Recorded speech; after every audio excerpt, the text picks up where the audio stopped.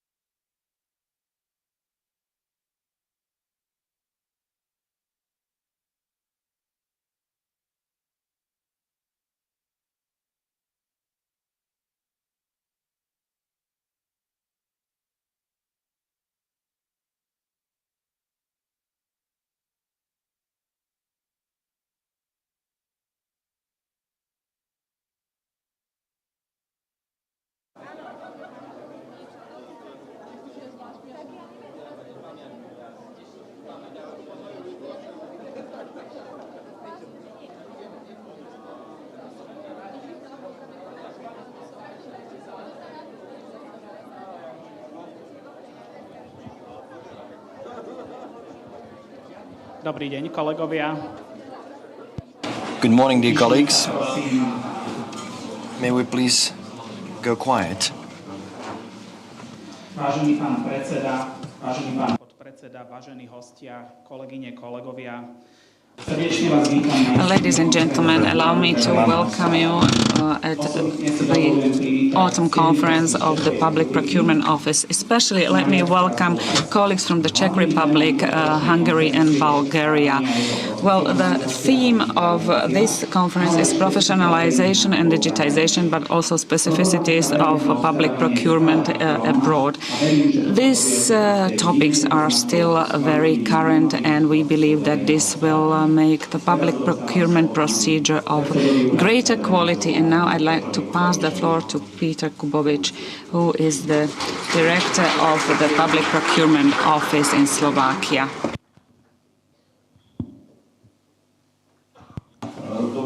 Good morning, everyone, ladies and gentlemen. Thank you for being able to meet you like this at our first conference of Public Procurement Office. I'd like to thank on my own behalf to all my colleagues who have organized this event. First of all, I thank our foreign guests who have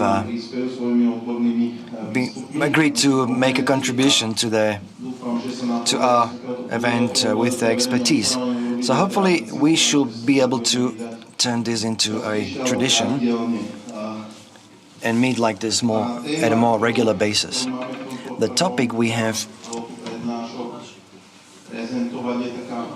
prepared for the first session is one of a broader view of politics and strategy. We as Slovakia, being an EU member state, and the European Union brings many challenges and opportunities at the same time, and public procurement is the one instrument through which many of the challenges and opportunities are implemented. When I became the chairman or president of the Slovak Authority for Public Procurement, I did realize that at the outset the entire breadth of the challenges, including green transition, adopting more than 25 pieces of legislation, EU directives. I've been appointed in a situation when we just passed through a reform in our country of public procurement at large, and our authority has been tackling the aftermath and continuation of implementing the reform, including e-forms. We are one of few EU member states who were able to meet the original deadline that is stipulated in the directive, in the regulation rather. And even though the software still has a few bugs, we listen keenly at our authority to your feedback and your comments and remarks and suggestions. So today, in fact, there has been an official handover of this particular e-forms environment, so it's a historic day for us indeed. So let me move to my slides I've prepared for you. I have a switch here somewhere of sorts. Oh, please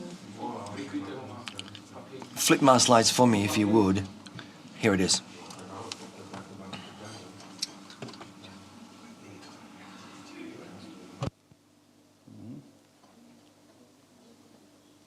Dobre, tak skúsim rozprávať, slajdy sa nastavia. Of course, I'm going to speak, meanwhile the slides will be made ready.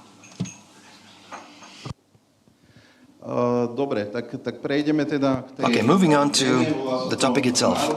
It's national concept of public procurement. Now, why have I entitled this in this way? As I mentioned, we're facing challenges, and at our authority, we've summarized them. First one being in Slovakia a question rather, who is responsible for legislation has made some changes, and there has been some removal from our office of legislative powers or initiative that has been transferred to the Deputy Prime Minister office. So how will this new government, which has very recently been appointed officially, how they're going to tackle this particular issue? Is the Deputy Prime Minister going to keep legislative initiative? Is he going to go back to our authority, or any other office may assume legislative initiative in the field of public procurement? So question remains in Slovakia, who will be responsible for legislation? We, of course, are interested in this particular role to be returned to us, because that is closest to the public procurement authorities, people who are working in that field. And there is a bit of a process in drafting legislation, always has been, and we are amending our Act on average 3.4 times a year. At Public Procurement Act, there are member states who are more stable in this regard, experimenting less with public procurement rules, which remain stable, focusing more instead on the content of any public procurement contracting, setting a methodology, guidelines. We are a country which regulates more and amends more frequently its legislation. And the question then comes up often, when do we and when do we not violate our own act, or any other stakeholders do? So that's why the question remains open. Where does the legislative initiative belong, whether to our authority or any other body? Second topic I'd like to outline up for discussion is how to cover in the future those areas which overlap into public procurement. These are various regulations originating from the European Union. For now it's 27, it's the count they will be mainly adopted in the form of EU regulations. And there will be more exclusions from public procurement process, from tendering, due to non-adherence and violations and various infringements. Quota are being introduced of various sorts into public procurement. So the question is, how do we approach it? Are we going to have a web portal, website, where the 10 bidders can look up the regulations, or are we going to produce guidelines or manuals for bidders to be aware of? Are we going to keep everything in one location, or is every ministry going to be responsible for their own partial area, like waste with environment ministry, or automotive transport ministry, and so forth? Social affairs, it's our social affairs ministry. So we have sectorial approach, each ministry having their own playing field, and there is no central focal point where the bidders and tenderers can approach and get all the questions answered. Now, these topics are being debated. I've attended the Visegrad 4 debate in Prague quite recently, and our Czech colleagues have been actually raising these very questions. How individual Visegrad 4 member states approach this issue. Some say they're going to do a central website, a portal where there will be all available documentation there. So that's another topic, and again, how are we going to tackle this as Slovakia? Next topic I'd like to outline, which continues to be up to date, it's the digitization, or making procurement electronic. After the most recent major amendment of our legislation, we've introduced electronic platform, which is only called differently. Basically, two IT government system, the electronic contract system and EVO, have merged into a single platform, moving to the Deputy Prime Minister office, and there are private proprietary software, I think counting up to 11 now, we can only use with above threshold contracts. So the question remains, is this the optimum state? Do we want to change that? If it is optimum, are we going to be increasing security of the IT system? How to protect bids within the IT systems? Who examines bid protection once they are submitted? Number of such questions do come up. E-forms also will be one such system with much data. Is it going to be interconnected with other systems? Are we going to be using it reasonably? Is business intelligence software be implemented on top of that later on for us to be aware what's happening with contracts? Are we going to see any conflicts? How many bidders are winning how many contracts? Is there no tricky business about any collusion? So e-forms can be used in this way.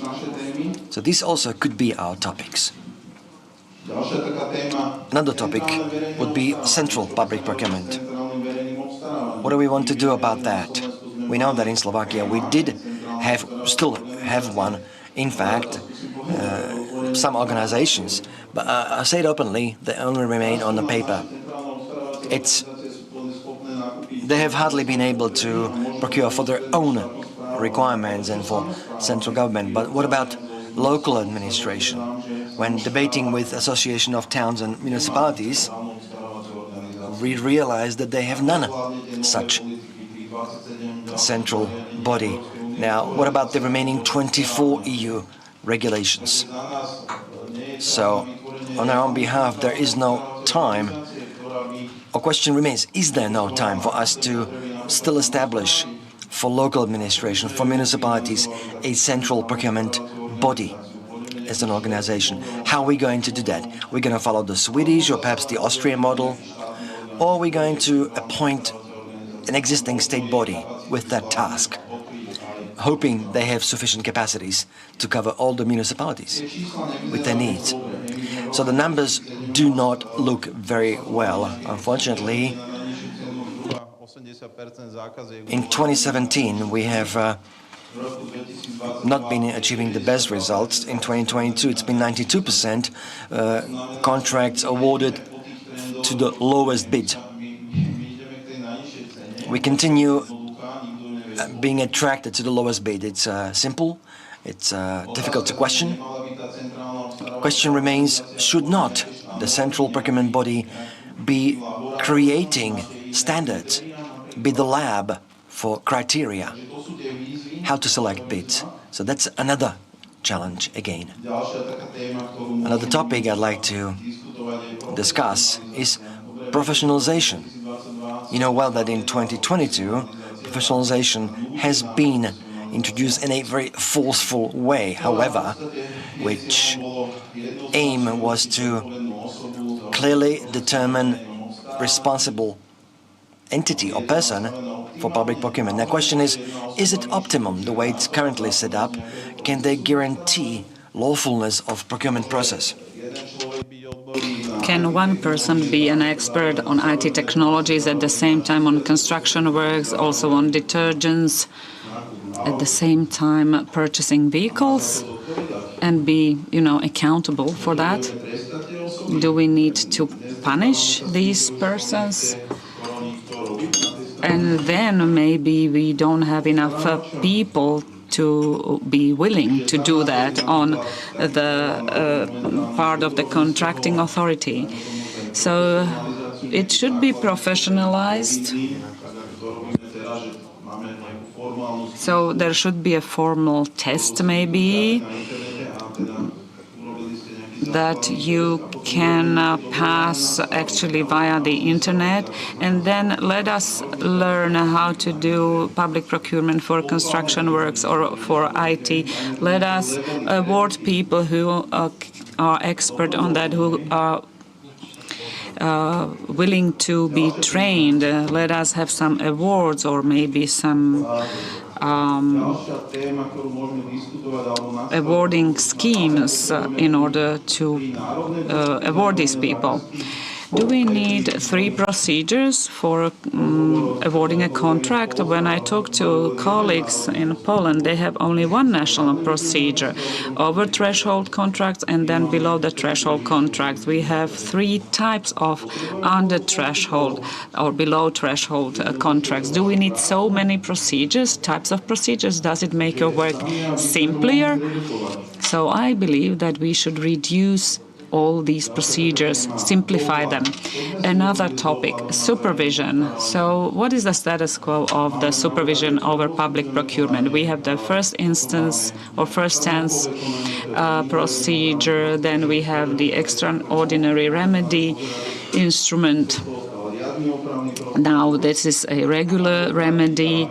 Lawyers, they keep referring to that because there is no mechanism why such submission would not be possible. So is it okay with you that the first instance decision can be reviewed 3 or 5 years into the past? Do we need a 3-level procedure, or shall we follow a first instance procedure like it is in Poland? Do we need a separate administrative procedure on imposing a fine?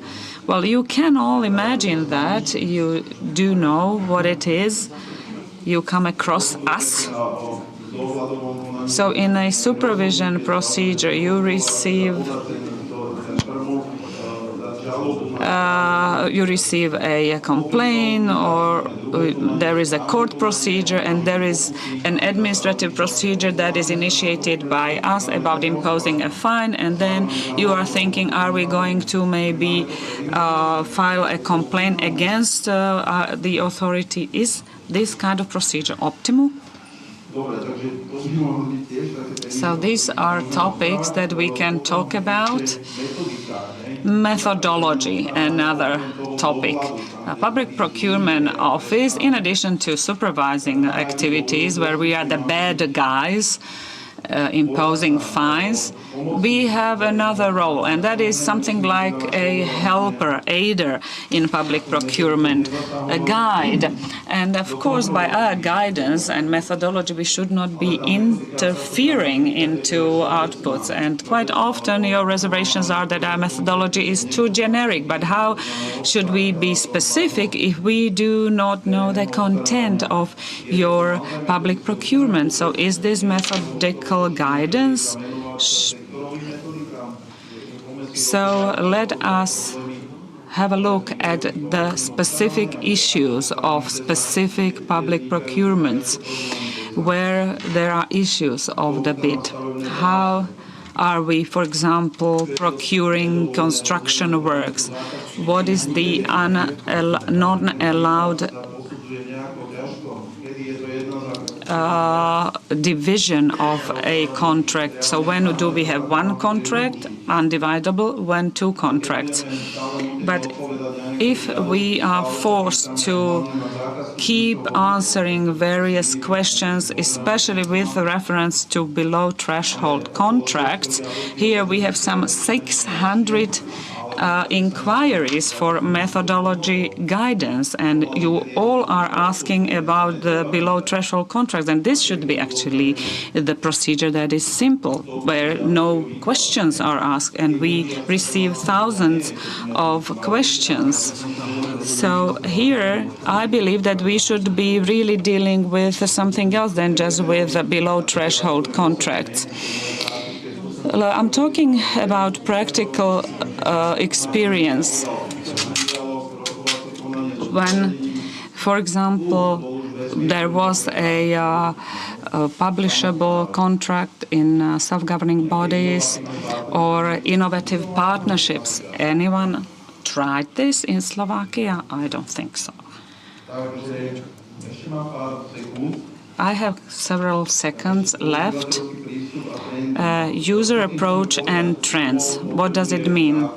Public Procurement Office needs data. And in addition to some data that we've got, because we've been collecting since 2013, I also asked, what do we do with the summary reports, for example? And, well, not much.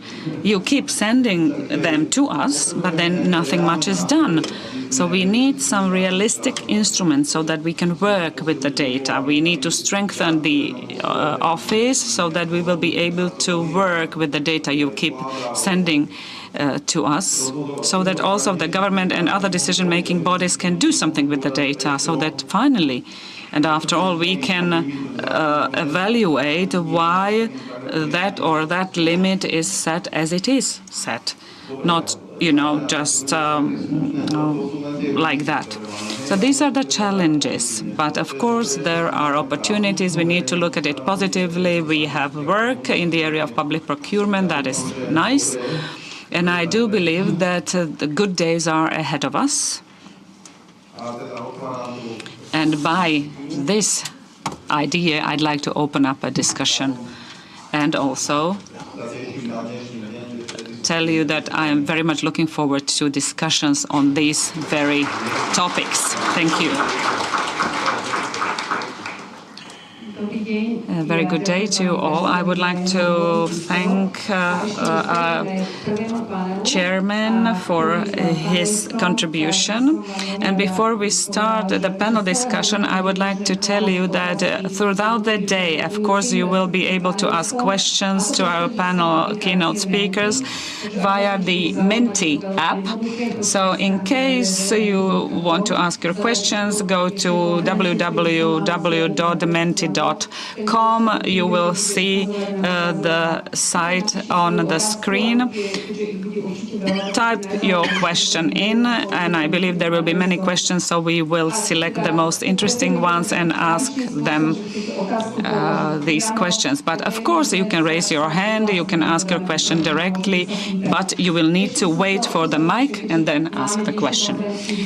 Our conference today is also live streamed online. Therefore, questions may be asked only by the participants here in the room via the code that you will receive. And now I would like to pass the floor to the moderator, and via her we will also have the panelists invited to the discussion. So, Ms. Margicová. A very good day to you. I would also like to welcome you here on behalf of our office. And we are going to talk about the planned changes in the legislation on public procurement. You know, you had the taste of it presented by our chairman. And now I would like to ask the panelists, the chairman of the Public Procurement Office, Mr. Kubovic, Ms. Markéta Dlouhá, Deputy Chairman of the Office for the Protection of Competition of the Czech Republic, Mr. Jiří Simon, who is the Director of the Department of Strategies, Law and Electronization of Public Contracts, Ministry for Regional Development, Czech Republic.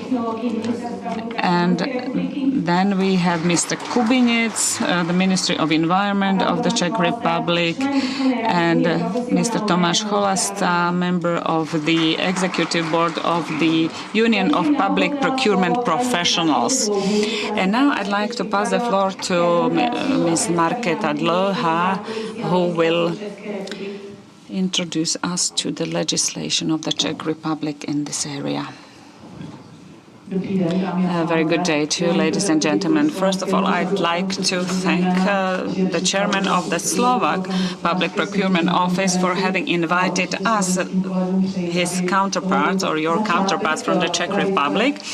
And I believe that this will be the beginning of the tradition to organize such conferences, because we in the Czech Republic also decided that we will meet with our counterparts once a year, exchange our experience, how difficult or easy it is in the area of public procurement. I believe that Mr. Mlsna was supposed to come, who is our chairman. Unfortunately, due to his health issues, he could not come to the conference, but I do believe and hope that I will be a good alternative and a replacement for him. Well, to start with, I would like to say that there is a difference between the Slovak Public Procurement Office and the Office for the Protection of Competition in the Czech Republic. Therefore, my focus will be a little different, and I will tell you why. In the Czech Republic, the methodology sponsor is the Ministry for Regional Development, and Director Šimon will also provide you with some information on this topic. So our office is only a supervising body. So we are sharing, we co-create legislation, and we are trying to cooperate and collaborate, and not the other way around. And also we are trying to think together what should be improved, and also we provide observations from the supervising activities. So we are really trying for the most reasonable collaboration between the two authorities. And as a supervising authority, we see that public procurement is not an easy task, so we are also trying to provide some methodology guidance and share the know-how that we've been collecting when dealing with individual cases. The Slovak Public Procurement Office has also other agendas, for example, the protection of competition as well, and the Public Procurement Office. And our office, given by its title, gives you the idea what is the role of our office. So I'm going to talk about some legislative acts, and my presentation is a bit more detailed, so don't be afraid. There are many pieces of legislation presented here, and if some of the presented information presentation will be of interest to you and you will be willing and interested to read through legislation acts, of course, you have all the details in my presentation and you will be able to do that. And I'm going to talk and focus on what we do. In my presentation, I'm going to focus on three aspects. Amendment 166, 2023.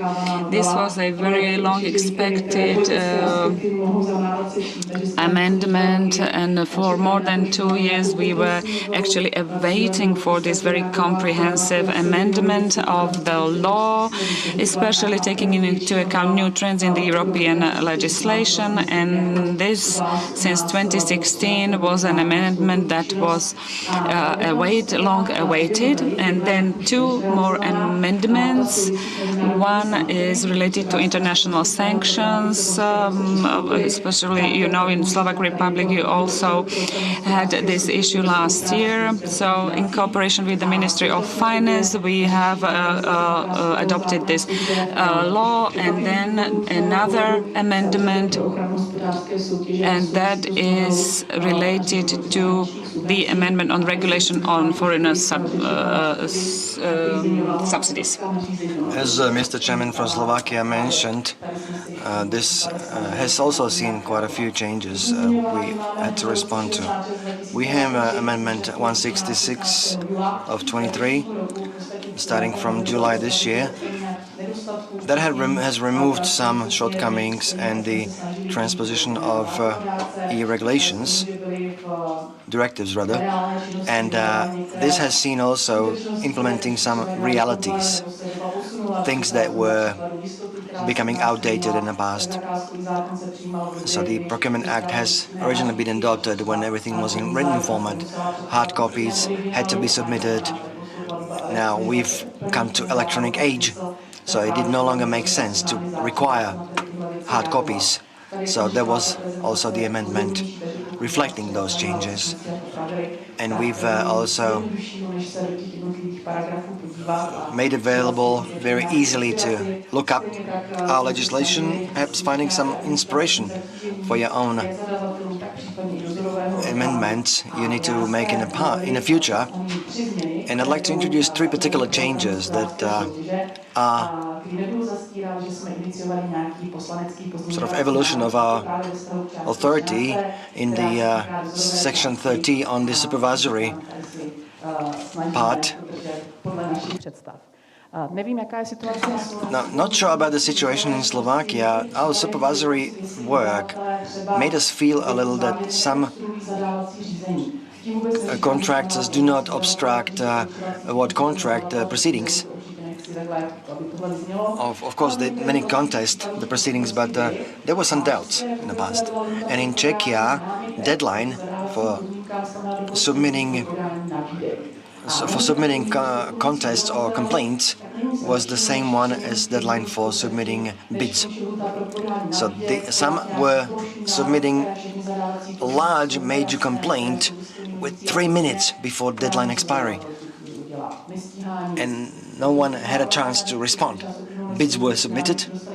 By the time they got to the responsible person, we've therefore initiated amendment to legislation to give the option of broadening, about bringing down, making shorter the deadline to submit complaints. So that is a time between complaint deadline and bid submission deadline for the bidders to be able to respond to those complaints. They may be able to see some discrepancy and be able to respond accordingly. Because oftentimes it happened that when the bidders had already submitted bids, they no longer want to retract them. It had involved a lot of work, but there have been sad cases to try and bid and complain no matter what. Some bidders would use that opportunity. So it's up to the tendering authority to establish the deadlines. The 244 Section 5 is our legislation on www.oh.cz is the entire concept explained for submission of complaints. Next provision we put in, which was a bit late even behind Slovakia, we took the liberty of putting bidders into electronic environment to be able to, for the tendering authority to have that authority to have look into with access codes from electronic instrument, look up some relevant details about our bidders, to be able to download that. I think Slovakia has already well advanced in this regard, so we have awoken in this regard, so now we also have that option available. Third change we've established or introduced, we were able to establish regulations, rules for court, because our supervising authority is the first instance proceedings, that's myself, humbly. Second instance is the chairman of our authority, so that could take some time, and the bidder and the contracting authority may submit their own legal opinion, and then you can file action at court when usually unsuccessful bidders do so. So it has become a practice. Let's have a preliminary injunction filed at court, and that would block the entire proceedings going straight to court. And what the decisions from court sounded like, usually, regardless of what I may decide, eventually everything needs to be frozen. So the proceedings were frozen, everything was stayed, and there was a bid bond to be put down by the bidders, nevertheless. And if the unsuccessful bidder submit the complaint, they have to actually submit the bid bond twice. First time for the bid itself, for the tender itself, second to the court, because of the injunction. And currently, the bid bond is ranging from 2,000 to 40,000 euros. So, if you have the bond set up fairly highly, this could be quite difficult for some bidders. Now, very briefly, I want to look at some of the new amendments. One already has been passed. It covers the situation on sanctions against Russian Federation. The Regulation 576 last year came into force. You may not award a contract from anyone associated with Russia, just to put it simply. There's a list of sections in our legislation, in our particular act on public contract award.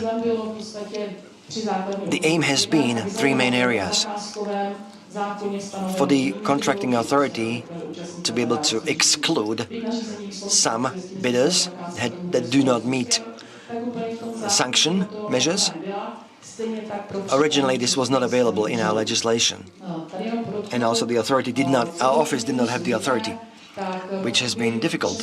Also, if the office would examine bidders to exclude or not to exclude them because of Russian ties, I cannot imagine our office to be able to look into connections with Russia of anyone. So that's been asking for cooperation with our financial analytical department, who has been well versed in looking at Russia-related ties of any companies or entities, and how would we decide if we had such question put on our table. We had no such experts, but it even involves security agencies, and that was not possible for our type of authority to have such cooperation with security agencies. Very last brief information on the new Public Contract Award Act. The latest amendment is the foreign subsidies that distort our internal market, the so-called FSR. It is outlined for higher level of contracts above certain threshold, depending on how they are funded by participants. And I'm not sure about other member states, but we've noticed in quite some instances that public award authorities were not really invited into this legislation drafting process. Now, this requires some public support, we think, and the public support did raise a major question in our country, and we actually went back to the Commission asking some questions, because this has not been fully covered for public contract award and the public interest, and to protect competition, and our Competition Protection Act has actually looked into putting into our Contract Award Act some regulations which do not have to be transposed because they apply automatically, but we still needed some stipulation in our legislation. For someone be excluded because of unpermitted support or any. So the subsidy issue is a big one here indeed. What impact that has on contracting deadlines, details to be submitted, and whether the office should be one having jurisdiction of making decision about this. So we wanted all these rules to be put in there. This is maybe could serve as a guideline for your thinking and what we have been doing in this. So perhaps you may find some ideas in this for your own work. I'm going to give the floor, making sure you have enough space for other speakers and panelists. Thank you. Thank you very much indeed for inspiring presentation. And I'd like to give the floor to our panelists. So you've listened to some interesting information on legislation, public procurement acts, a national concept of public procurement from the Slovak chairman, and also listening to how these things are looked at in Czechia, how they have captured some of the issues that we're still tackling. Now, looking at it in this context and in the information presented, how do you view the outlined public procurement concept? Could you envision, Mr. Kubinec, such a direction in this regard? Good morning, microphone's working. First, I would like to thank for invitation to the chairman of the Public Procurement Office and to our colleagues. I'm happy to be here with us, be able to share some of our experiences and views.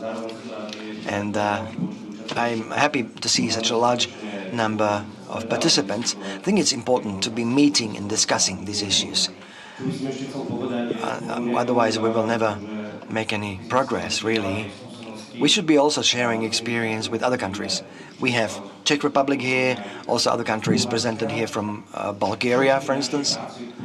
Now, with some projects that we're implementing, we've noticed that when we try to discuss some of the issues, when we try to have international cooperation, more remote countries in terms of legislative system, one must take into account the culture and perhaps the language being different. Even though regulations, number 24 being the utmost one, within individual EU member states, some institutes, legal institutes, even though legislatively are similar, oftentimes adopting the directives provisions. There are some differences. We at our ministry, Ministry of Interior, not Public Procurement Ministry. I'm from the... Oh, you just invented a new name. Sorry about that. What we've noticed at our Ministry of Interior in Slovakia, the experience with market consultations has been a very good one. We've had good participation by bidders of the consultation participants. This is seeing progress. France, for instance, has had similar experience. However, in Portugal, on the other hand, those preparatory market consultations have not been working very well because they are concerned about distorting competition. Looking at Estonia, again, for instance, there is no willingness by the society to participate on the preparatory public consultations because they are afraid of and concerned about having to share the know-how, perhaps, which could then be abused by other bidders. in the competition. So this is just for outline. I know there is not much time available. If I could pick one topic, perhaps I'd like to elaborate on a little more. That's the public procurement centralization. In Mr. Chairman's presentation, there were some positive aspects on centralization debated. It's quite known. It's public funding savings, it's the professionalization. And in my view, this professionalization does not necessarily mean, as it has been proposed by the Procurement Act amendment, and I think this goes beyond into the professionalization, that public procurement is an interdisciplinary field. We should not only be focusing on the legal aspects, but also on the economic aspects and other. Also mentioned in the presentation was one of very positive issues on centralization is that the public procurement central bodies, having in their hands a certain power and influence, they can positively be able to impact the use of secondary policies. For example, socially responsible public procurement, but also innovations. And we will talk about innovations, I believe, a little more, and I'll be very much for it. With the centralization, and this is maybe a proposal for someone who's going to be drafting such proposals, well, there are certain risks also linked to centralizations. This is being noted by Article 59 of the directive, stipulating that there could be distortion to competition or maybe excluding or pushing out SMEs of the procedure. And this is something that we should definitely take note of. Why there is a risk of negative influence on SMEs? I think it's quite straightforward, because by aggregating the purchasing volume, SMEs would not have a chance to take part in bigger contracts awarding. And I believe that also the centralizing contracting authority should divide contracting tenders in such a way that participation of SMEs would be possible, or that there would be some parts of the tender that could be awarded to SMEs. I have several other tips to a potential centralized authority. This is based on experience that we've been sharing with colleagues from the central authority from Austria. They say that it is important to identify parties that are important for a centralized authority, that is stakeholders. So you've got to know who your client is or are. You've got to have good relationships with them. And also, it is also a centralized procuring body should have a political support, a good, strong mandate. Without that, it's not possible to do it. In the past, we tried, also at the Ministry of the Interior, we tried to do a need analysis. So a centralized authority, after being created, it should analyze what their needs are, what the needs of the clients are, of other ministries are. And then based on that, public procurement should be prepared. Tenders should be prepared. So based on, once the need analysis is done, then the market analysis should be done, linked to specific contracts that are awarded at this centralized level.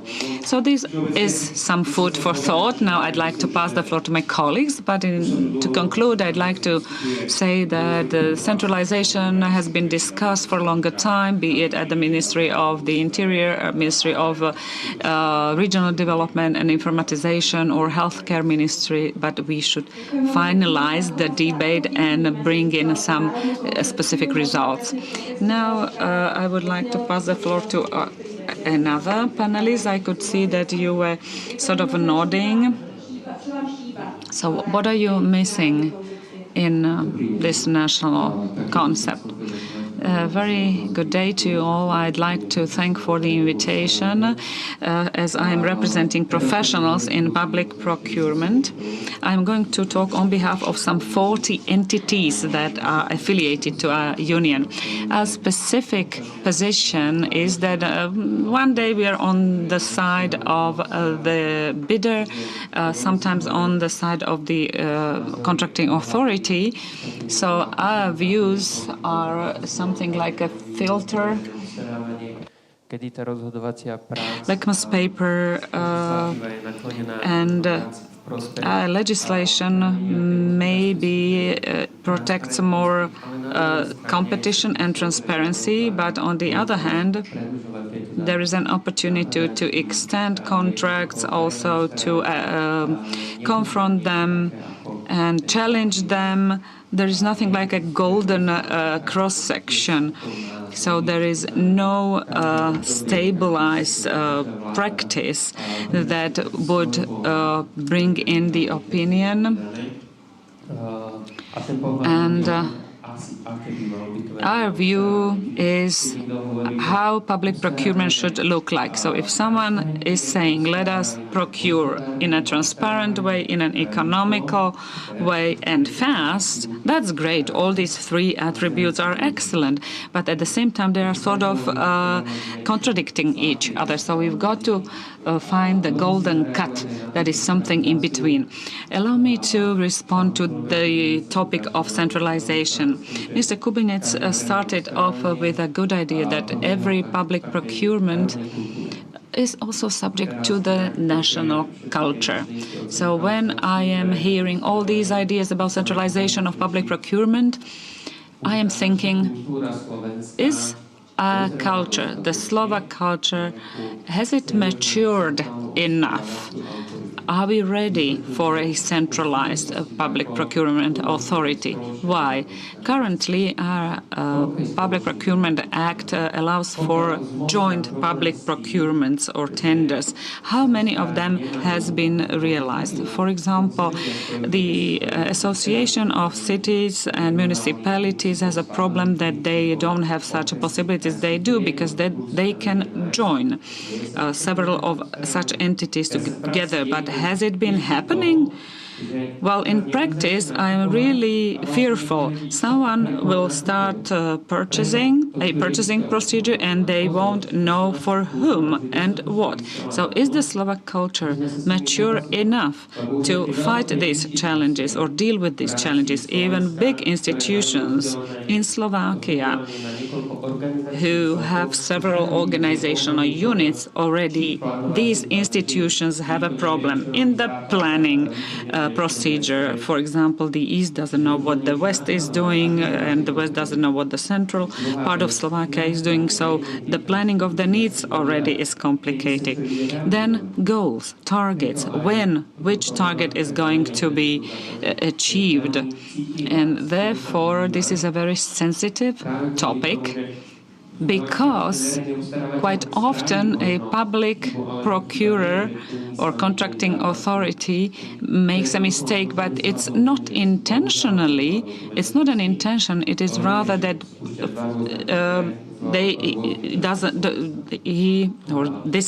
this institution doesn't know that there are two tenders to this contract, for example, being opened. So there will be a big pressure on centralization. What I would rather welcome would be a strong methodology support from the Public Procurement Office. Should there be anyone interested, then there should be, guidance or best practices, because already now there are no obstacles.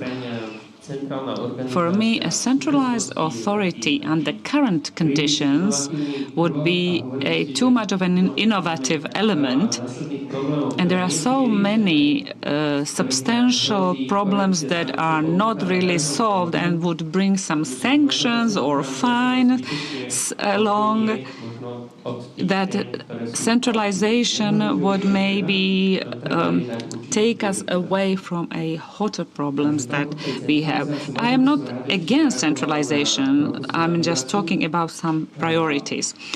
Professionalization, that is another topic. The current draft law responds to professionalization, and I do believe that this new piece of legislation has a good direction, so it brings us back to be back on track. Our experience, there are many bigger entities that have a problem to interpret this piece of legislation, and we were actually notifying the office that there is a problem with interpretation of some provisions. Unfortunately, this was not considered, and the act went to the reading as such. So we have a public procurer or procurer and then someone else. But what if this someone else has their own employees? This is something that is missing in the new law. So there is a company providing consultancy, but who's going to be a sponsor? So responsibilities, that is also a question. If I am a guarantor as a company, I should not be relating the whole issue to a natural person. This can be a deterring element. And we see that our market has a problem to accept this.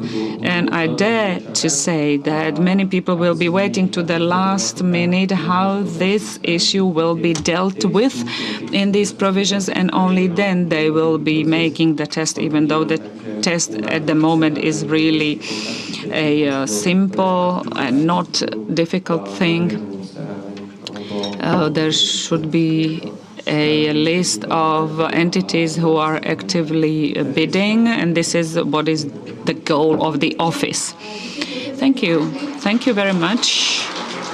You have insinuated or described one reservation to public procurement, and that anyone who comes in has an idea and everyone then wants to make changes in legislation. And I'd like to ask our colleagues from the Czech Republic, what is the state of play in your country? Do you have a national strategy or a concept of public procurement, or is this a work in progress? Well, thank you for the floor, and thank you also for the invitation. Well, I'm going to talk together with my colleague Adela Havlova about the strategy in the next panel. And we are representing also our head, who is sending her regards, and she really wanted to come, but unfortunately this was not possible. Anyhow, so in detail we are going to describe our strategy in the next panel, therefore I don't want to spend a lot of time with it in the panel discussion, but maybe just to react to the contribution of the Slovak chair. It was good to listen to, and the individual topics are common with the Czech Republic.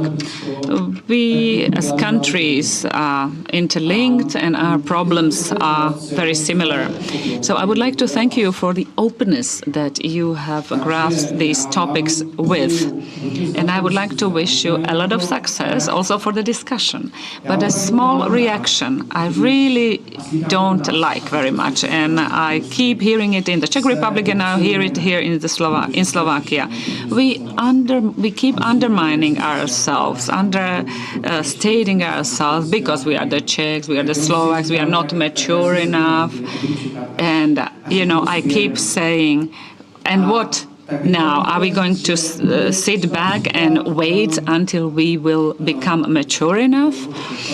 And there is an example of the former chair of the Austrian PPO, Mr. Nemetz. 23 years ago, he established the Central Purchasing Agency in Austria, who is now the example, the role model how to do or implement purchasing procedure. And he started with just saying, we are going to do centralized purchasing procedure for you. And means we just have to don't be afraid to start with new things. Let us get inspired with other countries, and let us not be afraid and keep asking whether we are mature enough or not. Thank you. Thank you very much. There are questions, it seems, or this is a question. Are there any questions from the audience? Well, there are some questions via the app. The first questions, I don't know who is going to answer. How do you perceive the effort of political parties to amend the legislation on public procurement, or maybe even to dissolve the Public Procurement Office? I think I'm the one who has to tackle this. Now, to abolish the office, in my view, is not a good step. The question remains, which powers should remain with the office? And really, we are quite unique in terms of when I go to reviews bodies meetings organized by the European Commission, and they ask, "You're from Slovakia, what does your office do?" I'll start listing legislation, first instance, second instance proceedings, policy, methodology of public procurement. Then they look, you have all this under one roof. It's kind of difficult to explain to our colleagues in the EU where they have multiple bodies doing that. Even Czechia has it separated, just like in Poland. Many countries have it this way, so we seem to be the exception in this. So the Public Procurement Office should continue to exist, should not be abolished. And I hope that this will never happen. This was an election campaign, we'll look at it like this. It's always been the bad guy towards the ministries, being the oversight and the punishing authority. After election, we can revisit maybe the powers specifically the office should hold. If the Prime Minister for Legislation, Deputy Prime Minister for Legislation will remain, if they want to keep that responsibility, specific legislation, they take responsibility also accountable for 30 plus EU regulations. We're having to work with the legislation, teaching us. If the Deputy Prime Minister for Legislation will no longer do that, this will not have a good result. We can see that in the Czech Local Development Ministry, and they do have a lot of focus on legislation. And this is how we should view this. So we are not opposing parties. We are all Slovak Republic state public bodies. And I think that this is not the right time to take such a drastic step. Another question on centralized public procurement body. Now, hypothetically, I don't know if Mr. Kubinius or someone else would like to take this as answering the question. The question is, do you think introducing a centralized procurement body will mean reduction of job positions in institutions in this particular field? I can take it, and of course, anyone wishing to follow, go ahead. I don't think so. I think some professionals, if such centralized body were to be created, it is important, of course, to say for whom the central procurement body will conduct tenders, procurement. Is it only ministries? Will it include municipalities? And accordingly, personal policy has to be set up for that. Being able to see how much staff will be required. Those of us working here will never be finding difficult to find a job. Now, for any such centralized body, I'm hearing this from everywhere, that everybody has a problem of finding capable people for public procurement as a field. So it should have impact on the personal breakdown of staff within public institutions. However, it should not have any negative impact. Allow me to respond to a question. I think currently in Slovakia, personnel-wise, is very strongly understaffed. I know no body or organization having too many. Everybody is struggling with having not enough employees. That distorts the market as a result, which relates to professionalization. And I have the impression that procurement, in general, it's not a question who can do it or who wants to do it, because anyone who wants to can do it today. So perhaps in the overall, all we need to establish is what scope of jurisdiction should such a body have. This will not happen overnight.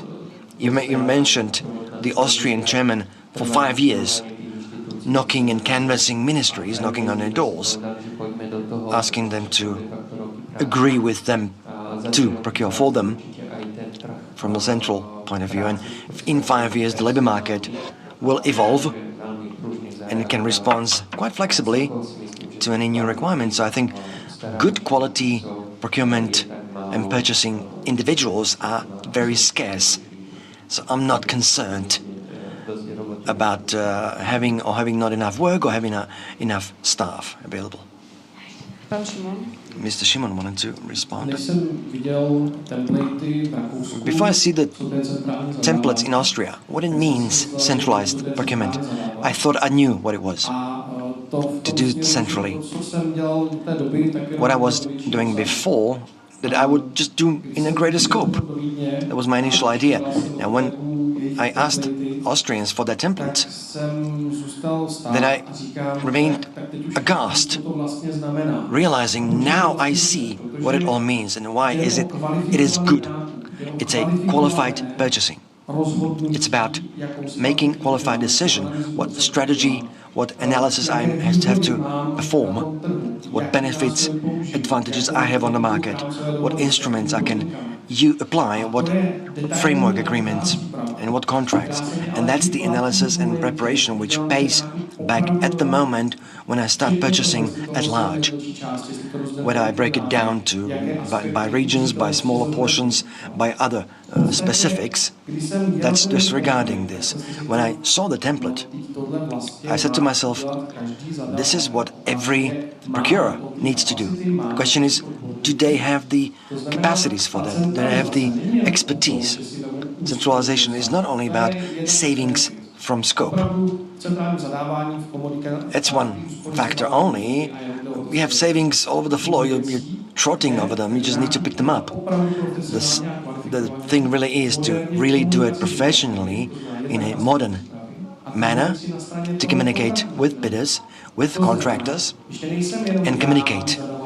I'm not only the one small procurer purchasing centrally because it's cheaper. It's also me as a client. And when the contractor does something wrong or will defraud me, I have this great power to approach the central procurer. Look, I have a problem. And that procurer, the central account, will immediately contact the contractor, telling them, you have a problem. Do you want to continue supplying for the government? Act accordingly. That's the great power that lies therein. So that we are aware of what we are discussing here, what this means.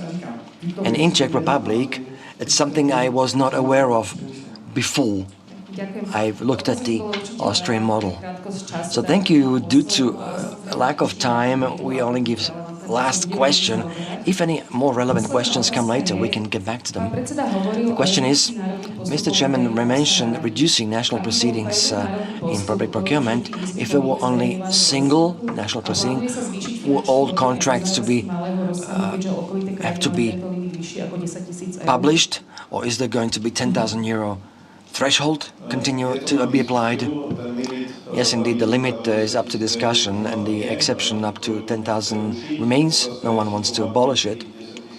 Question remains whether it should be 10,000 or any other amount. It's an exception. Now, the second aspect, it's the second national below threshold proceedings that we're still keep discussing. This will be communicated in the various debate proceedings, whether or not if in Poland, when in Poland they have the single national approach, and internally we could break it down by either publishing every single tender or within the single proceedings, we can then give the option to procurers to approach, not to publish, but to approach a number of bidders. This is all up for discussion. Both models are available in our Act today, and the aim was to merge them into the below threshold proceedings, so that we do not have wrong proceedings applied specifically with below threshold contract. And both these options are available, are possible, and as we do them in Slovakia, philosophically there's nothing preventing either one to be applied. We as office wanted to go towards more public publishing of contracts and tenders, and the question is how to motivate all participants, how to motivate public procurers to be publishing their tenders, whether it be reduced sanctions, shorter deadlines, or any other measures. This is again up for debate. Thank you. So thank you very much indeed, everyone. I think the discussion has been a fruitful one.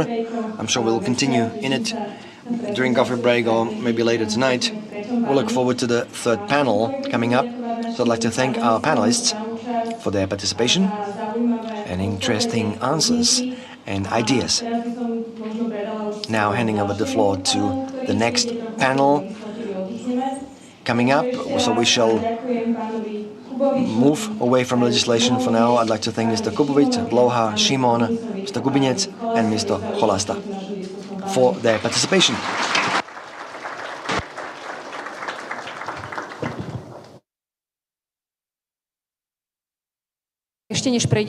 Also, thank you. Before we move on to the next panel, I have a couple.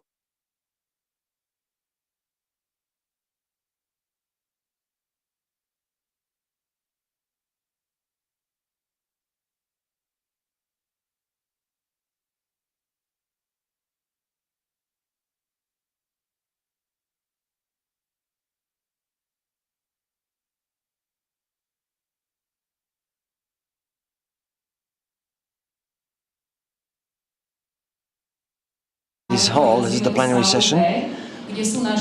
We have a secondary hall, B session. We have some specifics. When you look at the agenda over both 2 days, is focusing on the National ESE Forms project. So if that interests you at all, you may, in this next door room, pay them visit and discuss this. So there is no break for now, so could you kindly calm down a bit? Now I'd like to directly hand over the floor to Mr. Hudiec and Madam Kočiščáková, who will guide you with their presentations through the next panel.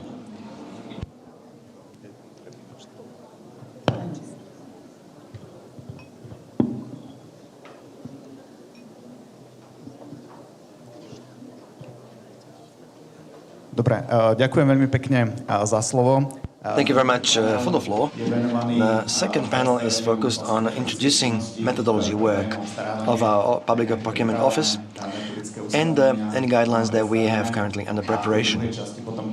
We'd like to introduce in the second part, my colleague Nikola will introduce the regional centers established within regional capital cities and try to provide guidance on procurement. My name is Braňo Hudiec. I work at the Methodology and Education Directorate General of our office. Allow me to introduce you the activities under preparation. Most of them are positive nature events, this particular conference being one of them. A brief introduction of our DG. From the title, it's quite clear, it's a methodology department, so we do provide methodological guidance to anyone and everyone involved. All the stakeholders can be advised, counseled by us. We also organize educational activities, whether these are such scale large conferences. Hopefully this one becoming a tradition into the future.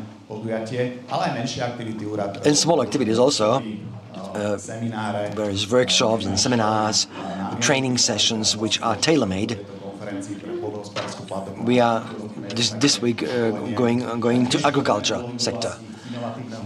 And also we do innovative social and green public procurement, which relates to many projects that are funded from the Recovery Resilience Plan or any other EU funds. One such project we hopefully will participate includes innovative public procurement. So we will need from you as procurers feedback, any you may have. We want to be an observers of innovative approaches. So whether you are considering trying doesn't immediately have to be innovative partnership. As Mr. Chairman said, we are at the ground zero in this particular field, but the majority of the European countries are still at the very starting point in this. Now, should you consider any other innovative types of proceedings for any tender that you're planning, we could maybe put together a step-by-step manual or guidance how to proceed in this novel way. A new task coming up for us is as though an idea to join theory and practice for the methodology department, also to be procuring for our own department, for our office, as in fact, because we do procure our own goods and services, maybe not conducting major tenders as any other sectors do, but the idea here is for the methodologists, maybe from your point of view, are theoreticians, to be familiar with public procurement from the practical perspective. And also focus on, be it below threshold contracts or bigger contracts. Now I'd like to talk to you about some generic methodology guidance of Public Procurement Office that we prepare. So we really want to issue more generic guidance, not only specific guidance, so that we could refer to those generic ones when dealing with individual guidance. One such methodology guidance is related to referrals. It should be a list of questions and answers, like the most frequently asked questions and answers. So there are several questions that we have already thought about. Well, when a unit prepares a methodological guidance, then other units or departments of the office must give consent or endorse it, and then we only issue such guidance. Quite often what happens is that you have a bidder who and you don't find a referral in your documents, but that does not mean that you would not include him in the procedure. But if this bidder can prove with some accounting documents, then you have to approve it, of course. Also, there was one interesting question. Is it possible in the explanatory note submit referrals, new referrals or references? There are various opinions also on the part of procurers. We were trying to find an answer to these questions also via a platform. Our opinion at the moment is that it is not possible to submit these new referrals as part of the explanatory note, but this is being dealt with also by the European Court of Auditors. And should they issue a different opinion, then we can, of course, change this opinion as well. We have a guest from the Czech Republic, and I believe that according to the law on public contracts, it is possible to accept such new referrals as part of the explanatory note by the bidder. Also, maybe you have noticed that with the new amendment, you don't have to proactively look for these references or referrals in the list of referrals. Despite of this, the office issued a guidance that should you wish to be proactive and look for these referrals, it is a way how to prevent such bidders to be excluded from the procedure. So should you decide to follow this procedure, then you have to apply it on all bidders. If we are talking about a dynamic purchasing system or a different type of competition. Quite often bidders make use of capacities of third persons, but agreement on future agreement is missing. This is not an automatic grounds for exclusion, because the expert opinion is that you can still ask for it, but the important thing is that the agreement with the third party must be such that this agreement had been concluded prior to the last day for the deadline for submitting proposals.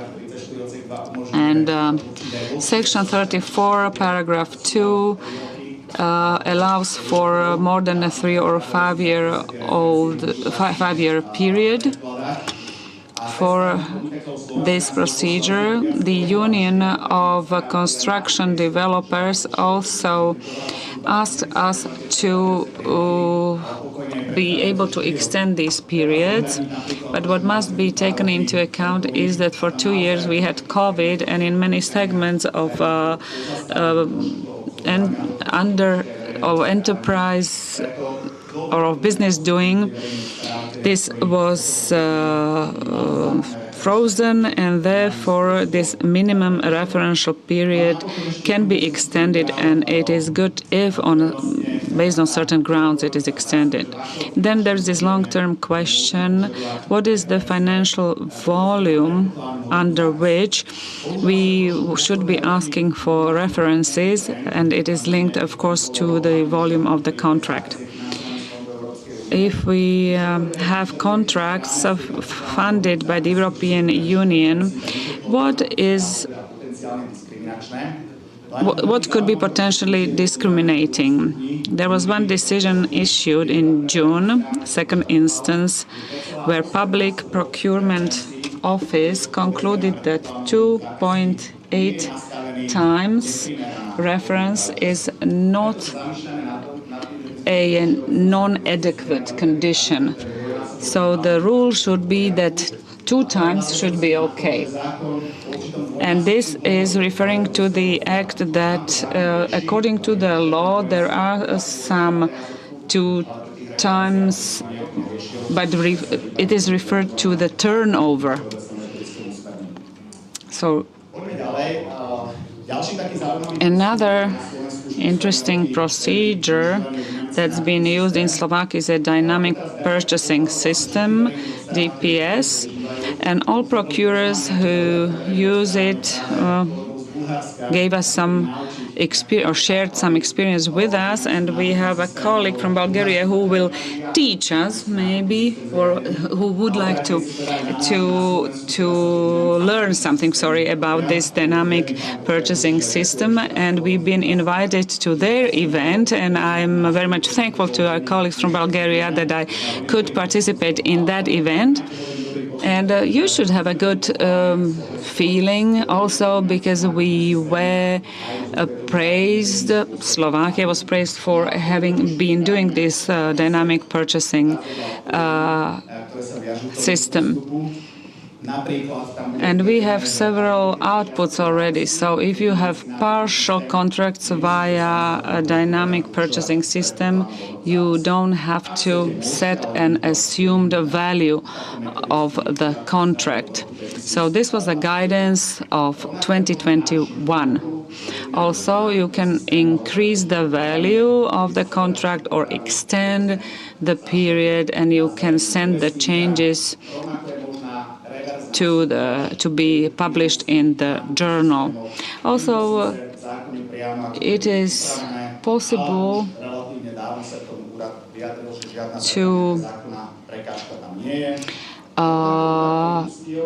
admit that it is possible to change, under certain circumstances, criteria for evaluating bids.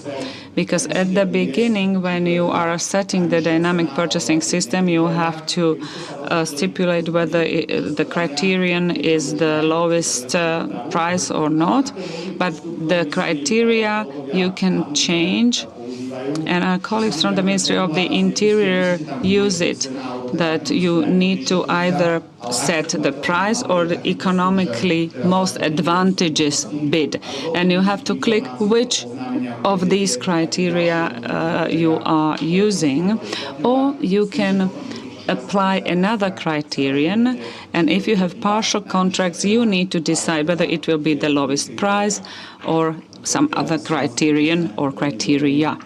We are not very good at this at the moment, but our colleague, Mr. Šimon, will also present several ideas on this, and I've noticed he's got some kind of ranking, and Slovakia is not very well off in this ranking.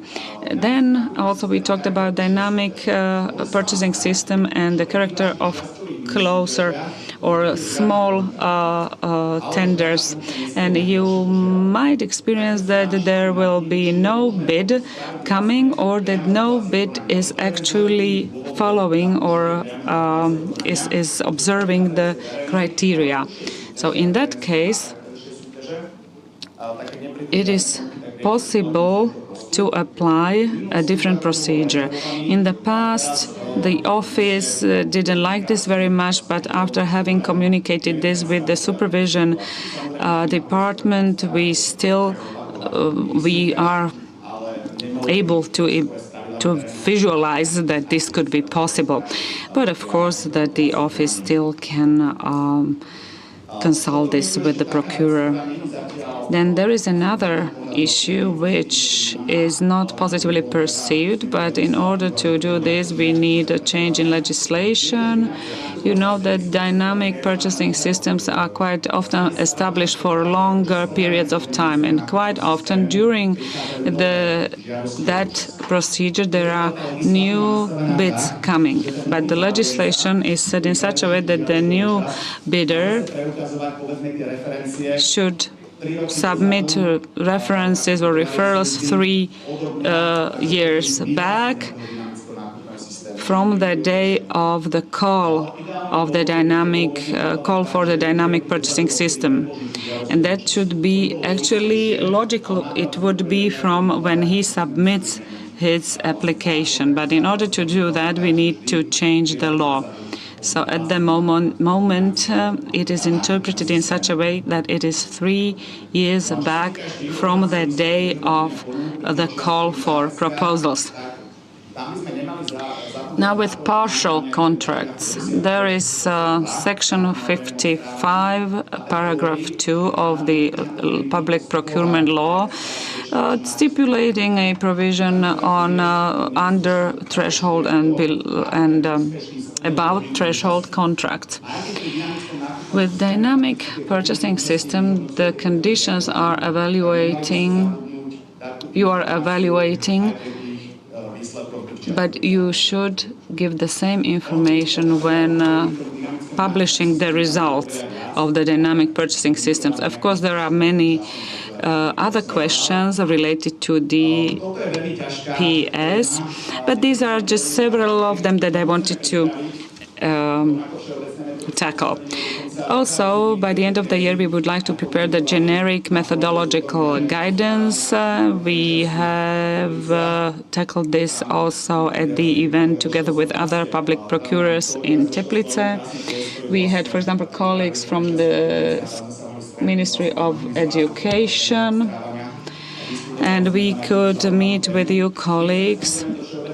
Of course, this new generic guidance should not be drafted in such a way that we would be only talking about generic issues, but we want to actually state examples so that we would know when evaluate something as an independent contract and when it is possible to add up. So, for example, with constructions, if construction has a individual goal, it can be an independent contract. And I believe that public tenderers or procurers can agree with that. But if there are certain works, construction works, like common small works like changing windows on several buildings under your authority, then you have to add these contracts up. And if project documentation is linked to the construction work with an independent goal or target, it can be an independent contract. Then, if you procure, for example,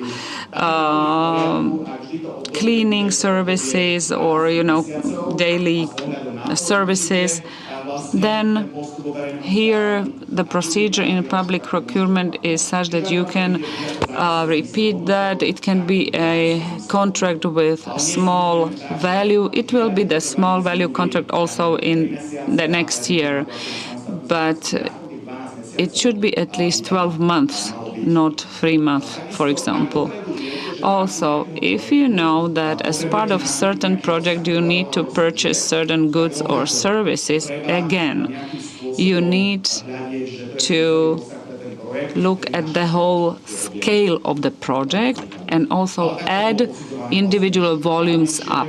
But this is how it's been reviewed a longer time ago. And then organization of events. Such as this one today, it's a separate contract. But if you know well in advance that you're going to be organizing a series of events in regional capitals with a common denominator, that's when you add up funding for those events. So this is how we want to proceed, and having the best practice examples in these methodology guidelines. Because if we do any training session, often participants ask about these details and problems with whether splitting, breaking down or not breaking down the contracts. Another guidance we're going to be publishing soon, the information on the bid assessment results. Now the information has a different nature because you need to be specifically saying how the bidder had met conditions, what references, what experts they've supplied, and also in the reasoning report with reference to the European Court of Justice ruling, any information and characteristics and benefits of the winning bid or bids. So it needs to include a manner on how the successful bidder had met the requirements for such tender.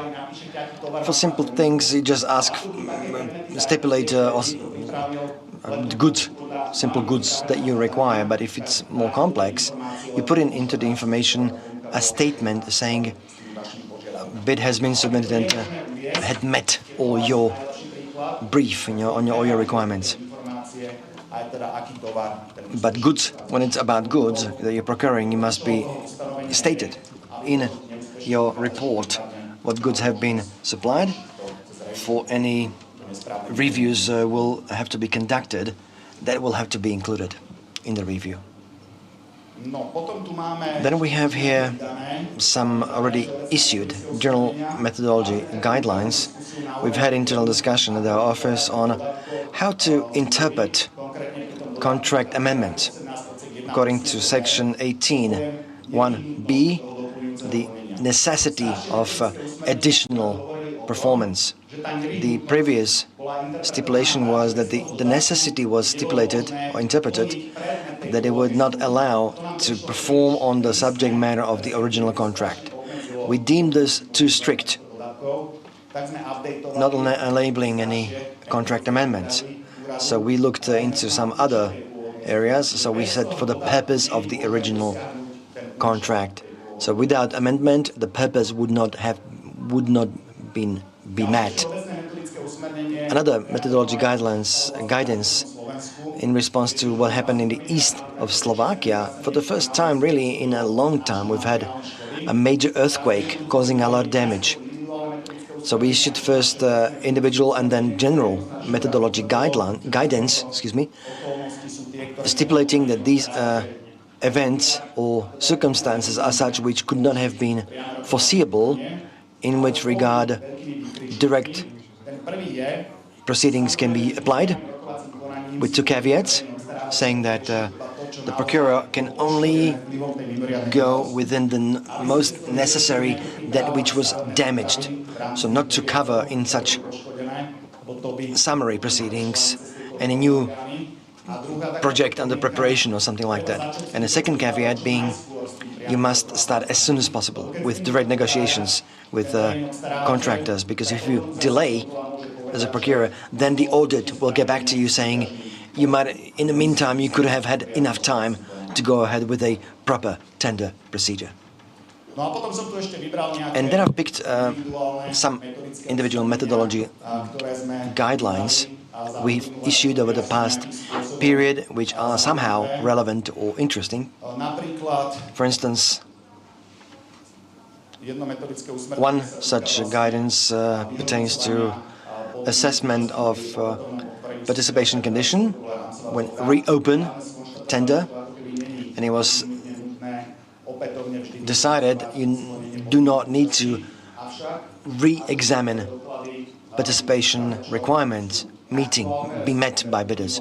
If some are outdated, then the procurer must readdress again through some application or request for explanation. Second interesting methodology guidelines refer to a situation.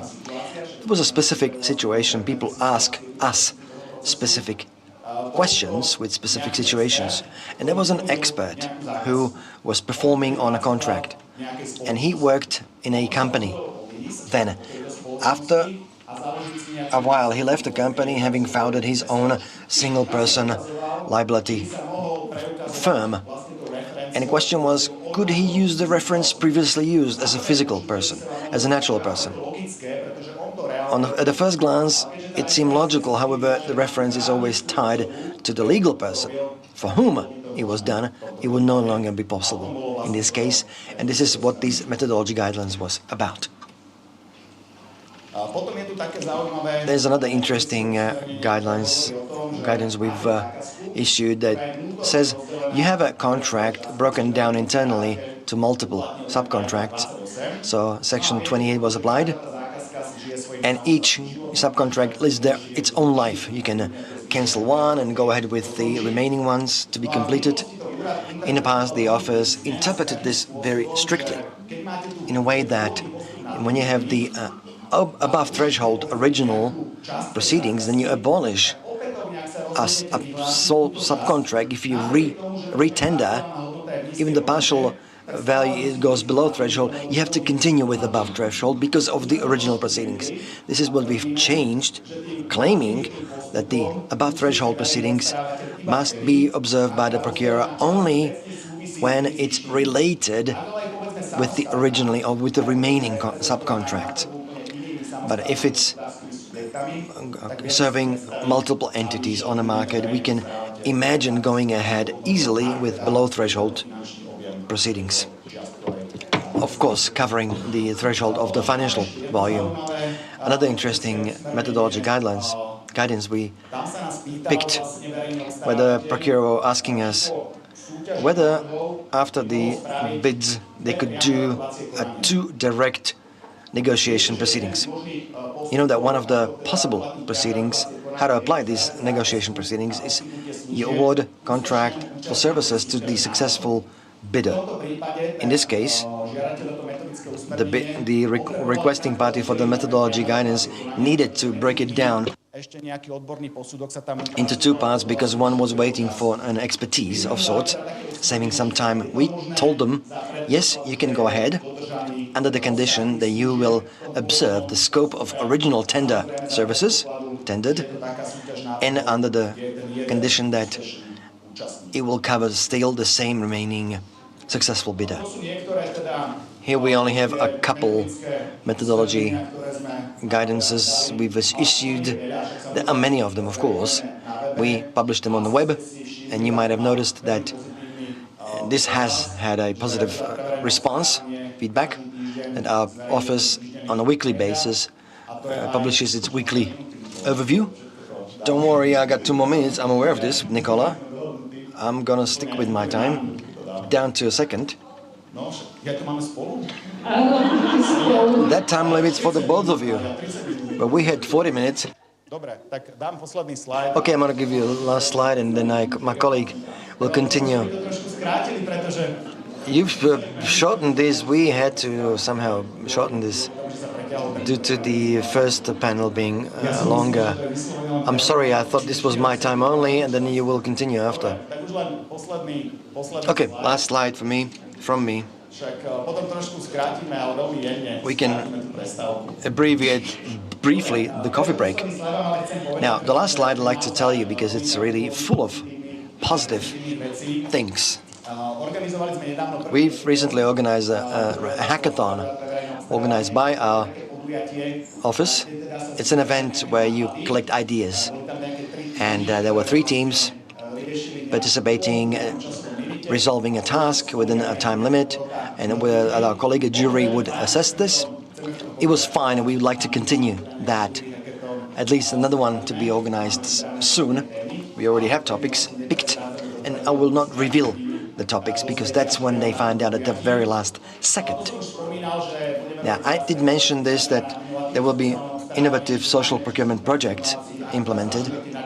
So if you're considering these innovative proceedings, please go ahead to approaching us. We may be your observers. And we'd like to also go for the role model or specimen tendering documentation, tender documentation, that could be beneficial to the future. We also like to go ahead with issuing our own magazine. There used to be one called the UVO Review. UVO is the Slovak acronym for the Public Procurement Office. But we'd like to maybe have more issues because it was quite limited before. It will include some articles and interviews with bidders, participants, experts, external experts, and our office representatives in the Ministry of Investment Cooperation. We are going to the IT in public administration, procurement, and public procurement in the European Fund. The coordination committee is being organized. We also like to, this will be on a European Funds panel, create a platform where the public procurement controllers or auditors would be meeting to unite the audit practice. What is not a proper finding. So I apologize for taking a part of your time, giving over the floor to my colleague Nikola Kočiščáková, and she will give you a nice interactive presentation of the regional centers. Veľmi interaktívne, asi aj veľmi rýchlo. It will be both interactive and rapid. Question at the beginning, who of you is aware of the regional centers? Please raise your hands. Dobre, výborne. Okay, excellent. Presne toto som chcela počuť. This is what I wanted to hear. So it's something we could expedite. I'm going to be brief. There are all 8 regional capitals who include regional centers, Bratislava being the capital city, has the headquarters and our methodology regional center department. So the methodology is covered in each and every region of Slovakia. So I gotta go rapidly on methodology. We provide it in person, on the phone, online, any way, any manner. And since this has been 4 years, within which we've provided over 18,000 guidelines. Hopefully we'll stick with time limit. We also do education activities, both presential, physical, online or hybrid. As the General Director said, we also have tailor-made or bespoke events we can organize at your institution any educational event. Now, the education itself, for the current topics, in addition to the platform, they includes violations, e-forms, European funds, central public procurement that we discussed. Coming up on the 14th November, when you may still apply, then it's professionalization, amendment, breakdown, all other topics you will see now on this slide. I'm running out of time, so at your leisure. It's a very broad portfolio indeed. We also do regional trips. You see in every regional capital, these are our activities that when we come to the people, go into regions, try to help them as we can, as much as we can. With regard to people themselves that you meet yourselves in your respective regions, these are the known faces, Tania, Renata, who can help you in Trnava. Then we have the Nitra region, two specific colleagues and a lady colleague, Ivka Malikova. So it's a trio from Nitra, also covering methodology coming from Bratislava region, from the upper parts, from the west. So both Trnava and Nitra can give you guidelines for Bratislava as well. 1 minute remaining, 15 seconds, very well. Žilina, another region I'm sure you're familiar with. In this office we also like to point attention to Katka Hreusova. She's next door in a breakdown session where they can provide you counseling, advisory on anything. I don't want to keep it secret, you can go ahead and test it. It's in joint with our colleague Danka Stankova, so we recommend this all day today and even tomorrow to use this opportunity. You can see now on the slide the Trenčín Castle, so Trenčín region is not neglected. Two of our colleagues, Ivana Rodakova and Erik Mičian. 13 seconds left. Banská Bystrica region. Currently, it's my place. I gotta expedite this. I'm there with Adriana Sitarčíková, who's in charge of many other activities that we have no time for. Going to Prešov, east of Slovakia. That is also covered by our colleagues, and including Košice, the 8th region, and the time is up as of now. So here we find the addresses, references, contact points, and I believe the presentation will be delivered to you and shared with you. I hope I've stayed within my time limit. Thank you.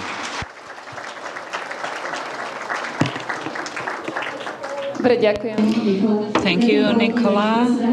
Now we will have a coffee break for 15 minutes. I would like to ask you to get headsets if you need them. Of course, that we keep receiving questions. In this panel, we did not plan for questions, but there is a question here directly.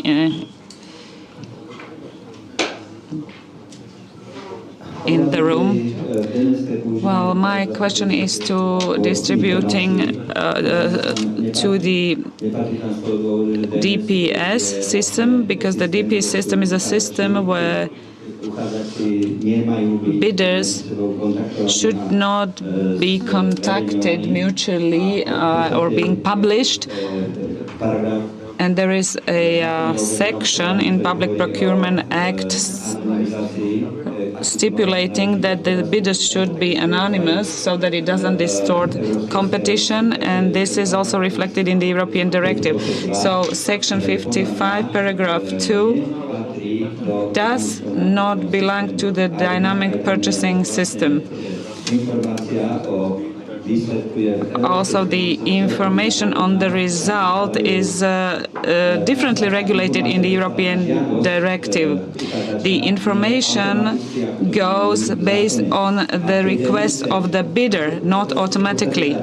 And the DPS system runs for a certain period of time. So should we publish all the bidders, it would be all of a sudden, an agreement amongst them. So they could basically make an agreement. May I interfere, because I know what you are headed to, but I was talking about a winner of the partial contract. In that case, you need to publish such a bidders. Of course you have to publish the result. I'm not talking about the fact that you should be publishing the list of all bidders. No, because the guideline that we are preparing, this general or generic guideline, that you are not publishing the identity of all the bidders, but what you would do is that if there is an unsuccessful bidder, you will just tell him the result, his result. But of course that the contract is published and you know who the successful bidder is. You need to publish the successful bidder. I don't now hear the answer because the person is not speaking to the microphone.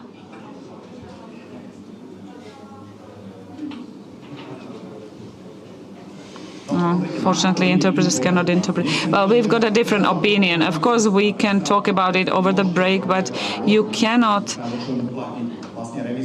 deprive the unsuccessful bidders of the right to learn who was the successful bidder. And you've got to do that also with the DPS.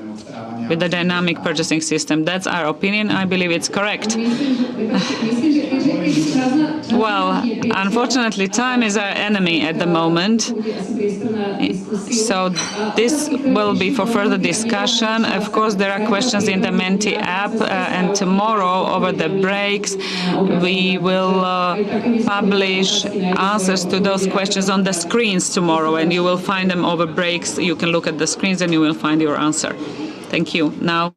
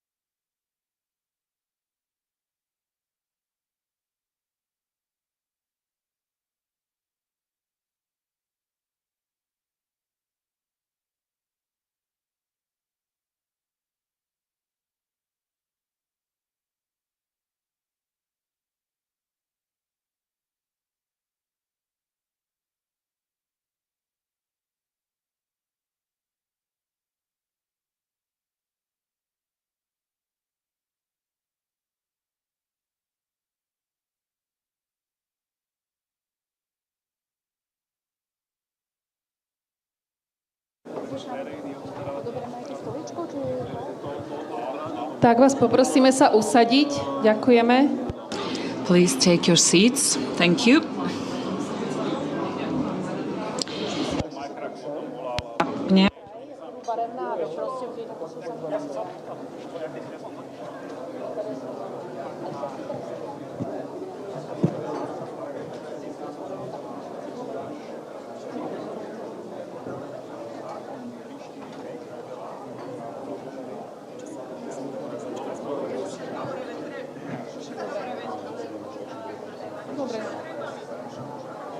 Áno. Aby som sa tu dojadal.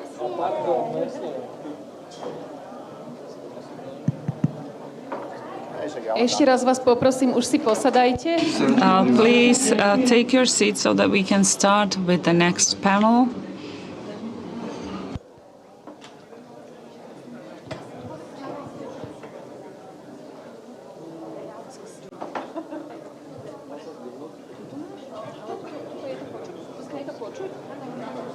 Poprosím vás už do sály, už začíname. Everyone, also those that are outside, please come back to the room and take your seats. We are about to start.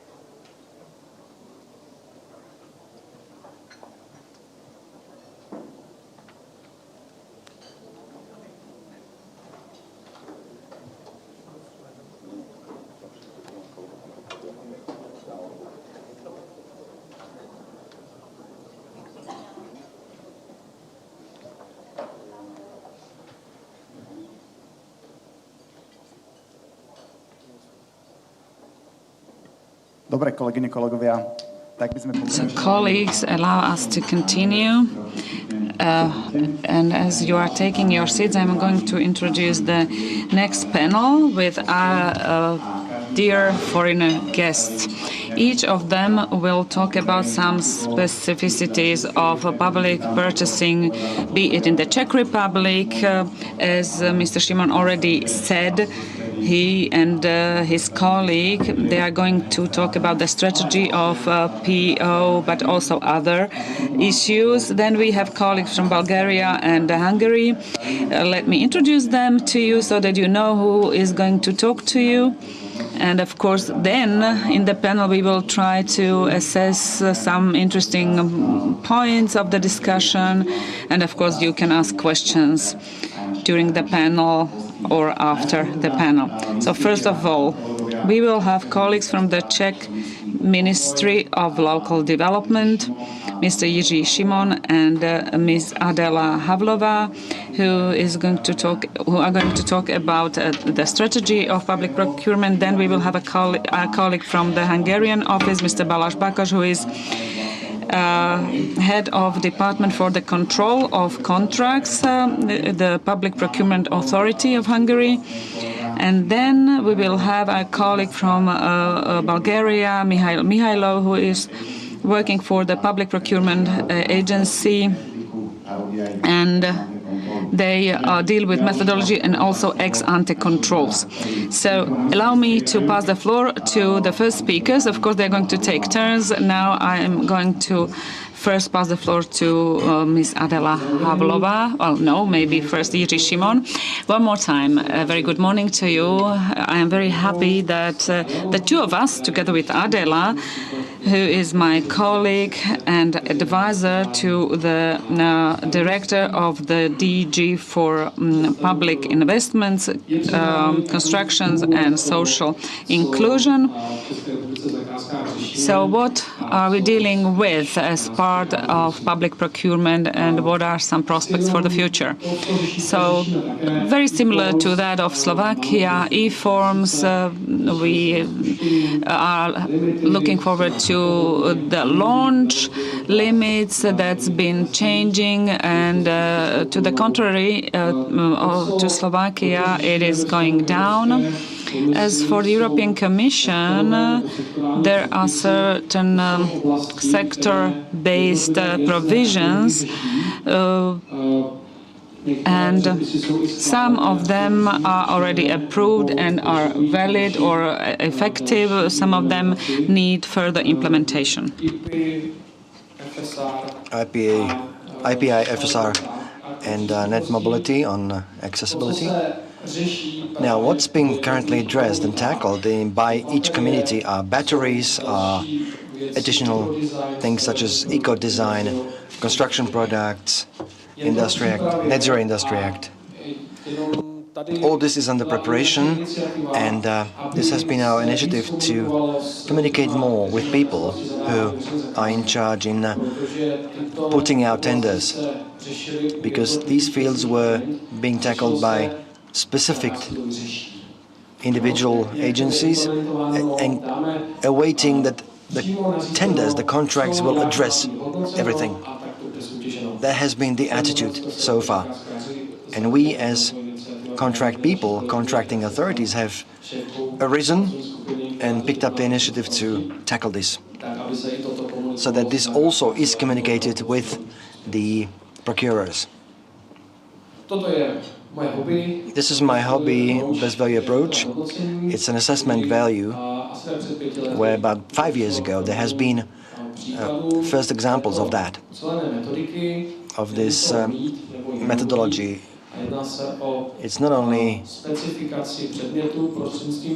MMR, but its specification be delineated, contract subject matter through requirements and goals. So this is an area of all requirements I need, and you, contractor, tell me how are you going to meet my goals that I require. And that's where the bid will include this, and that will be then contracted. I'm not going into details right now. I have now a couple of examples here. Public Procurement Protection Office, Public Competition Protection Office, rather, has already conducted such proceedings from which we expect increased quality of procurement. Now, on public tender strategy, hand over to Adela. In Czechia, we are going ahead through National Recovery Plan, modernizing through European funds. And the whole tendering process will be modernized in Czechia, and the ministry will be leading by example based on best value and specific contracts, as already outlined, but also through analyzing what's hurting in contracts and what could be improved. So that's Leona Stagrová has led at the Social Affairs Ministry procurement after she moved to Local Development Ministry, being the top director. She continues in that same work at the Local Development Ministry. Now, the trigger has been general impression that there is more potential to contracts which are underutilized. So I did not emphasize Slovakia. We have Czechia emphasized in this chart. We have quality criteria in green and lowest bid in yellow, comparison of price versus quality across the EU. And this then leads to loss of approaching public contract. Now, on the previous slide, this follows the previous chart. We are slightly better off than Slovakia in this regard of average weight of non-price criteria, and we are trying to refuse the price being the only criterion in working with public contracts as an instrument of anything, really, such as supporting SMEs, small and medium enterprises, and innovative companies, because we deem that the innovative potential will be held by those who are startups, for instance, to a large extent.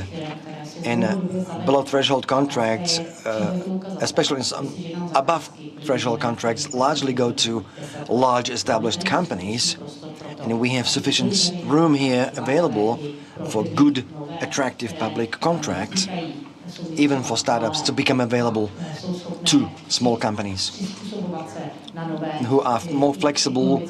They can adjust to new economic and social conditions. There has been a statistics on key barriers, a survey according to experts participating in procurement.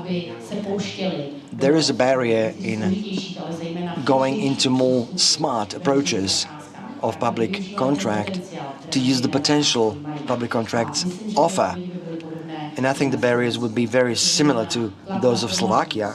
There's a pressure upon being formalistic, too formal in interpreting regulation, including audit, supervisory work, very often individual steps,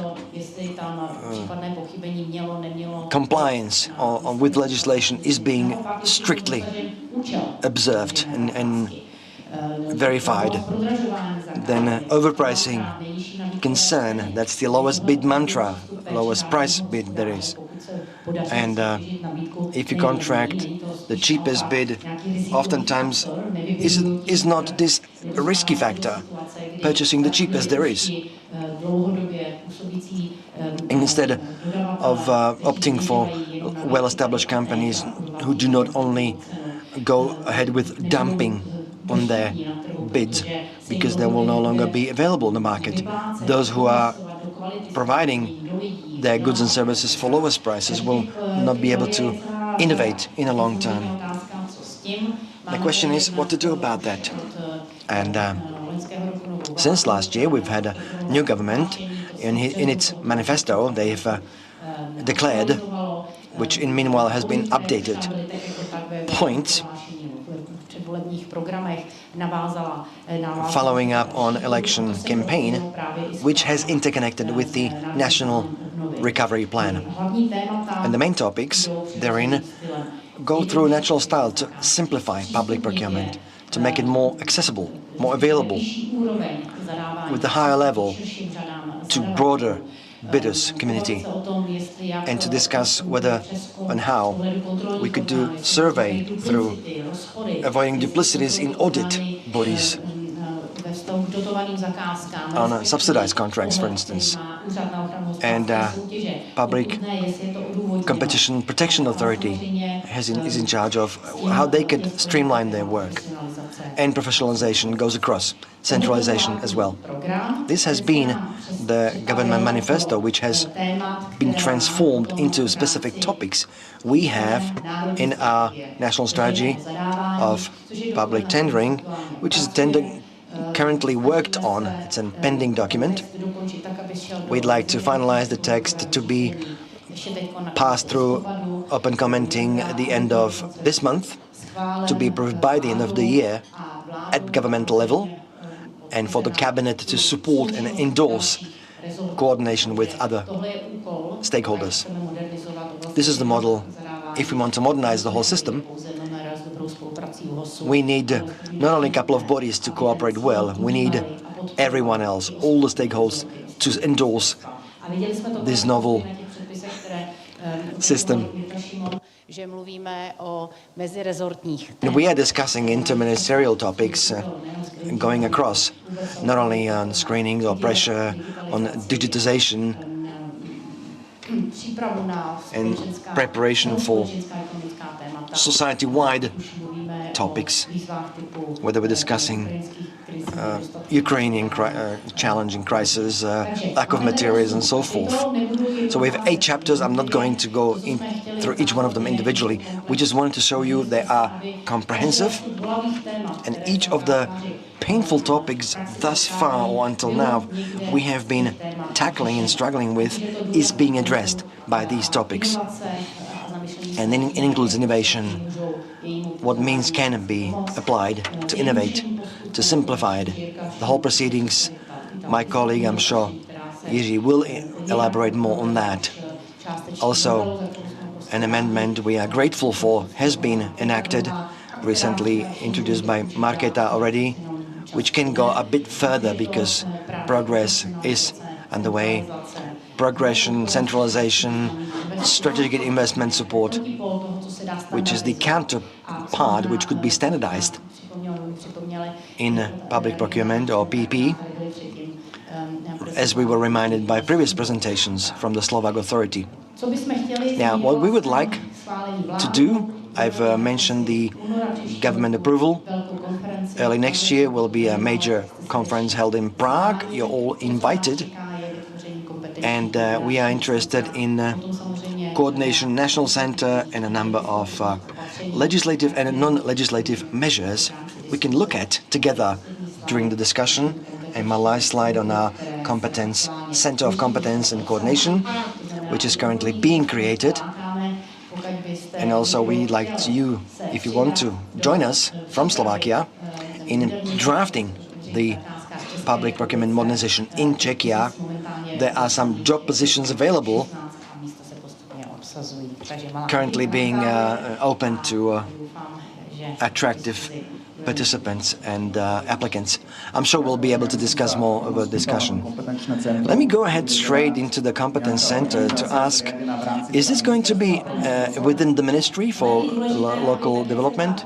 Yes, indeed, it will be an important department launching new activities at the beginning above of what's being done today, from the viewpoint, however, of the measures that will be included in the national strategy. So there will be a major cleanup of specimen available on our website and also modernizing the whole thing, but also a major high user friendliness. That's the direction we want to go. It'll be more complicated but more complex, made more simple. Let me ask also, to follow up as a question, Mr. Šimon mentioned this, various regulations at the EU level.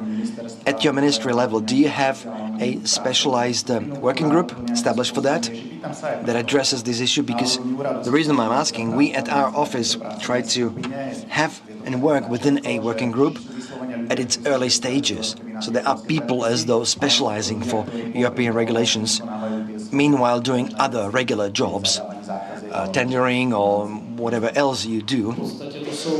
Well, basically these are working groups ad hoc on specific topics. And the way it works is that we have European Cooperation Department, which deciphers everything coming from EU, and after analyzing it, would forward it to about 150 emails. So other stakeholders are heavily involved, and we get feedback from them. So it's about whether they have done their filtering well, this initial department. At the same time, we'd like to keep up the pace with what Europe has been doing. And there's a specific lady in charge of that specifically, making sure we are up to date. And this pertains also to contracts and contracting itself. So it's in cooperation with other stakeholders, ministries, environment, transport and others. And so there's a heavy interconnection because there are common topics. If I may add, the area, as it fell down on Czech Republic, it took some time before we were able to look at the area from a customer or user point of view. Heavy vehicles being an interesting topic as an example. Is it going to be a reason for excluding someone, some bidders, or for assessment criteria or evaluation criteria? Whether this goes for local development ministry or other stakeholders, which is another ministry closer to me. Another question, but please do take a seat and join our panel. I have a question on your part that you referred to earlier. You mentioned best value approach as a criterion to assess bids, to have a sort of monitored interview or negotiation with bidders. This caught my interest back at our ministry when we were procuring it a long time ago. I'm not sure whether some procurers do still this in Slovakia, any ministries or stakeholders. So the question is, how did you manage this? Or what was the difference when you are leading this interview as opposed to only looking through certificates and CVs? Thank you for the question.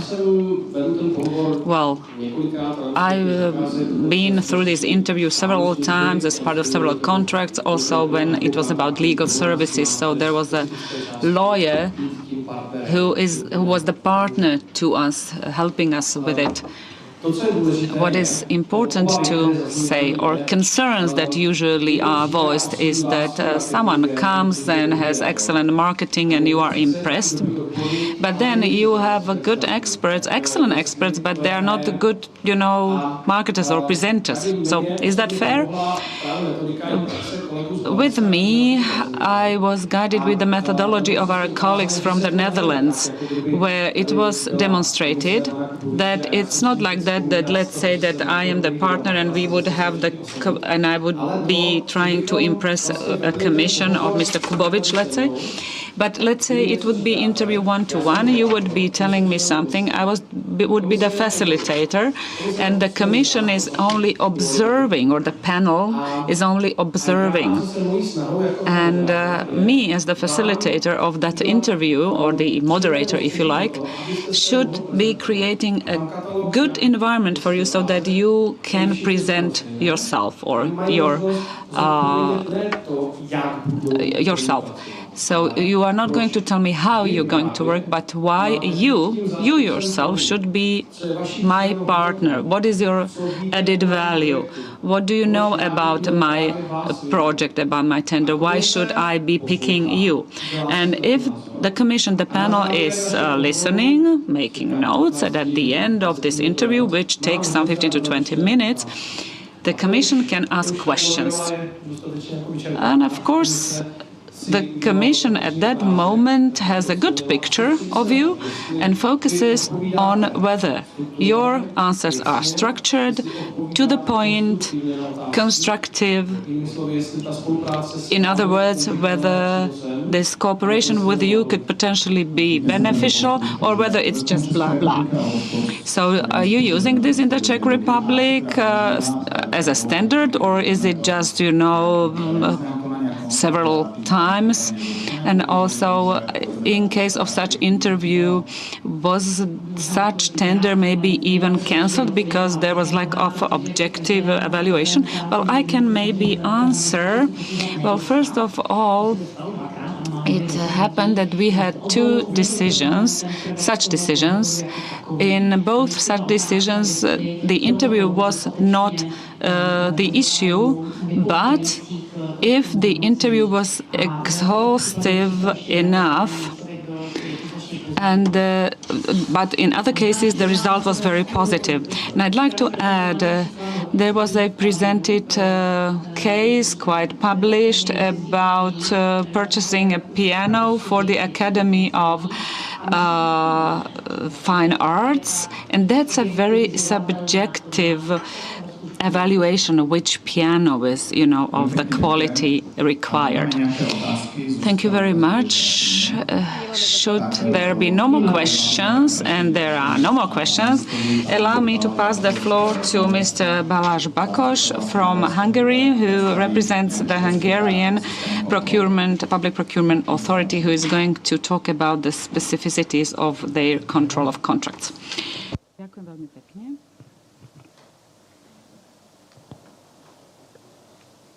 This is not my slideshow.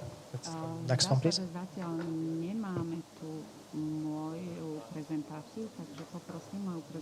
Dajte prosím tam prezentáciu kolegu z Maďarska. Dali ste Bulharsku.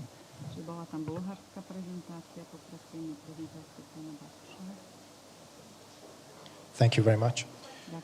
First of all, I'd like to thank you for inviting me here and having me here. It is my pleasure to talk about my job to anybody who is interested, and I'm really happy that I can tell it to you how we deal with different things in Hungary. But I would not like to talk about big strategies and e-forms and things like that. I would like to talk about my workflow, how at the Public Procurement Authority we try to manage contract control, how we deal with already concluded contracts, how the contracting authorities perform these contracts or amend these contracts, and how we deal with these amendments, performances in a public procurement point of view. First of all, this should be a slideshow about our legal background. It's just a reminder for you if you would like to follow it after I talked about this topic. It's not the interesting part of my slideshow. If there's an interesting part of my slideshow, you will decide it afterwards. So I would like to skip this one. But before I do that, I would like to tell you that in Hungary, the Public Procurement Authority is an independent body of the state. It's not under the supervision of the government. We only have to report to the parliament. And we have two mainly different tasks that we do there. The one is we give out guidelines. We help the legal system to procure better, help the tenderers as well, help the contracting authorities as well, how to interpret the directive, how to interpret the Public Procurement Act, and so on. And based on this is one of the tasks that we do at the Public Procurement Authority. But that's not what I'm going to talk about today. This is the contract control procedure, the contract control, what we do at the Public Procurement Authority. We are looking for infringements regarding the performance of the already concluded contracts and the amendments of these contracts. These are the main facts, what it is to know about this topic.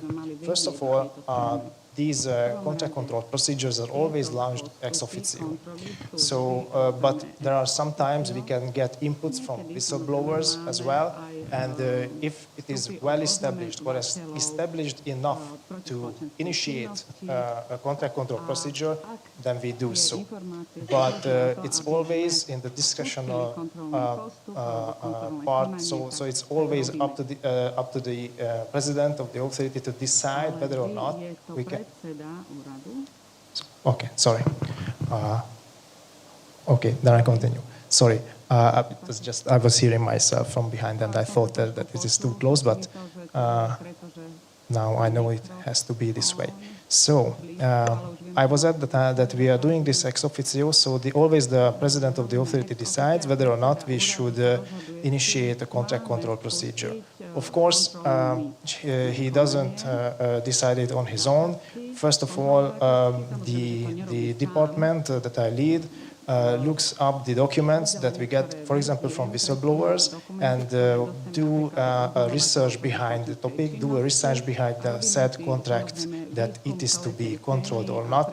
And based on these documents, based on these facts, based on our ideas, we help the president to decide whether or not it is necessary to launch a control or not.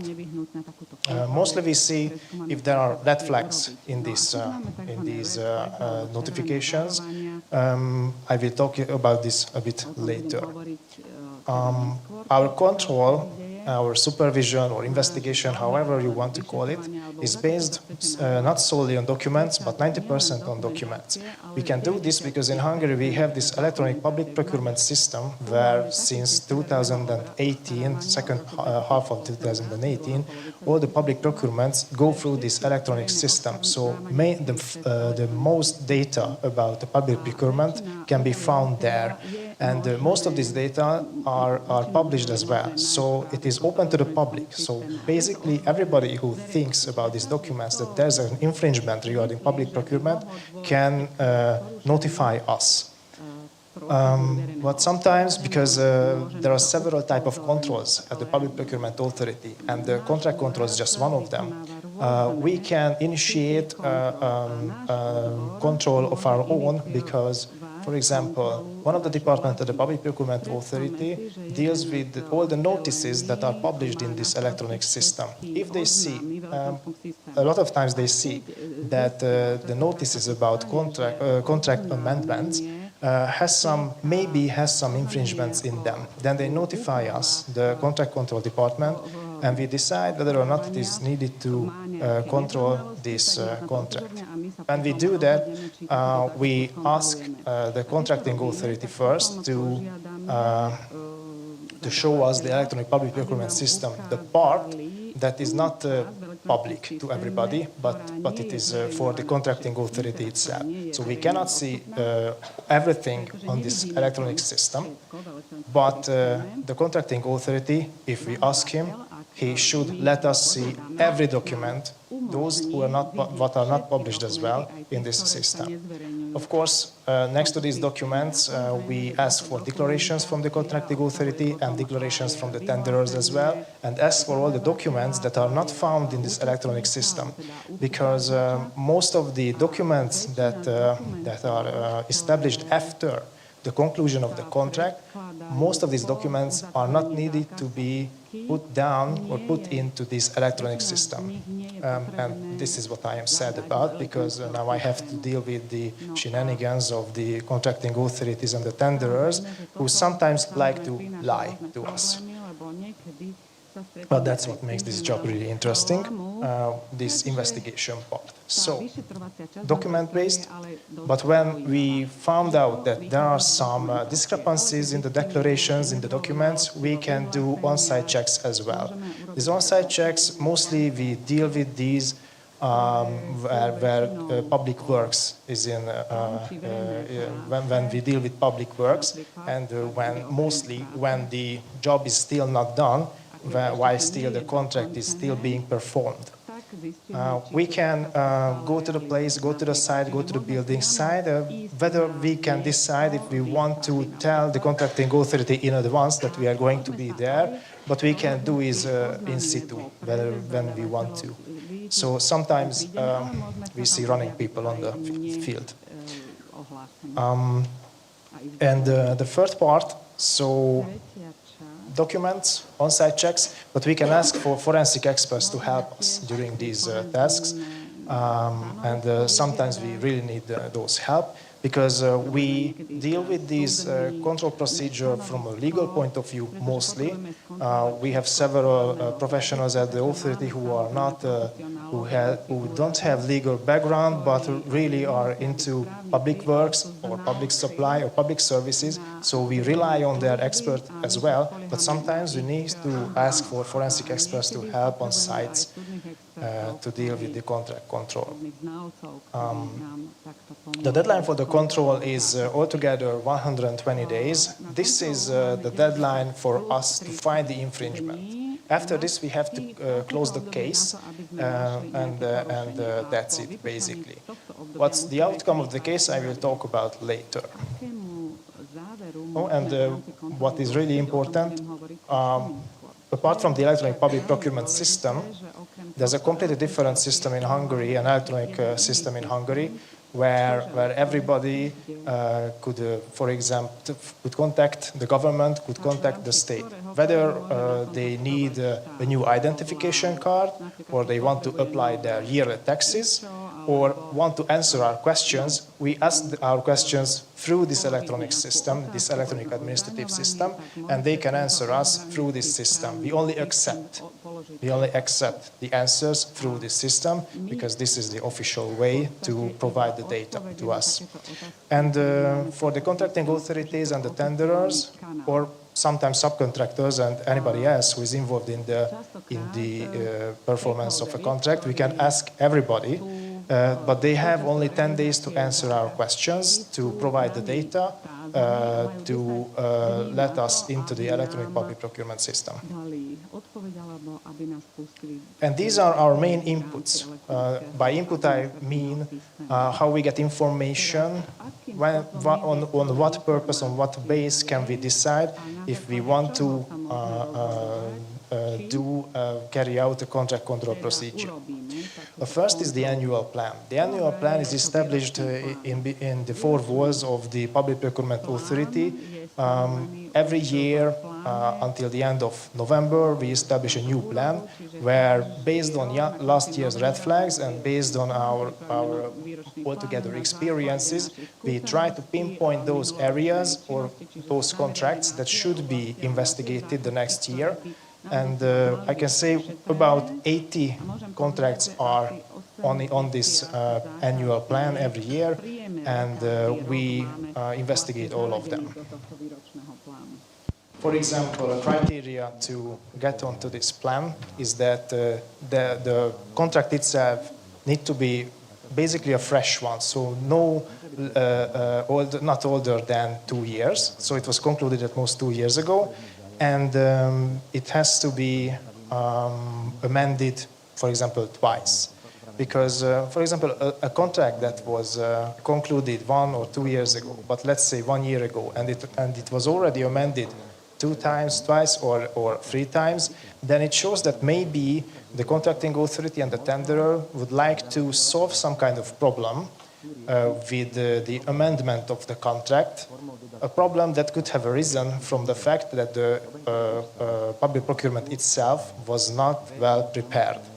More often than not, that we see that when the contracting authority decides to modify the contract based on an unforeseeable event, which is in the directive as well, after the contract is amended, we see that that event was in fact foreseeable before they concluded the contract. So the legal base of the amendment is not right, and we see that the problem has arisen from the not well preparation of the public procurement itself.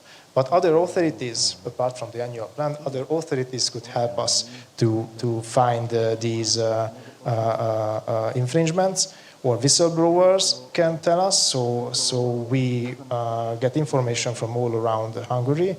And we even have an anonymous chat where the whistleblowers don't have to share their names with us, but based on the Hungarian legal system, if a whistleblower does not share this information with us, we don't have to carry out an investigation. But there's a small backdoor that we could really carry out these investigations if the information that is provided to us shows us that the problem is really big, so society-wide big. There's millions of euros in place that are not well placed, then we can carry out these investigations as well. And the last one is the breach of contracts, because in Hungary, the contracting authorities always have to tell the public procurement authority if the tenderer breached the contract.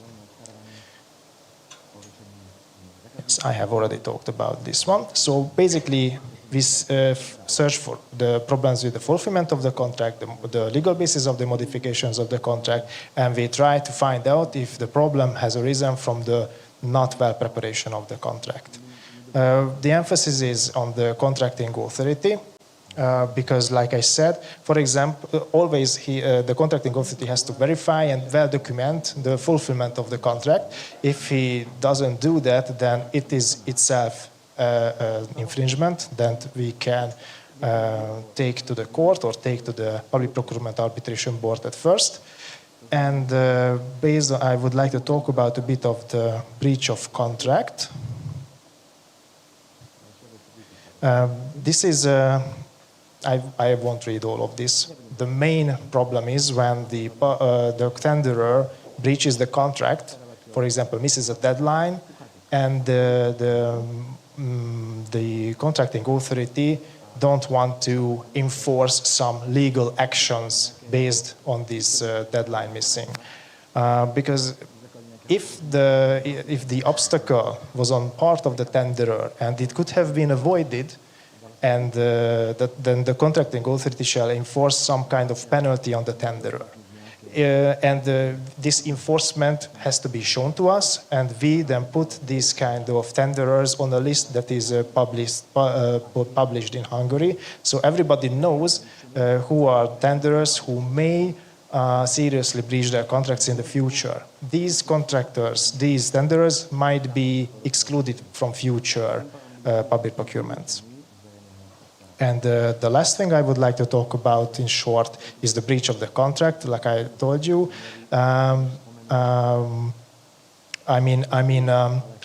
if so, the contracting authority should enforce some kind of penalty if he verifies that there's some problem with the fulfillment.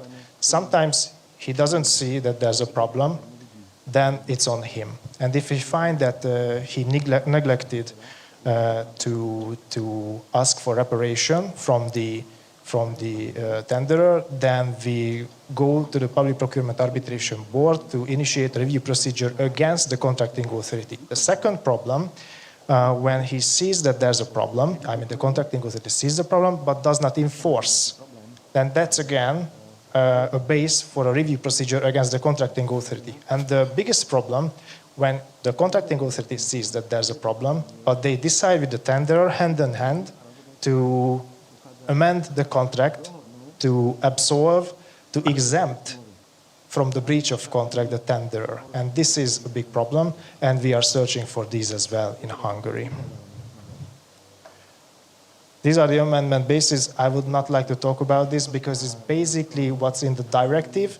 But if there's a question regarding these things later, then then you can contact me on my email address that I'm going to share with you later, and I can talk about this if you want to. And these are basically the outcomes of the control procedure. The main one is the legal review procedure at the Public Procurement Arbitration Board. But if there's, several times we can go to court as well directly. And sometimes we find that there's some kind of fraud, then we can tell this to the police. So we can go to other authorities as well. Thank you very much for your attention.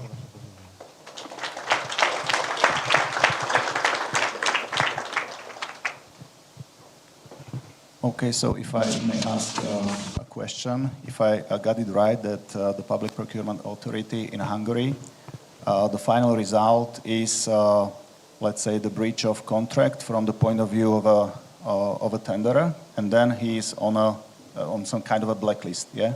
And in the future public procurement procedures, this tenderer could be expelled from the competition. But my question is, what happened if there is a breach of contract from the point of view of a contracting authority?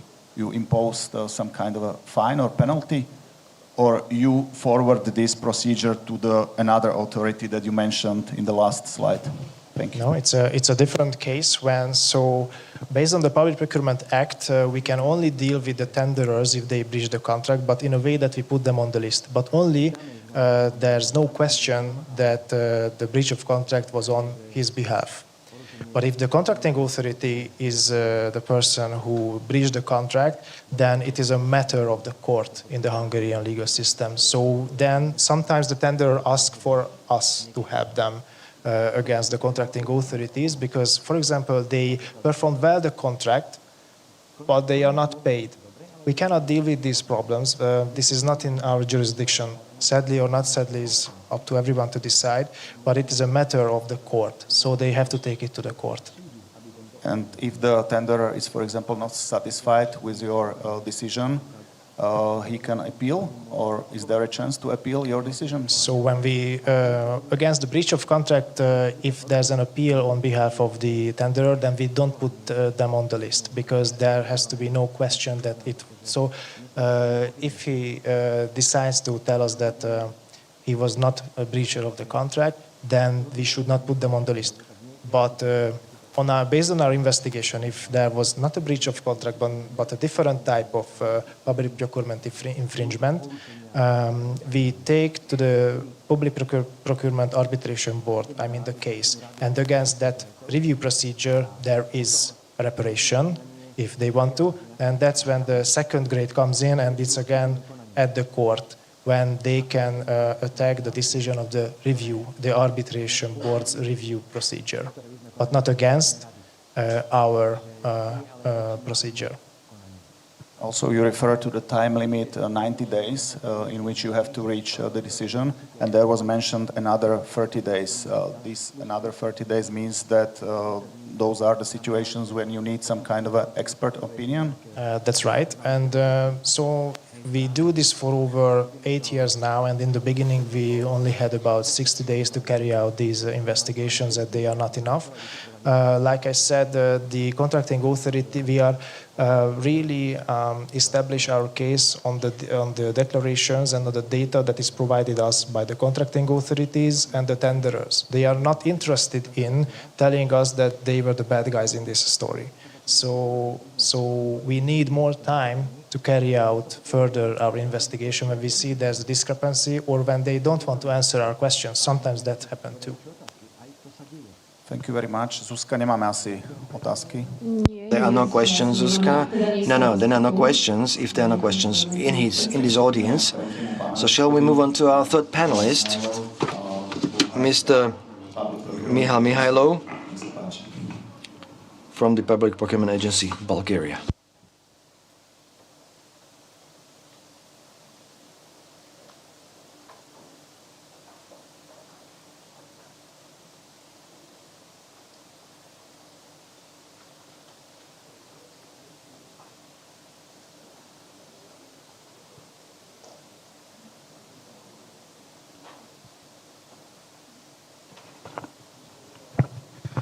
Good morning, everybody. My name is Mikhail Mikhailov.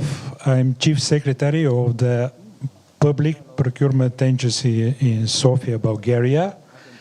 And first of all, I would like to say thank you to Pana Petra Kubovica for the kind hospitality and the opportunity to participate in such important event related to the public procurement process.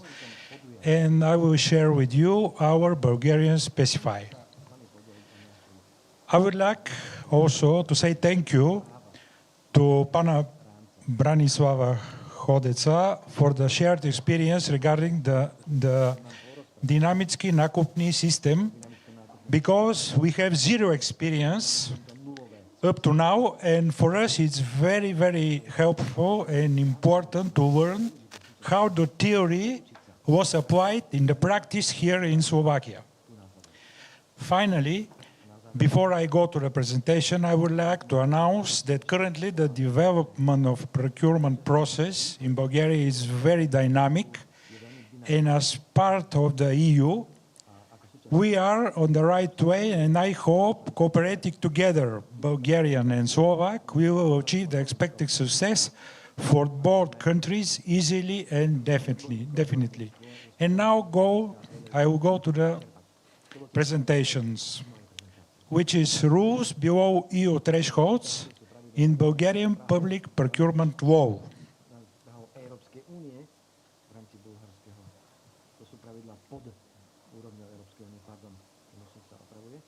Below thresholds procurement in Bulgaria are regulated by Public Procurement Law, Part 5, and the same act regulates the contracts both above and below the thresholds, also regulates the functions of the Public Procurement Agency, which is PPA, as part of Ministry of Finance, and contains provisions regarding the bodies in the public procurement system and appeals rules. I will say some word about Public Procurement Agency, which was established in 2004, and the main functions are drafting of regulations, methodological assistance to the contracting authorities, ex-ante control of some procedure executed on the random basis, and finally, money management and maintenance of the centralized e-procurement platform, which finally was established in 2020, 3 years ago. We have around 6,000 contracting authorities which are registered, and active from there are around 4,300. The staff for the agency, we have 85 full-time employees, and currently are occupied just 75 positions. So if somebody of you want to join our agency, welcome. The PPA is not allowed to execute sanctions activity and to punish the contracting authorities. This is under the functional obligation of the two bodies under the Ministry of Finance, the Agency for State Financial Inspection and Bulgarian National Audit Office. And now we have to go to speak about the national procedures and methods. Public competition, which is a national procedure equivalent to the open procedure. We have also direct agreement, which is also national procedure equivalent to negotiation procedure. We have two interesting from local point of view methods: collecting offers with a call, which is a national method, and invitation to certain persons. And finally, this is the last one, which I will speak a little bit later, direct purchasing. This is a procedure of extremely low values. There are not formal rules, and this is procedure when just an invoice or primary payment document is needed, except for the construction orders. There is requirements to conclude a written contract, which came from the special legislation in field of construction.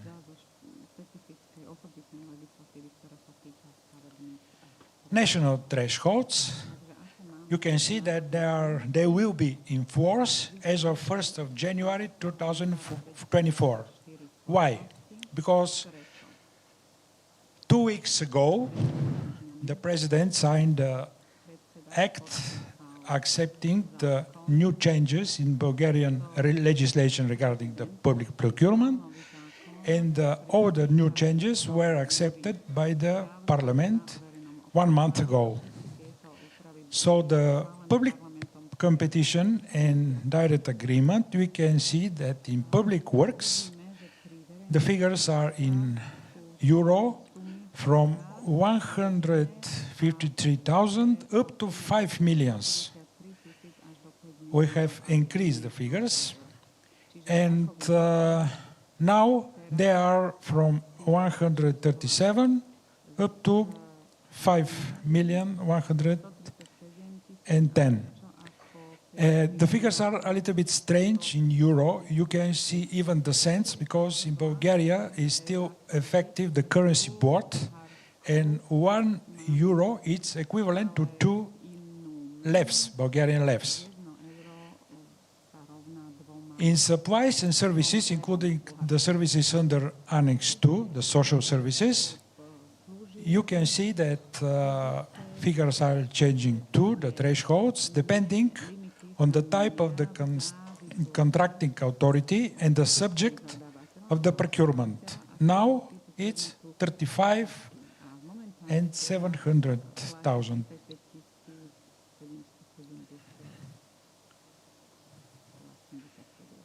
The order for awarding through collecting offers with a call for invitation for certain persons is also effective, will be effective as of January the 1st, 2024. In public works, you can see the figures that also increasing. In supplies and services also.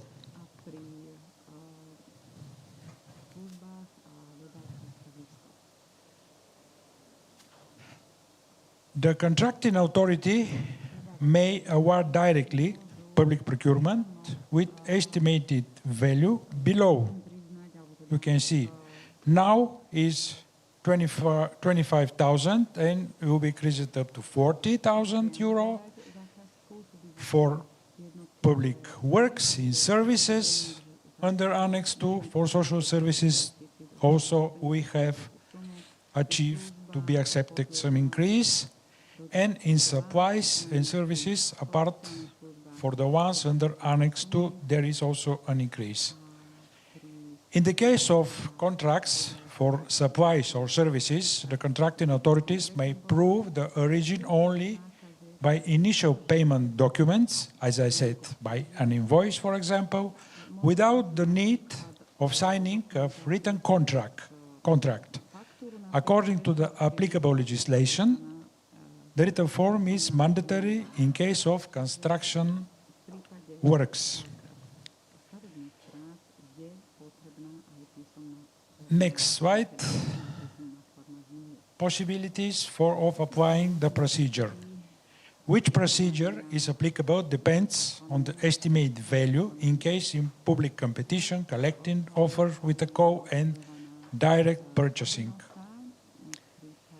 The application of direct agreement and invitation to a certain person is possible at the relevant thresholds and under additional conditions provided by the Public Procurement Law. If we speak about an invitation to a certain person, after unsuccessful collecting of offers with a call of contracting authority may publish an invitation to the National Register and send it to the certain persons if any of the in any of the following cases. And now I will go to the details.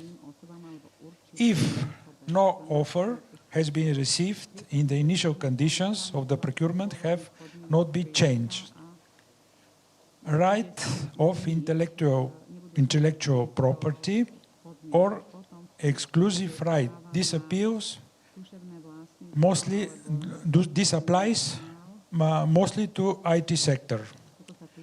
Urgent warning in case of unexpected circumstances.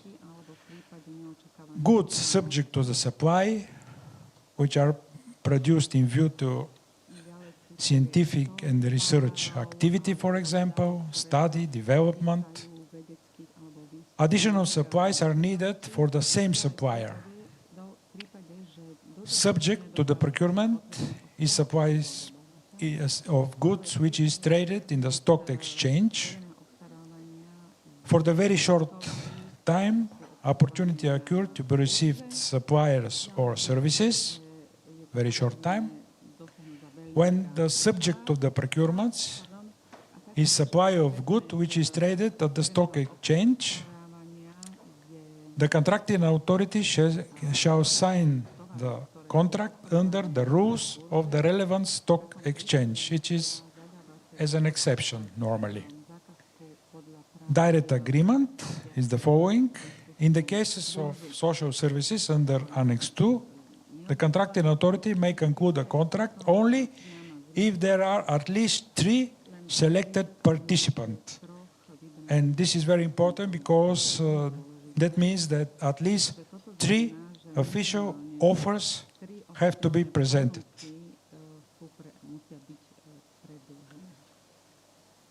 Time limits. Receiving offers. The term of receiving offers shall be coordinated with the volume of complexity of the procurement and shall not be shorter than 20 or 10 days, depends on the procedure. from the publication of the notice. When 10 and when 20. 20, it's applied to the public competition and direct agreement, and 10 days applies to the collecting offers with a call and invitation to certain persons. Explanations. In case of written request for explanation of the conditions of the public procurement made up to 3 or 5 days before expiry of the term for receiving offers, it also depends of the procedure. The contracting authority shall publish in the buyer's profile written explanations within the term of 1 or 3 days. Depends of the procedure. From receiving the request, and the person made the inquiry shall not be mentioned in them. And finally, signing of a contract. 30 days, it's term for the date of selection of the contractors. And this is a normal period, but could be more. But it is not recommended, except in case of urgent awarding not later than 5 working days from the date of selection of the contractor, because now this is mandatory. I will share with you some database and publicity, the statistical data. The Public Procurement Register is an electronic database, part of the national e-platform with information on the public procurement awarded by the contracting authorities under the Public Procurement Law. The price offers of the participant whose technical offers meet the requirements after decryption by the Commission automatically shall be displayed in the public file of the procurement, which is part of the Public Procurement Register, and the rules is very strict due to the transparency. In Bulgaria, we have only one state platform. No private platforms are available. This is the difference between Bulgaria and Slovakia and other countries. And you can see some data from 2022. The most big is public competition, number of published contracts, more than 7,000. You can see that the collection offers with the call are 6,000. Direct agreement are less. And also invitation for a certain person, just 300, not more.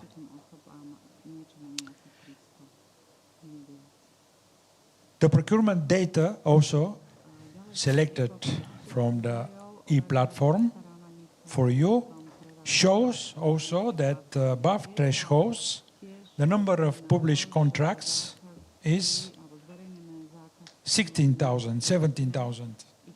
And below thresholds are 15,000. So you can see it's 50-50, more or less. But this is the number. The value, you can see that the euro, it's above the thresholds, is enormous. Thank you very much for your attention, and I hope everything will be fine with this meeting, which is very interesting for us as participants. Thank you very much.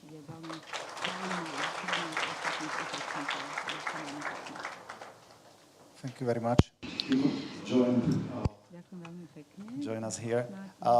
Na úvod dám len nejaký ako keby komentár, čo mne z toho nejakým spôsobom vyplynulo a čo je zaujímavé ako keby aj v kontexte tých otázok, ktoré sme riešili, alebo ktoré pán predseda spomínal. Sorry, I would like to make a comment only to what I've heard. Bulgaria is one of very few countries with only one state or national electronic platform without any private such platforms. As for below thresholds for direct agreement, for example, in Bulgaria, if I wrote it down correctly, as of January, 40,000 euros for construction work and 25,000 euros for goods and services. So this is again another European country with a little less strict limits. In Poland, it is 29,000 euros. So there is room, or this is food for thought, maybe how to adapt these limits also in Slovakia. What I found interesting also in this presentation is that, well, you might know that in our law what we have is the system of monitoring trends in prices and how they change. In Bulgaria, if I understood it correctly, they publish prices as part of the national system, and all tenderers that fulfill the conditions of a public procurement are there. So this is a system how to monitor prices of commodities as well. So that's an interesting viewpoint. But I have one question still. Regarding your presentation, you refer to the procedure when you are able as a contracting authority to invite tenderers, and you said you have to invite at least 3, and then you also have to receive free bids. Is that correct? Yeah? Yes. And if you, for example, invite more than 3 tenderers, for example 5 or more, the rule is the same. You have to receive at least 3 bids, or you have to receive the bids from all of the invited candidates. So the answer is that the minimum is 3. Normally you can receive 5, 7, but the 3 is the minimum to make the comparison, because and they have to send a written offer. This is the difference. No, lebo na Slovensku to nemáme. Ako in Slovakia, we do not have that strict rule, because when you invite, let's say, 3 tenderers, the procedure is okay, even if you receive just one bid. So you have a stricter rule than the rules that are in Slovakia. Receiving one bid, it's not good reference, because you know that always you have to compare the price, to see how is developed the market. And if you have just one bid several times by the same supplier, there is something suspicious. So better that you have 2 or 3. This is a sign that the concurrence is really applied in the sector. And normally there are 2 sectors, the IT sector, when this is, very big problem, because in each country I know that there are huge concurrence between the company providing IT services, but if there are contract just with 2 or 3, probably there are some separation of the market on something else. And you also referred to the list of prices. Do you publish only the prices of the tenderers, or also the identity of the companies? The prices. Only the prices. Dobre, myslím, že aj čas sa nám pomaly. Very well, I think the time has become ripe. Our colleague is indicating we have some questions. We have a question to Madam Havlova in that hiring bonus. Where can we find more information about your competence center? We have to add it. Maybe the most up-to-date information is going through LinkedIn, so I recommend you look at the LinkedIn site through Madam Steigerova profile in LinkedIn. Yes, indeed. Otherwise, of course, we're working on websites. Currently, it's under construction as part of the national strategy implementation. The Slovak Public Procurement Authority also needs new colleagues. I'm looking at Mr. Robert Kramar. He will be the intermediary body for 2021-27 program period. If you have public procurement experience, you'll be welcome at our office. Indeed. Other departments also have some vacancies. Thank you very much indeed to our panelists. Let's give a round of applause. And Zuzka will give you some housekeeping about lunch and other things. About lunch, you're invited. The restaurant is one floor below. We shall meet here within 1 hour. It's 1:45, so it's 13:45. Bon appétit.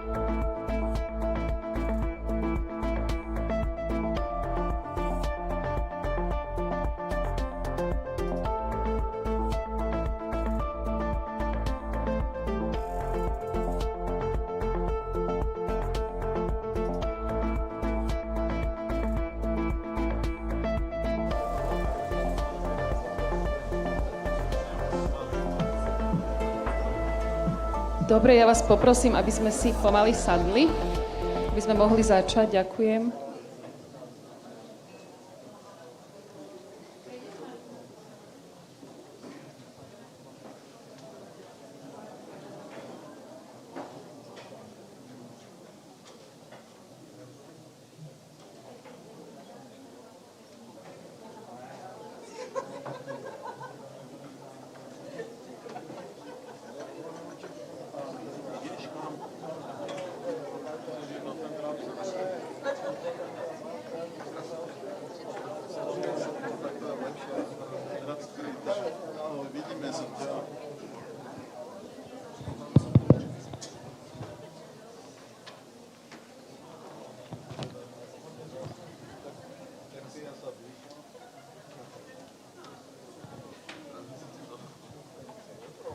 Dobre, kolegyne, kolegovia, začali by sme tou poobedňajšou... Dear colleagues, we shall open up the afternoon session.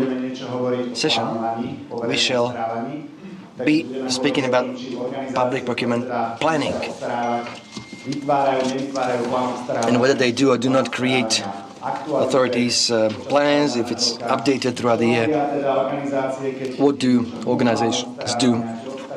Anything occurs outside of the plan, and what happens if they've chosen other than above threshold proceedings and something comes up, so then they now need to apply different procedure. So this is what we are going to discuss now, and I'd like to welcome to our panel, panelists, Madam Adriana Kandlová from the Slovak gas industry as representative of tenderers or bidders, and she will begin with her presentation how her company called the SPP, Slovak Gas Industry, proceeds with their PP planning process.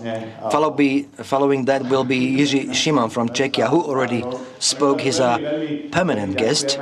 We are grateful to have him because some panelists had declined. So he's a very good, closely related authority from Czech Republic. And he's in charge of this very area, and also a very well-known person to you, Mr. Michal Garaj, who's the head of procurement at the Bratislava Capital City Town Hall. So, without further ado, Madam Kandlová has the floor with her presentation, SPP being the acronym for Slovak Gas Industry.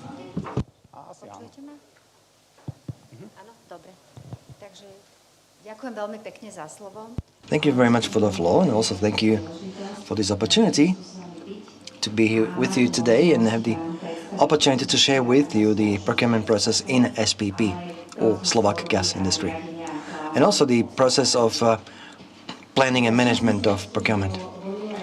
I've split down my presentation into 3 sections. First of all, I'd like to say a few words about the company, then about procurement process, and followed by planning, procurement planning within SPP specifically.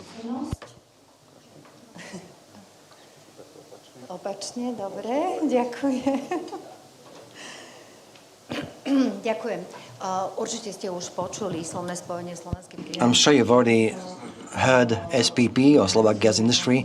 We are a part of the 150 years tradition in the gas industry in Slovakia, being one of the largest energy supplier in Slovakia since 2014. In addition to natural gas, we supply also electricity. And since 2020, we've become electricity purchaser. We conduct business in also development and support of transport through alternative fuels such as CNG and LNG, for which we have a subsidiary established. In addition to energy supply into more than 1.5 connection points, 1.5 million, that is, connection points, we also provide services.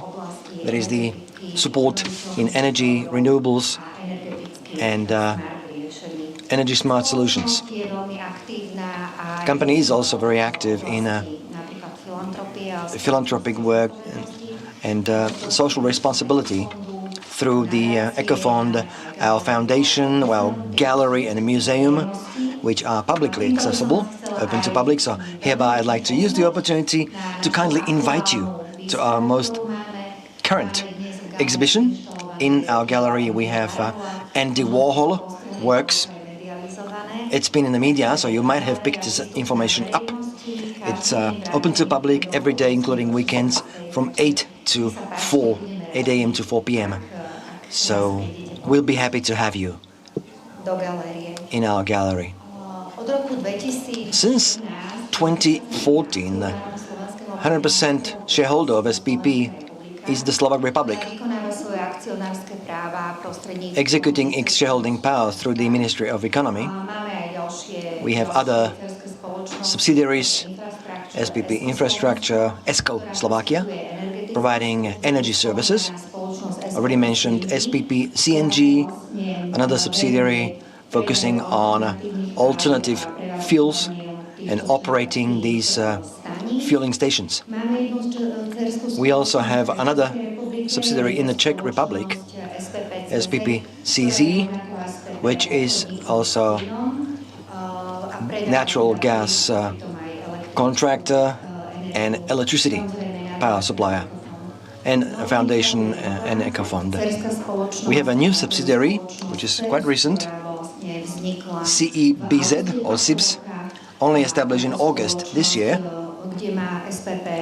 It's 50% shareholding by SPP, together with Brantner Slovakia, and its operation and building of energy and biological waste processing plants. So this is just a few words about who we are and what we do. Of course, SPP procures goods and services not only related to its business but also to its own operational needs, for which process we time and we have the obligation to observe a certain legislative framework. Most of all be Act on Public Procurement or PP, Regulatory Information Act, Public Sector Partners Registry. So this is all legislation I'm sure you're familiar with because you have to work with it. As I mentioned, our 100% shareholder as of 2014 has become the Ministry of Economy.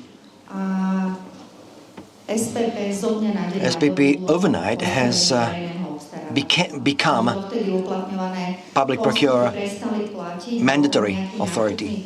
There has been a purchasing team previously. Now all of a sudden, overnight really, we had to start purchasing everything from scratch. Nebolo to jednoduché obdobie, ale spomíname si na ňo s láskou, kedy sme vlastne aj nákupné kontrakty na plyn a elektrínu museli zadávať postupmi podľa zákona o verejnom obstarávaní. It wasn't an easy time, but it's not easy. For example, if we need to use somebody at the stock exchange, that they have to, for example, prove their integrity or other criteria. So these were unpleasant situations, but it didn't take long. And then as of 2016, in April, there was a change of the law, or rather the new act became valid, and in the definition of public procurer, this act fully copied or fully corresponded with the directive, EU directive. So as of that time, we are not a person that is obliged to procure, but we may be. To najmä vtedy, ak nakupujeme napríklad zariadenia na výrobu elektrickej energie. For example, when we are buying electricity for the purposes of the sales to the general public. Also, should we implement a project where we wanted to ask for a subsidy, then Public Procurement Act would apply to us according to Section 8.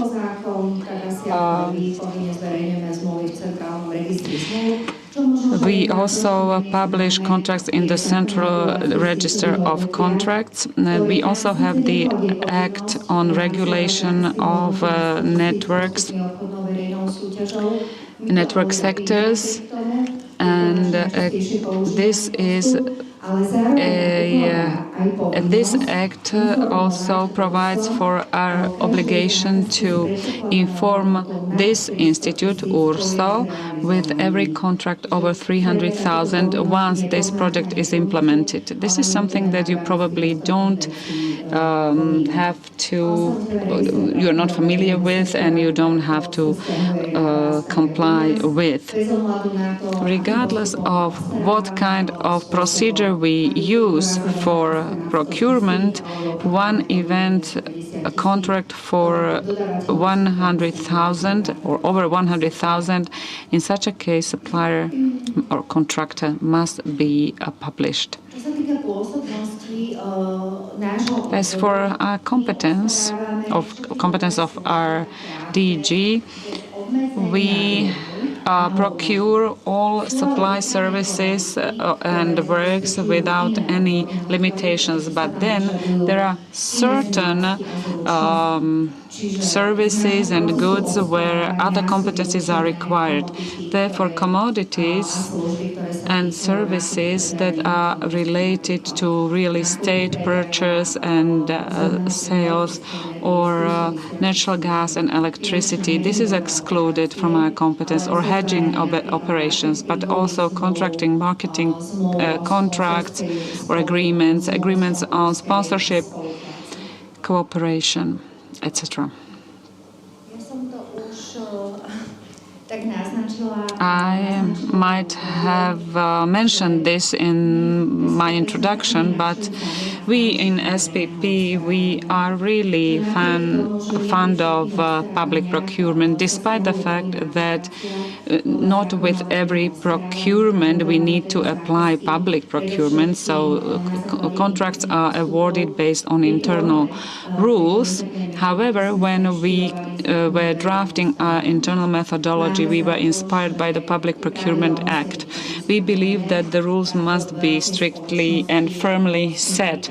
And in a company like ours, with such a big value and great purchasing value, we need to have a firmly set rules. So we were inspired by the Public Procurement Act, but also there were provisions that we transposed directly. Maybe 90% of internal rules cover the processes just as they are regulated by the PPA, Public Procurement Act. But also, of course, we have provisions that we believe are the most necessary.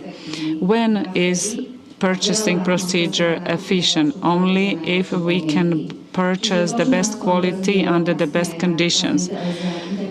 So our internal rules are very flexible. As for the time, also conditions are set in a way that we adapt conditions to a commodity that is purchased. So depending on what we purchase, conditions and procedures are set. Our fundamental document is the internal directive on these procedures, and these are based on PPA, but also European directives. In detail, competencies of stakeholders are defined, including obligations and rights or competencies. As to the principles, as you know them, the principle of efficiency and the cost efficiency and compatibility is important. So in detail, we regulate how individual persons enter or entities enter into the process, so that one person would not have two or double competencies, and so that we also prevent the conflict of interest. We also try to electronize. So from the call for public procurement, the whole procedure has been electronized all the way to awarding the contract.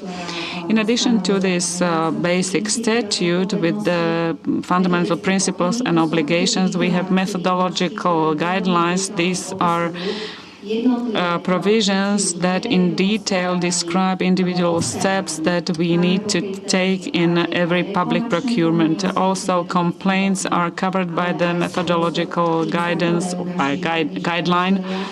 And also, I understand that people who sponsor these procedures are covered all the way to processing of orders. What is the plan of public procurement? Well, that is according to the directive on public procurement, and the plan of public procurement is a procedural instrument that purchasing entities use in their everyday activities, but this is binding not only for the purchasing entity but also for the sponsor. For the internal clients or participants, this is to help them submit their request for public procurement in detail so that we can process the public procurement procedure and on time being able to award such a contract with a valid agreement. So this statute is binding for all employees, and the plan for public procurement is covering the whole procedure of public procurement. We also have the cost plan, and that means that no inquiry that would not be included in the plan of costs cannot be included in the public procurement plan. So allow me to describe individual procedures and actions. So there is the primary plan of costs that is submitted by individual units. As for operational costs, these are submitted by divisions or larger groups. If it is about investments, that is submitted by projects. If there are development projects, that is an exception. Projects for renewable resources, these only have framework descriptions because a specific procedure applies to these projects of a great value. These are over 1 million value projects. And the cost plan is then reflected in the public procurement plan. That is, in November, we contact all our sponsors so that they submit their requirements to the cost plan. And they can only submit such requirements that are in line with the plan of costs. And we have a special formula. An internal applicant must provide us with sufficient information so that we can start working with that plan. So the subject of public procurement must be identified, described shortly. This is the table or the chart that we use. There are only several windows selected. Then we monitor the whole procedure all the way from the inquiry to contract awarding and signing of the contract. So this must be checked against the plan of costs and what is the assumed value or forecast value. So this forecast value is a value that is estimated by the sponsor, and it is not binding for the purchasing procedure. And this assumed value will occur again when a request for public procurement is submitted with all requirements for the subject of public procurement criteria, as well as a detailed way of how the assumed value of public procurement was calculated. So this is something like a special annex to it. And the Department for Public Procurement can really verify this assumed value or forecast value, if you like, depending on the subject of PO. If it's a simple operational cost, for example, purchasing of materials, it is really easy to calculate. But if it's more complicated of a subject of public procurement, then we also engage in consultations. After this market consultation procedure, and here I'd like to say that we verify not only this assumed value calculation, but also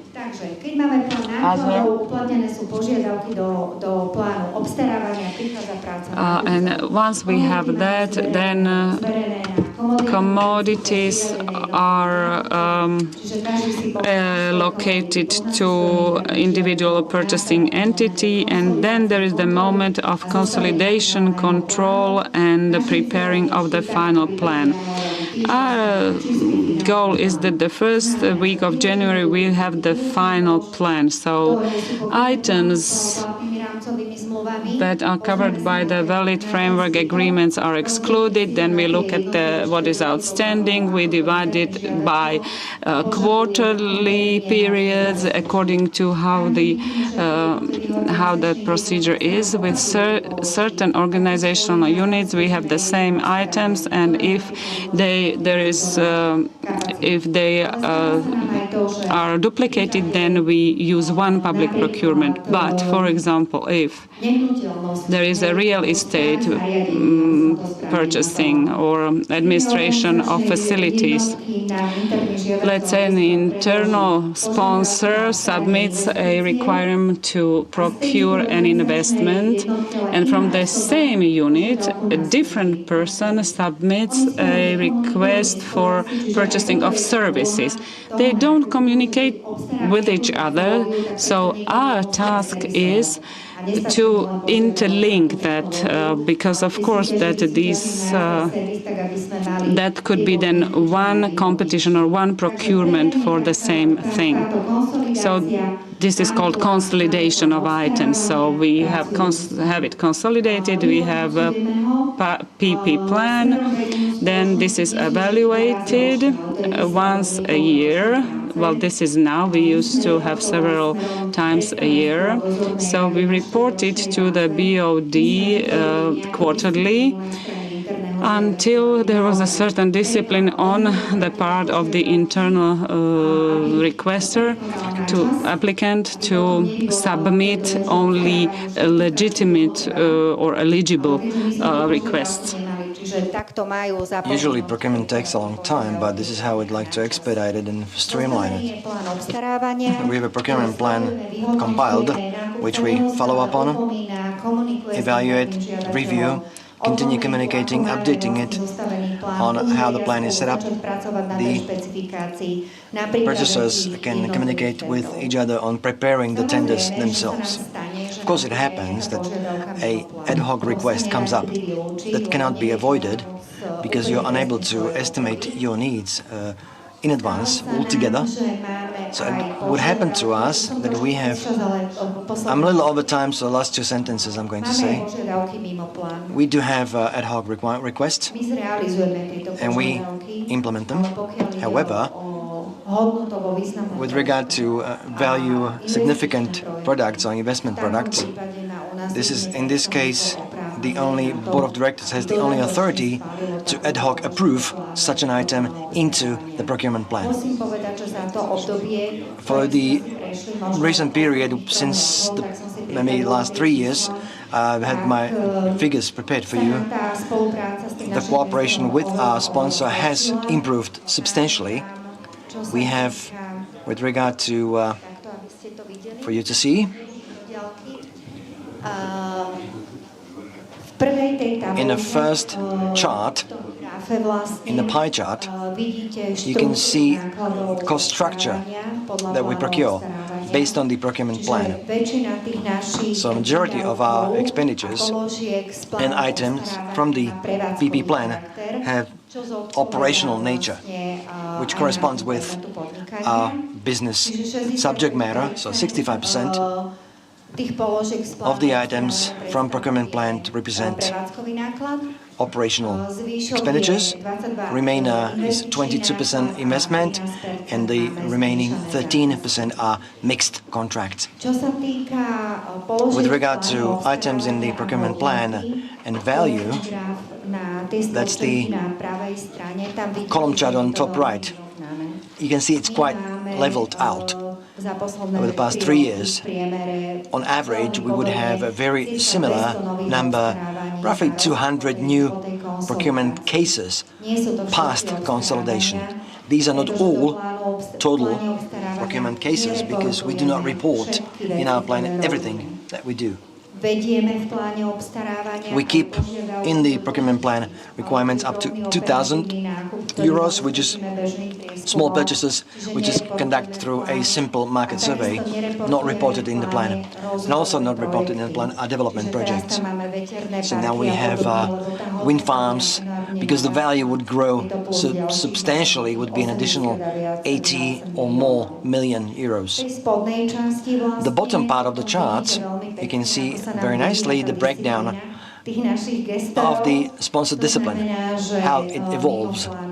So outside of the plan we have maybe 38 items, but in terms of value it's only 12% on the right bottom pie chart. So these are details which do come up unexpected.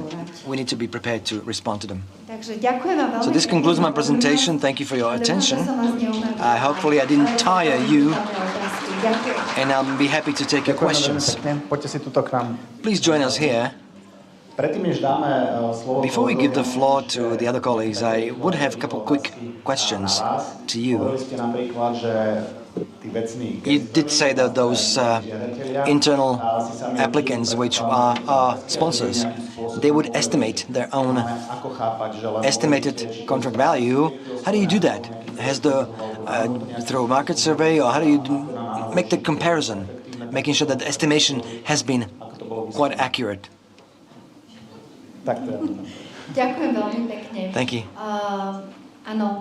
Yes, indeed, we do it anew, in coordination with the internal applicant. They would prepare their cost plan back in September, October each year, and they conduct their own market survey and not always take our advice or consult with us. So they would put in some figure into the cost plan, which has to be in line with reality, because the contract will never again be able to be purchased for more money than they will have had approved finally in the plan. So we need to know the information, of course, what they have done, whom they have contacted, what they have asked. So we make sure all the principles are observed. We would remove in our survey any discrepancies or open issues. Two more quick questions, then we get to our colleagues, starting with the easy one. What does your procurement plan include? You've shown us some chart which was sort of emptied out. There's a value, but there's a data also on when the internal applicant needs to perform on a contract, or by the time they get to announce or call the tender. No, the internal applicant does not get involved into tendering itself. They give us a deadline. By this time I need to have a contract. And this has been the problem in the past, the obstacle, because we got a request, in 2 weeks' time was the deadline. So that had led us to creating a mechanism, some kind of methodology of planning well in advance. So they would give us a fixed deadline by which they need to have contract for that item, and we all, rest of us, do all our best. Before I finish, let me just say one more thing, which I omitted saying in my presentation. I consider an important information. To what extent are we able to fulfill the plan? Over the past 3 years, we've moved to such stage that maybe 1% of the 200 items have to be forwarded into the next year. plan because there was not enough time. It was some reason, lack of capacity, so forth. And maybe 1% of the items from the procurement plans are cancelled. Sorry about that, it just didn't influence. Now the tough question comes up, so you can get ready. You view efficiency, you said, of purchases. So should we imagine that SPP has a unit determining whether or not the item needs to be purchased at all? This is not your role, I guess, as procurers. Is there such an entity within your company doing that assessment? And this leads us to determining whether or not, determining the need, the necessity for making a purchase, maybe recovering it instead by existing contracts. Now, we can do existing contracts, that's a purchaser's job.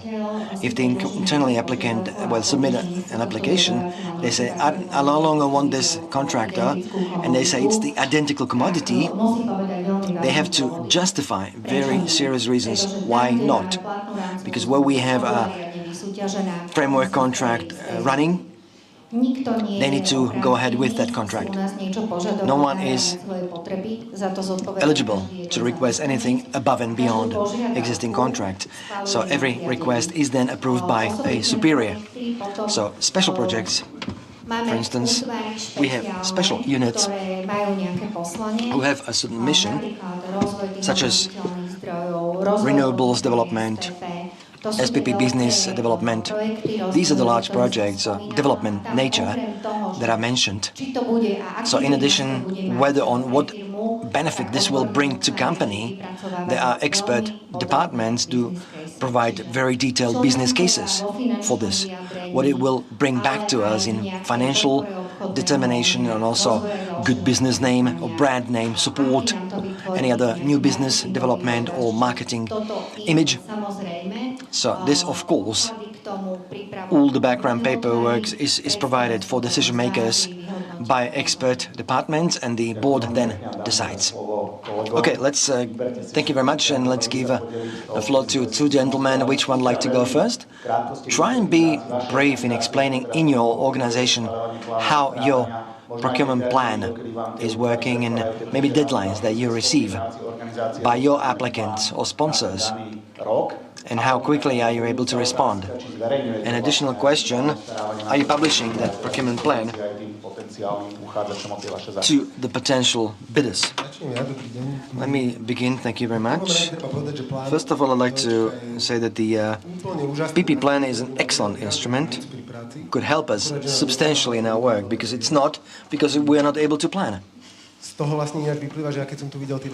Having seen your numbers, this has been our holy grail. We'd like to achieve maybe in 10 years' time. It's like a third of our planned contracts actually gets implemented. You had like 2/3? So it's the other way around where we are. This could be a positive message. You say you have 2/3 less work. Why are you complaining? But no, the additional 2/3 come as ad hoc. I can hear some sort of agreement from the audience. I'm happy to feel that we are not the only ones. Okay, we could just wave our hand and say, no big deal, we have not grown enough, we are unable to plan. We've been trying to, from one year to another, year on year, trying to improve. So we put together a schedule for next year. 2 years ago, we've created a public procurement plan tying it to the budget plan. So budget goes first, and as soon as it's pretty much fixed for which the units will have money allocated, then they begin creating the plan. They cannot go over and beyond of budget allocation. That has helped us tremendously. What we introduced about a year ago, I don't know how you do it, but for many years we said December, we would collect all the plans, put in a drawer in January, and in next December the new one would be created. So we digitized our plan. We have it in Planner. Every item is separately tracked, being followed up every 1 or 2 months. Plan fulfillment report is presented to the board. So we try to work to create better our plan, because these are really bad results indeed. So once we have the numbers, as you do, some figures, what we maybe 70% of what we planned for will be implemented. We're unable to give it to our colleagues. It's something we are not able to do just yet. So there's like 20% or not done, or that way we cannot really work. We work like a ticket based. What comes, we deal with it. Who has the least work, that's what my colleagues and I try to estimate, who is not dragging the tank behind them, that's the person who gets the job. That's the type of work at the Bratislava Town Hall. The question was, do you actually verify the plan, or do you have one? Yes, but it's not a very good news to the contractors. But no, the contractors are asking for it. We had experience. When I was working on my previous job, they wanted to see those plans, and based on those plans, they would actually get back to you. There was this item, and when are you going to call it? Yes, they want that, because they think everything gets implemented. Unfortunately, it's a distorted view. That's not reality.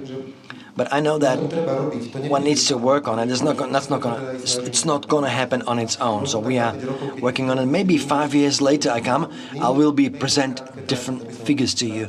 This is a marathon, not a sprint, really. Now, what about compared to SPP? Do you have the same step-by-step proceedings, the process? Yes, indeed. The format of the plan is based on the process. So the first columns in the chart is budget. That's the city budget, tied to which are additional columns. I don't know to what extent I should go into detail, but first question is, this budgetary, do you need to do procurement for this budget item? Yes? Then if yes, how much? Allocation. Then you can break it down further. You will fill out the investment event title, name, expected contract value, estimated contract value, deadline, not deadline by which time you need it contracted. So when we should start also working on one information I forgot, there's one more thing. So, Mr. Shimon, how do you do it in Czech Republic at your local development ministry? On my own, on behalf of our ministry, a few points on other things. About 6 months ago, I used to work at the capital city Prague communications department. So I have this experience. They are in charge of all the bridges, tunnels, roads in Prague. That's been a different story altogether. They have a turnover of about 222 million euros. And the Ministry of Local Development, we have a system introduced of project management. It's the system called ELIT. We are now collecting the data. So it's very similar to what Michal described.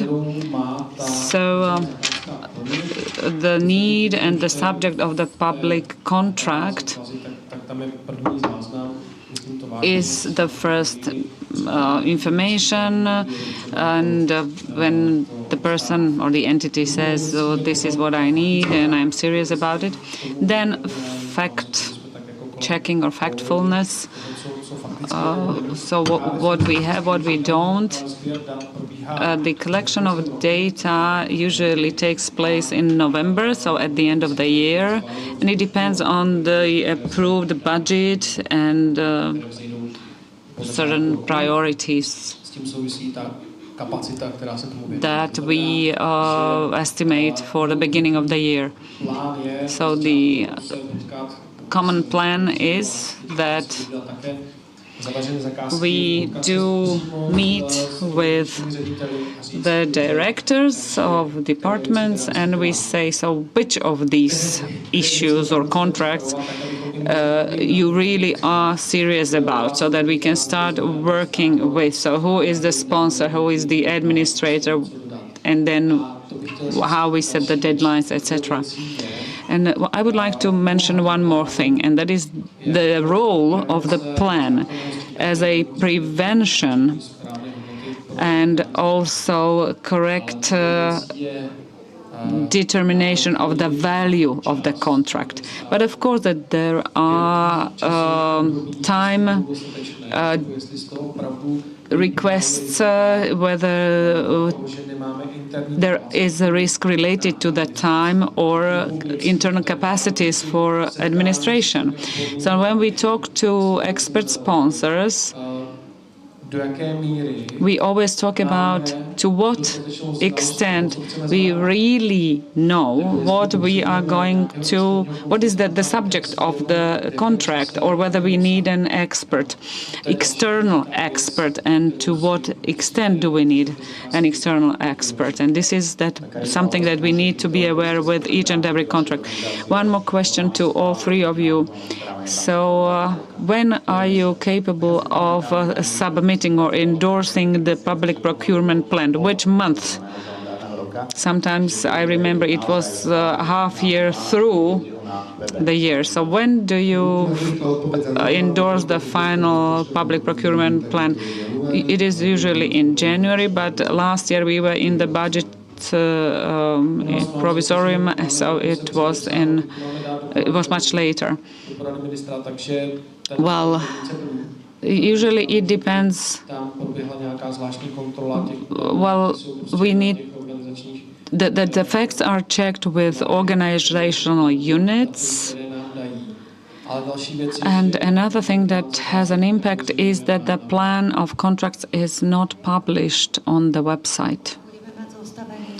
Well, we will have the plan ready in January, and we usually report in January, and then it is updated by 30th of June, when sponsors may submit their request for updates in the plan. And these updates are being done if sponsors inform us about such need, and they are obliged to inform us as soon as they learn about the need to update the plan, the budget. So if there are any requests in addition to the plan, I assume that once the board of directors, in your case, endorse it, then you can procure such items that are not included in the plan. And how about you two? If there is something that is out of the plan, what do you do in that case? Well, formally, when we assess the data, the plan is considered only what's been endorsed at the beginning. And then there are many other requests, maybe even half of it. We have a special procedure that must be endorsed by the so-called regular council of the mayor. This is how the body is called. Well, the requests are generated in the elite project, and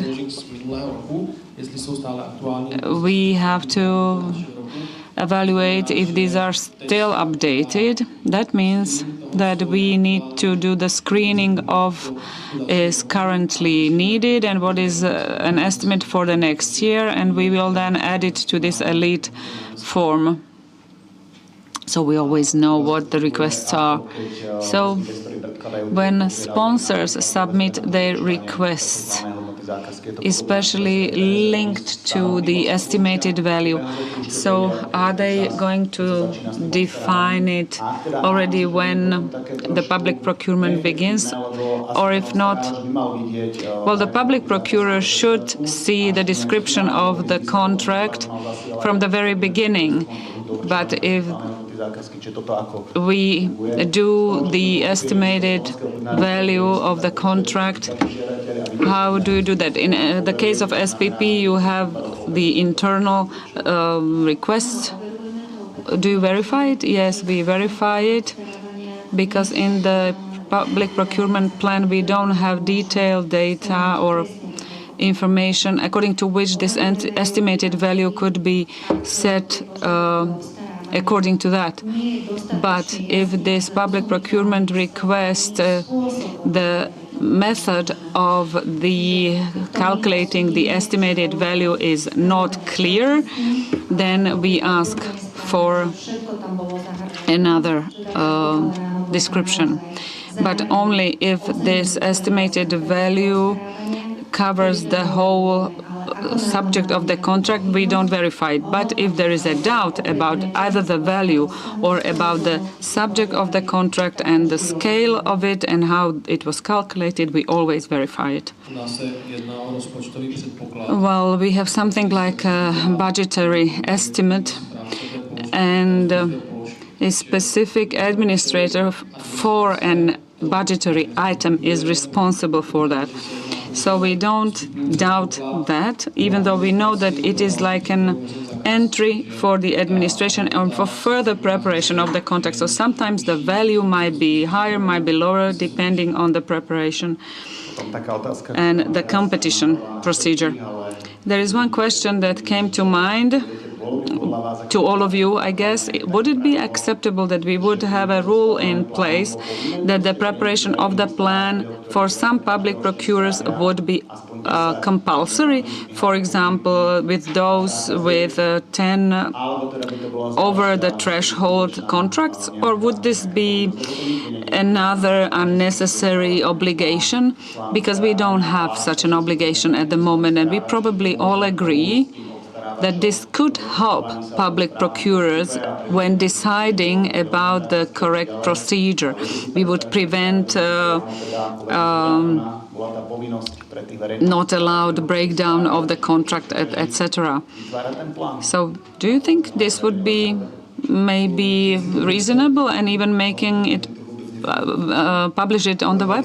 Well, I think it would be reasonable, but as soon as someone would be obliged, of course, that everyone would prepare some plan, but the thing is that you need to have a good plan, not just a compulsory plan. So it would be one of these broad spectrum of our compulsory duties that we have. I don't think it's such a fantastic idea, especially because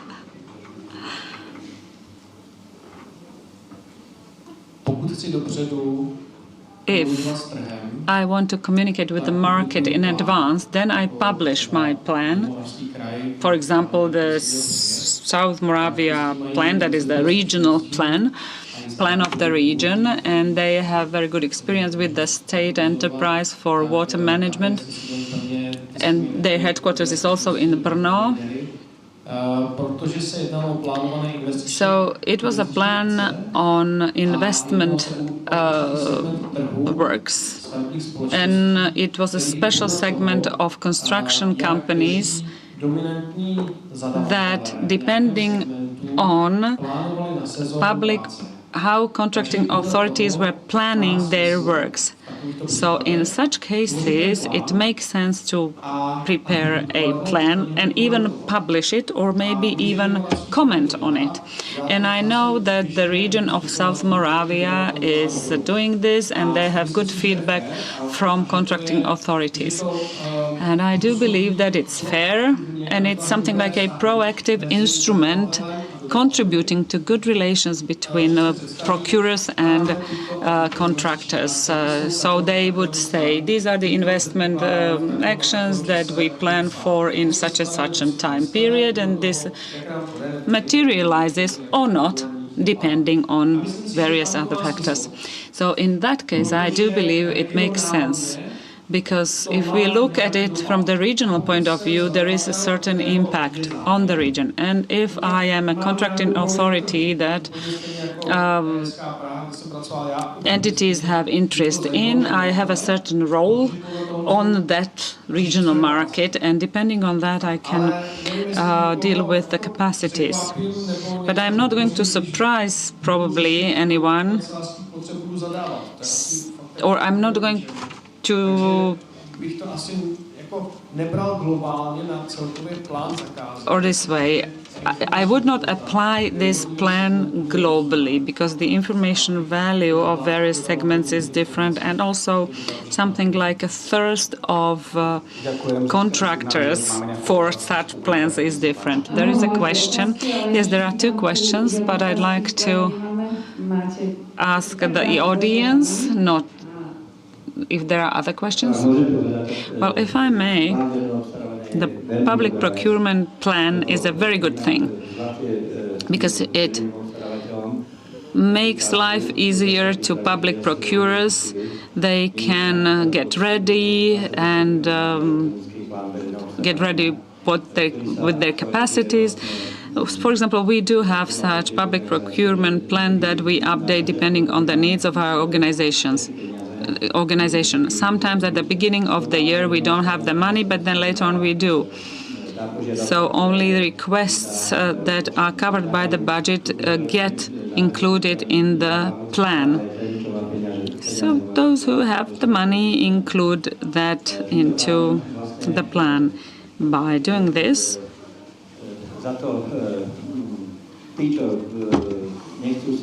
those who do not want to have a public procurement plan, I believe they harm themselves. Because sometimes they forget something, but if they have a plan, it's very good. For example, our public procurement plan is interlinked with the budget of our organization. And we also ask for current information about the budget. I'm not talking about European funds. So the plan only includes what is covered with funds. And once we procure, the procurer puts in that public procurement action, and it is written off from the budget. And even if you are not going into the SAP system, you see who is doing what, who is implementing, who is procuring, and how much. And we are trying to spend everything in such a way that the money is spent efficiently. Another thing, publishing the plan. I don't think that is a good idea, because should all the state organization publish all public contracts or plans, it would be a good grounds for collusive behavior, because we would not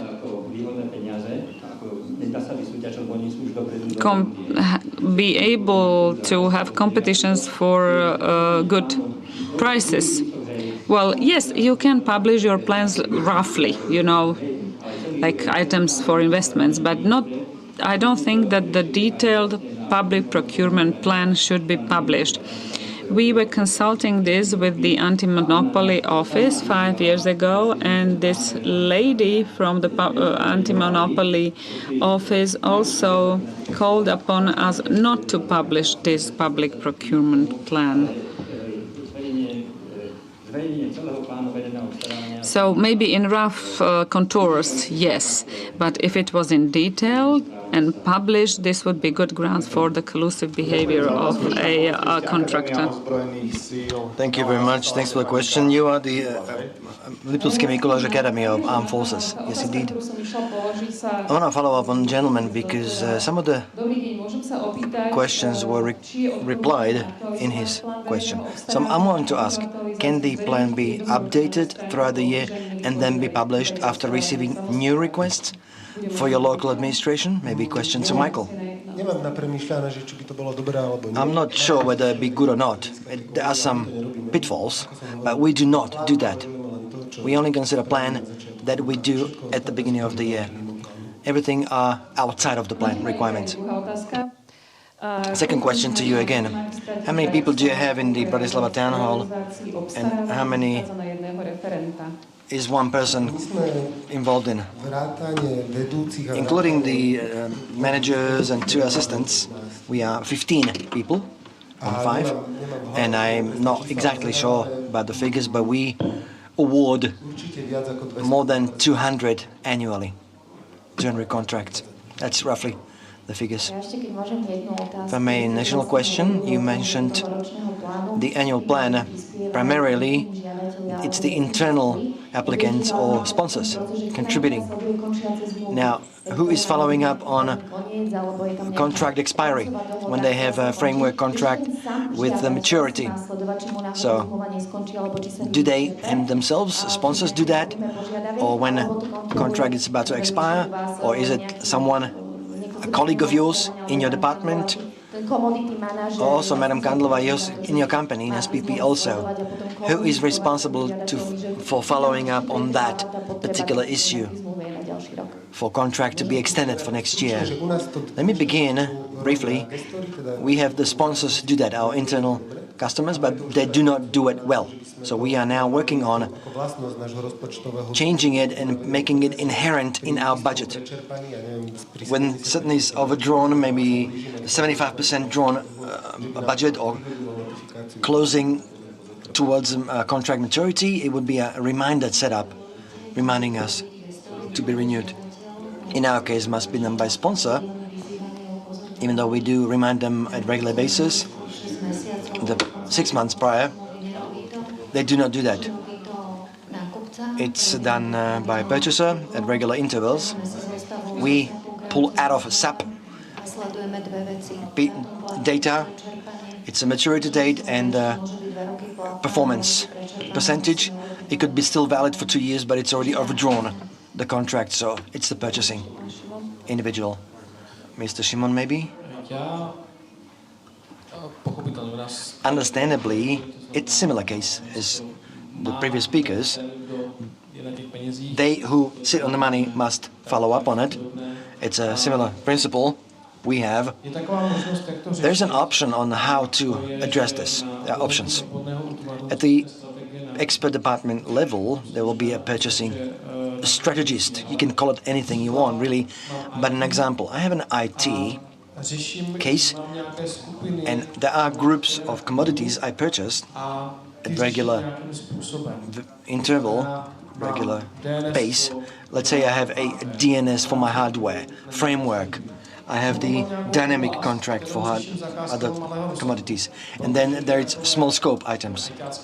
The IT cabling or small items purchased in a practical manner through some e-shops. Now, when I describe that which I'm purchasing, describing it, the procedure, how I'm going about it, because the manner of purchasing must be adequate to the item purchased, I know how to proceed. And I don't worry whether something needs to be added up, and then I'll get the blessing from my management or the minister, whomever. And because this is my way of acting towards this commodity. Now, if something is above and beyond that, then I need to inform the contract department, because it goes over and beyond the planned scope. Because I can have a contract for 200,000 Czech crowns, and it will be IT contract, and I say, I'm going to budget it for myself, I don't need to report it. It's going to be below internal limits. Now, the contract can come out with an additional support, which will become more expensive, which I already have tied my organization to something I don't want. So I have this subject matter sponsor who is following up on it and preventing in a certain periodicity, let's say once a year, to review how the framework contracts work, dynamic purchase systems. I can have a contract which is revolving. I can draw from that contract. There is someone following up on it, really, because the contracts departments have no idea about this. I have a contract, I'm drawing from that, whether I should publish or not, because it's not a framework contract. I don't need to publish. So these situations really go outside of the system.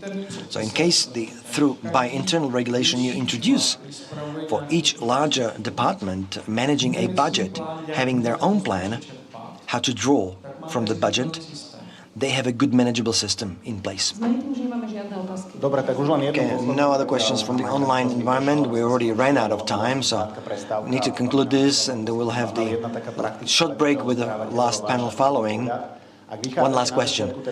Based on some purchase plan, and in your work you have a volume of commodities planned, other than above threshold contract, and you do it in good faith, something below threshold, and then a requirement comes up.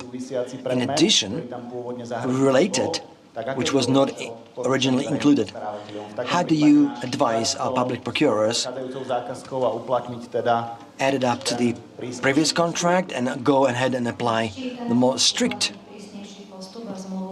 yes, add it up, more strict approach, and the new contract awarded, making sure you apply the correct procedure.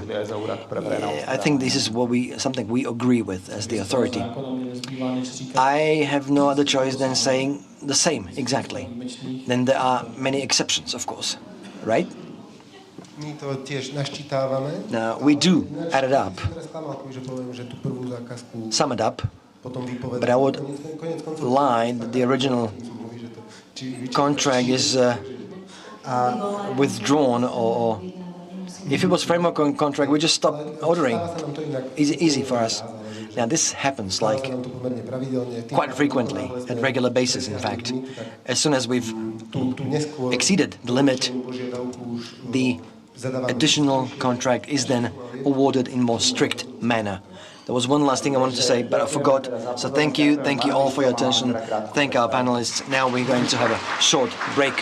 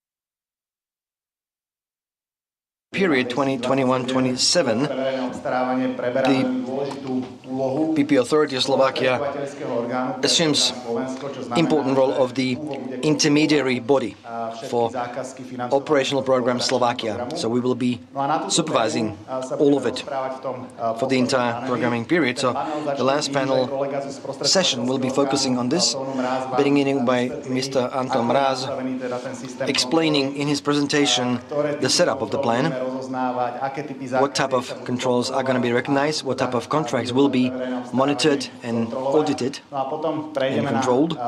Then moving on to a panel discussion, within which we shall discuss with Katka Chromikova from the Ministry of Transport, a long-term public procurement auditor, even programming period 2007 to 2013. Not before that, right? Okay. Then Zuzana Palova from the Audit Authority, Ministry of Finance, and Robert Kramar, Director of the Intermediary Body at the PP Authority of Slovakia, or PP Office. So Anton Mraz has the floor. Thank you very much indeed. Good afternoon. I look forward to. Makes me happy that the final part has been quite a rich participation here in the audience. As my colleague mentioned, I should introduce to you how the control will be performed at our office as the intermediary body. But I would begin with a couple of basic information on a bit of history. What was the preceding event of us receiving this job? It has resulted from the government manifesto for 2021-24, followed by a resolution adopted by the cabinet, number 641/21, and this resolution has tasked bodies that will be in charge of these roles. And by this resolution, the government has established an office as an intermediary body, including setting up legislative processes. The most important part for us as the SO, this intermediary body, most important point has been contract concluded on executing parts of the work of the managing authority to intermediary bodies. And the contract was awarded May this year. And this contract actually transferred a part of some powers, competencies to us, our office as the intermediary body. I've prepared for you some basic rights and obligations and basic powers that were transferred to us under this role. So the most important power is the control and when providing EU funding. But also the verifying whether expenditure was economical. What is also important is methodology and guidance. Here, I would like to say that this is not only about the guidelines of applicants and the receivers, but the intermediary body is going to provide guidelines to other intermediary bodies. What is the aim and the goal of the intermediary body?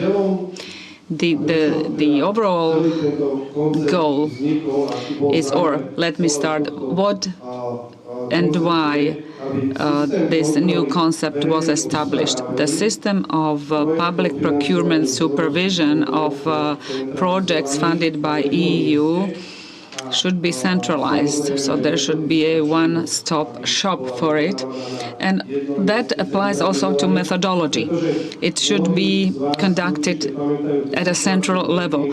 Many of you recall a situation when we had several managing authorities, intermediary bodies, and each of them conducted controls, which was linked to various problems and insufficiencies. So now the main target is that control and methodology activities will be conducted at a central level with the intention to make it all simple and efficient. And of course, that means also professionalization. All activities will be centralized, gathered, so to say, at one spot. There is quite often a question asked whether this office will be able to cover all contracts at this one-stop shop, whether the office will be able to provide methodology given such a great number, enormous number of contracts. This is why I have prepared the plan for personnel capacities of PPO as an intermediary body.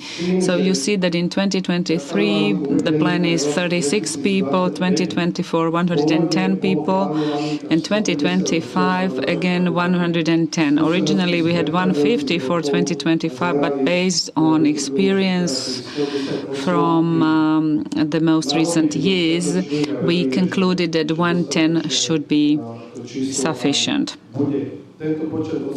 And this number of persons also covers capacities for methodology activities and also technical assistance.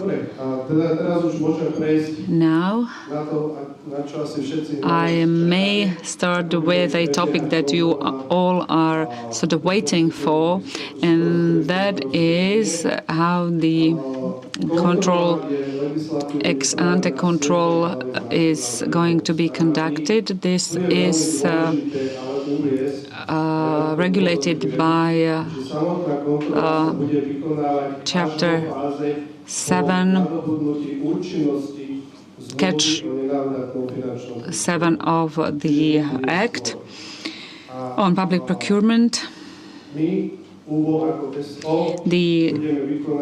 Public Procurement Office as an intermediary body will conduct, and here there was a unification of roles, because in previous years we had a great number of various types of controls, and now the whole procedure has been simplified and made more efficient.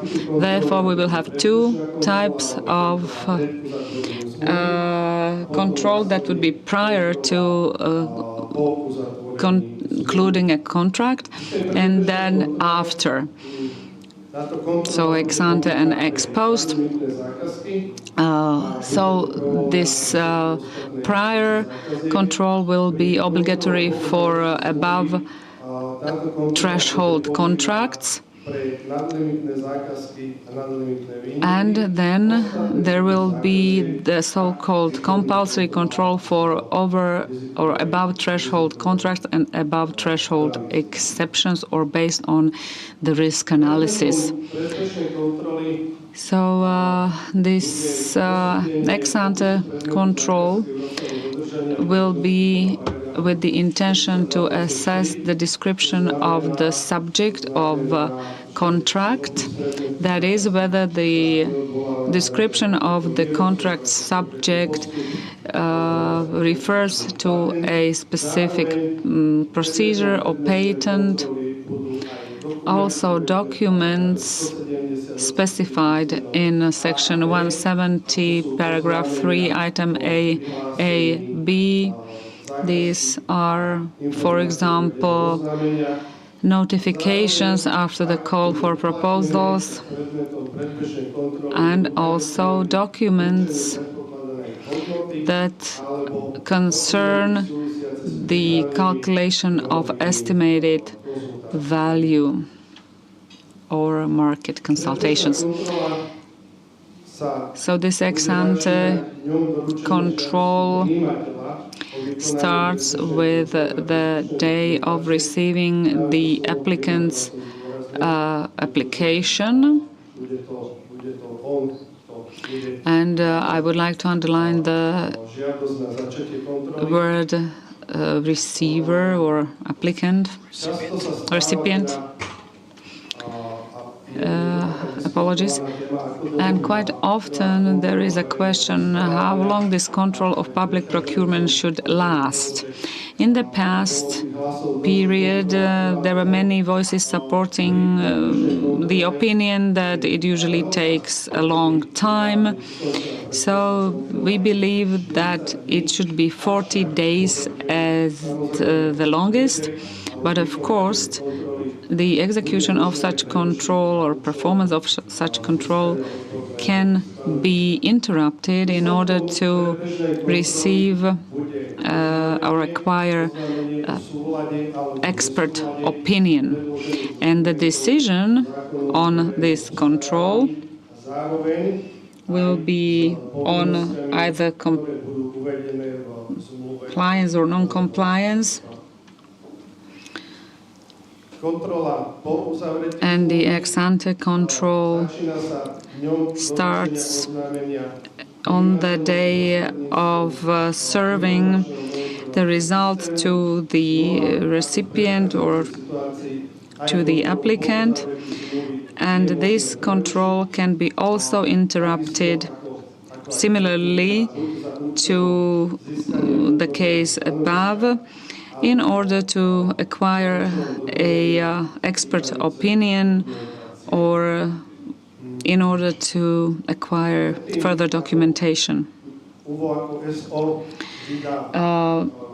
Prior to the final result of such control, the intermediary body asks or calls upon the recipient to comment on the result or on the procedure. And here the compulsory period is 55 days in order to issue a protocol, and the office will issue either a protocol or a record, depending on whether a violation of the PP Act was identified or not. If it was not, it is just the minutes or the records of that. And the control is then finalized by the day of sending the protocol to the contractor. In addition to these two key types of control, in our act also regulates the so-called repetitive control, when we can, for example, call off the protocol and control the procedure of the recipient again. If there is no such reason, we can change or complement a protocol with an appendix.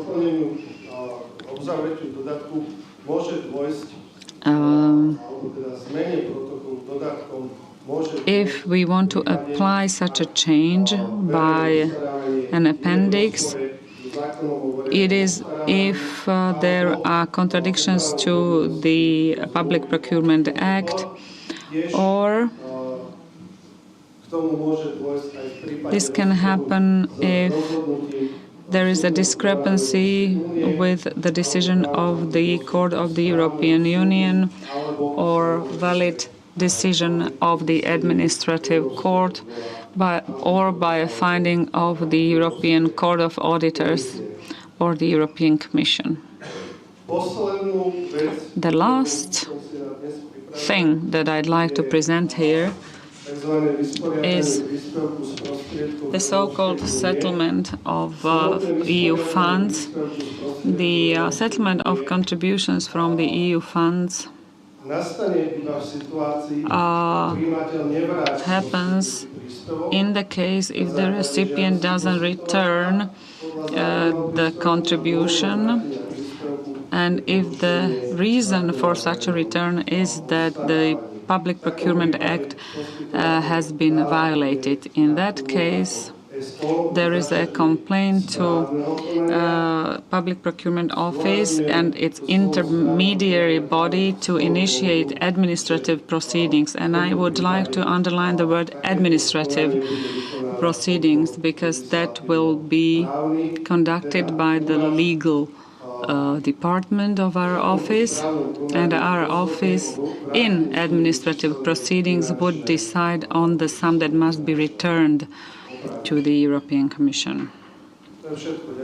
That's it. Thank you very much. Ďakujeme veľmi pekne Tonovi Mrázovi. Thank you, Anton, very much. Please join us and we can kick off the panel discussion. I'd like to underscore that we keep organizing trainings on this topic. We will have one such event in Trenčín. It will be like a half-a-day training, maybe more. Quite often participants ask us, because we mentioned that this ex-ante control is obligatory for above threshold contracts. What should we do if this once had been endorsed? Well, they can submit it in any state. So if it's after the conclusion of the agreement, control will materialize already at that stage. So you only finalize the process, conclude the agreement, and then control by Public Procurement Office will be conducted, so you don't have to worry that you missed on something. And if the contract has not been signed on the value, then it won't be conducted. Well, I have one question for our panelists. All three of you have been working for this program. Možno aspoň zatiaľ na papieri efektívnejšie, lepšie nastavený, a v čom možno or within the programming period 1420, what could you say about this? Katka je tuto bližšie. Okay, Katka is closer, so please go ahead. Áno. Is it working? Good afternoon. Thanks for the question and for the invitation. It's a tough question, indeed, because the system currently set up for the new programming period, I think only time will tell whether it's set up well or not. Advantages? Expedited proceedings, single place where control is going to be conducted, maybe unification of decision-making practice, not decision-making but control, as we've previously discussed. And I don't know.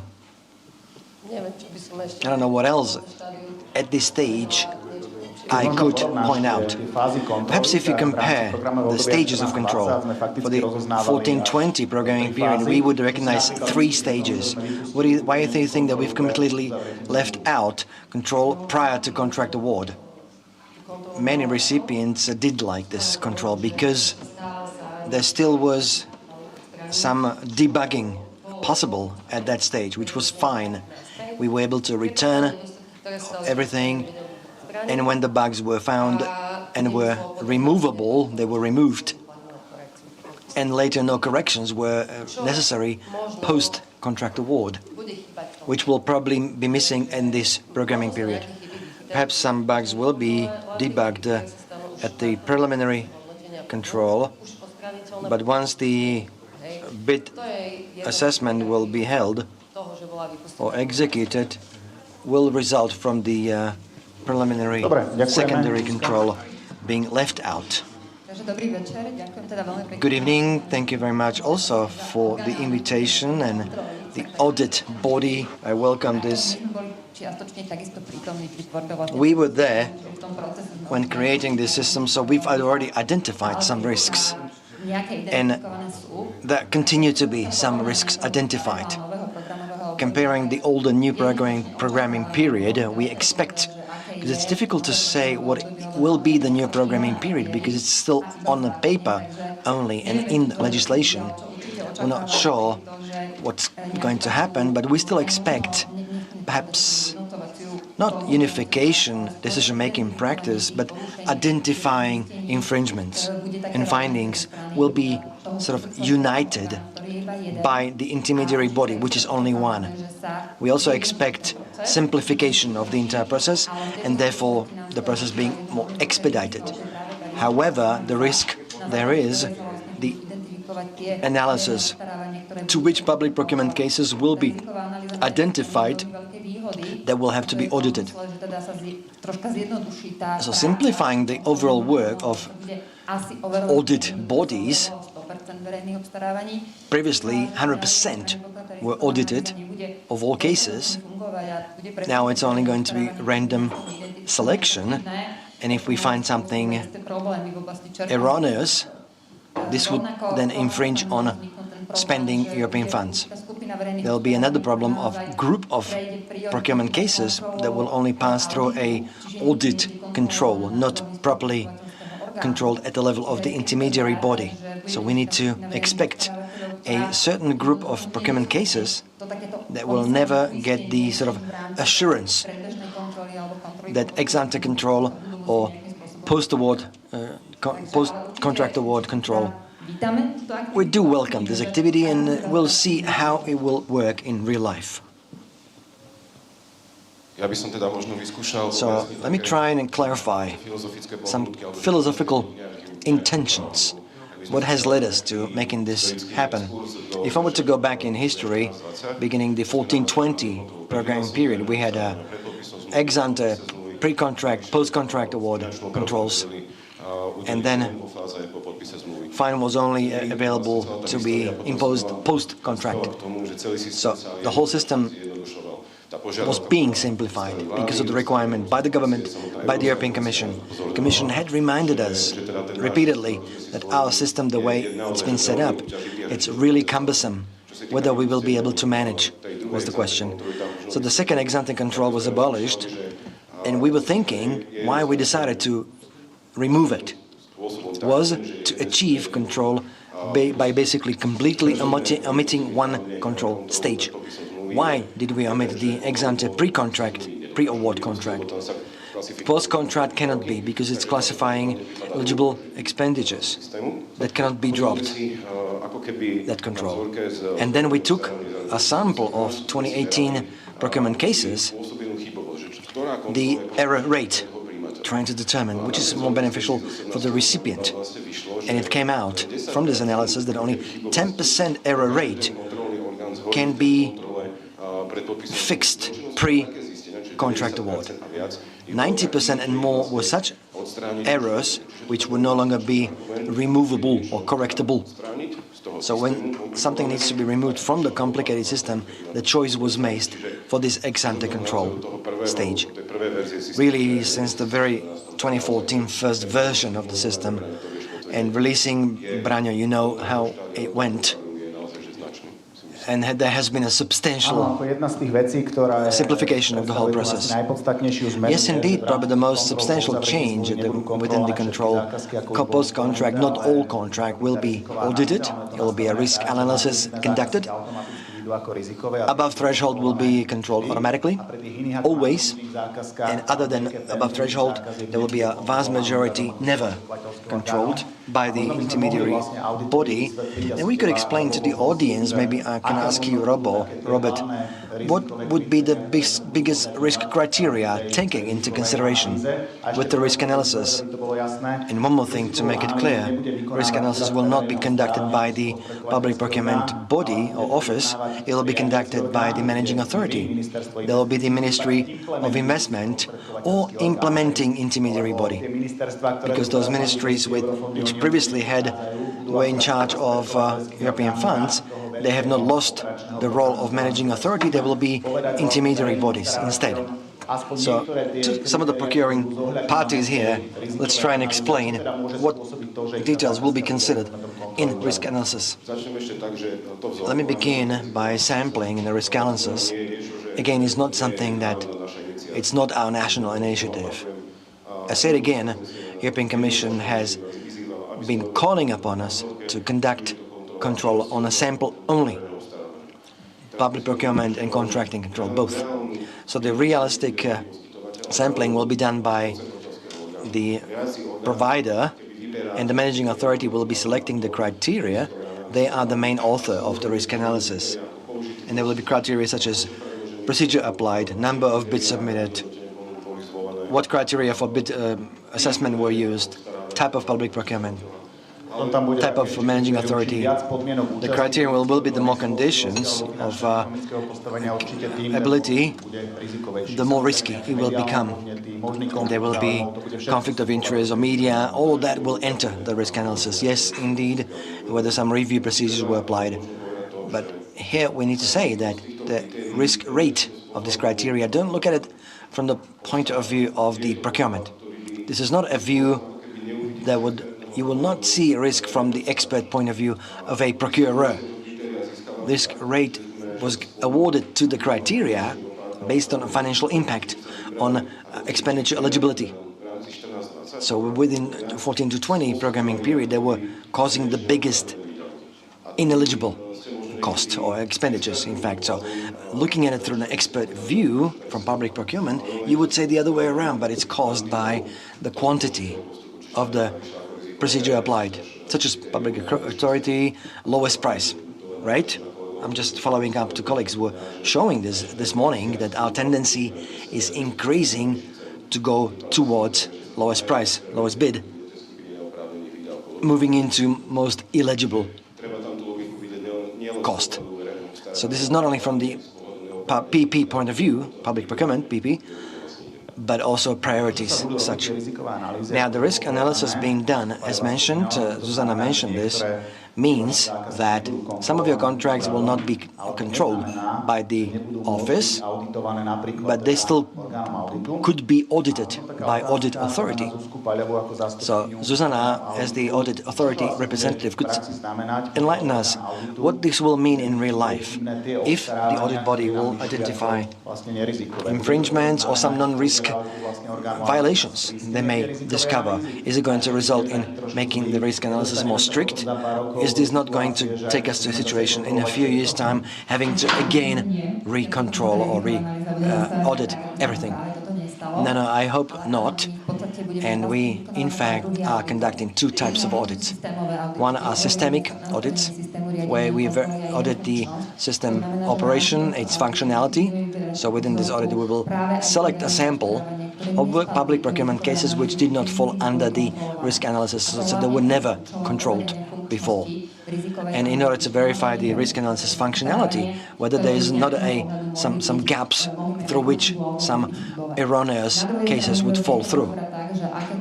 Again, on the other hand, it will not work that automatically these findings will mean some requirements to change the risk analysis. The setup of the risk analysis itself means that the intermediary body of the implementing intermediary body is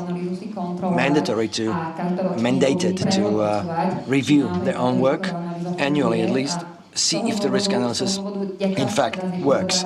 So it's difficult to say at this stage whether the findings will always go back to the risk analysis impacted, but it will be verified nevertheless whether or not a change of risk analysis is not going to be necessary in the future.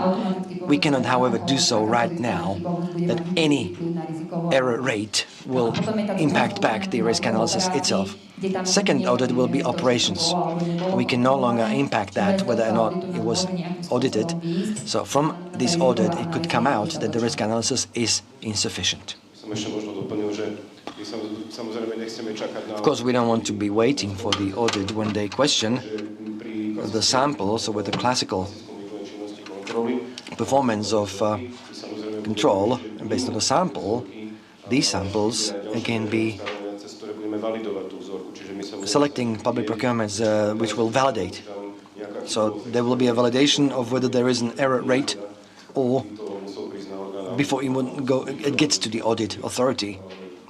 And then we would have to question the entire setup of the sampling. So we want to intervene preventively before we have a huge problem accumulated within a year or so. Now, looking back at the 2014 to 20 programming period compared to the current one, there's a big difference still.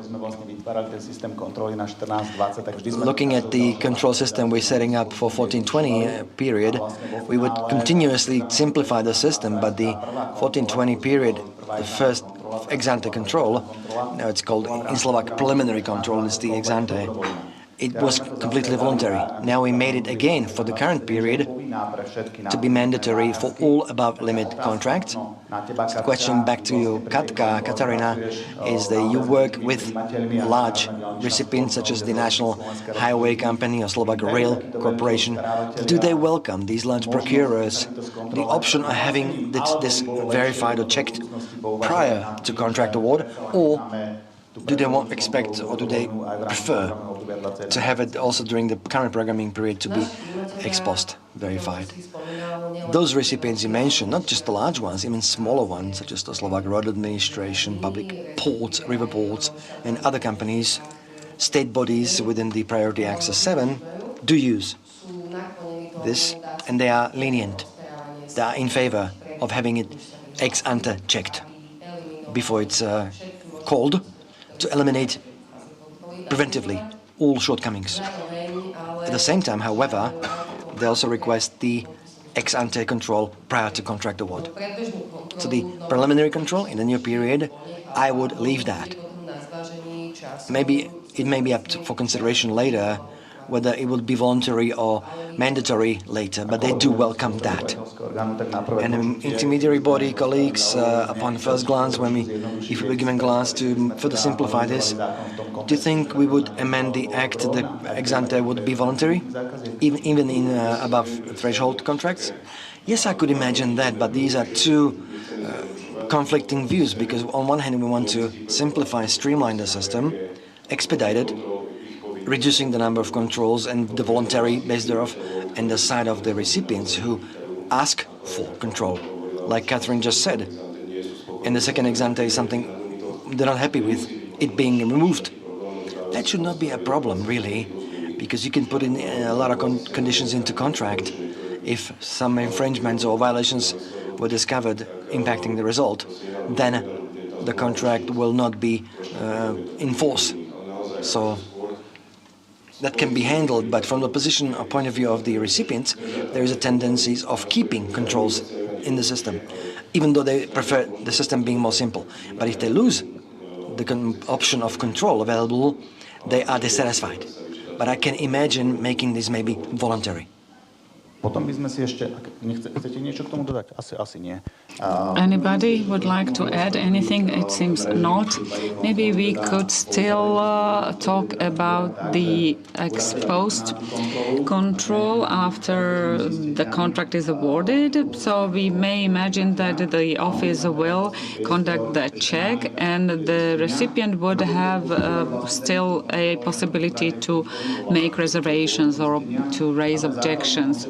And the fundamental concept is set in such a way that in case there are findings, there is a protocol, and that will be not subject to the court survey or court search. So what do you think about this? Because when we are talking a bit, for example, in Prešov, when we said that it would be the same controller who is going to assess it. Well, the recipients had the impression that they would not have sufficient room for defense, so to say. So could you explain to the audience here why we said it this way? Robert, maybe, and then also lady colleagues. Well, we were taking as a baseline court decisions of regional courts, but also of the Supreme Court and the Constitutional Court. So we did not. So the key principle is that we are not interfering with the rights of protected interests of recipients. So the interference only is taking place if we would somehow affect the contribution, the financial contribution that he was awarded. And in the programming period 7 to 13, also 14 to 20, the situation was the same. So we are not issuing a decision, we are just issuing a protocol and with the same legal effects. But what is the key idea? Why is this said so? Well, recipients do have the right of defense, but if this would go to court, it would actually be more advantageous to have it done within a certain period of time, because we can be talking about action to court, about the contribution. Well, we agree with the fact that we are not talking about interference with fundamental rights and freedoms. So case law is the baseline, but Act 357 on audit and also 343 on the crediting of public procurement. In the position of intermediary body, there is the proceedings called reservation proceedings, and as part of these reservation proceedings, recipients can lodge their reservations that are then assessed and evaluated once audit or control is being finalized. What is really important is the fact that we only propose financial remedies, but it is the administrative body that finally decides, and decisions are or can be verified by or reviewed by courts. So there is the space for defense, and I would like to ask like a counter question. It seemed as if the system was not set well, as if the control was the same also after review. But who should be the one to review it again or talk about the reservations? Someone who would not know the status quo or the file itself? Well, it's not a person that is going to be sticking to the decision or to the result. Because if, and also it is more than one person reviewing it. So who, according to those opponents, should be the one, if not the controller? Someone who is not familiar with public procurement or who is not familiar with the facts of the case and would have maybe 4 days to issue an opinion on the arguments of the recipient? Because, of course, there is a certain period of time. It's not, another 40 days for the controller to review the reservations, etc. So it's not 40 days again. Well, in theory, as part of the intermediary body, there could be a unit that would be reviewing reservations. So these would be different people, maybe a different team.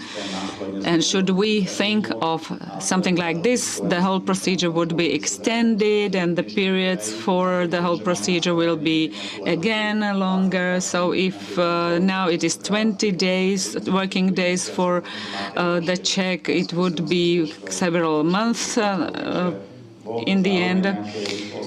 So this is also in the interest of expedience of the procedure. There is another topic that we'd like to discuss, and that is how to provide for a unity in reviewing similar situations so that recipients would have a certainty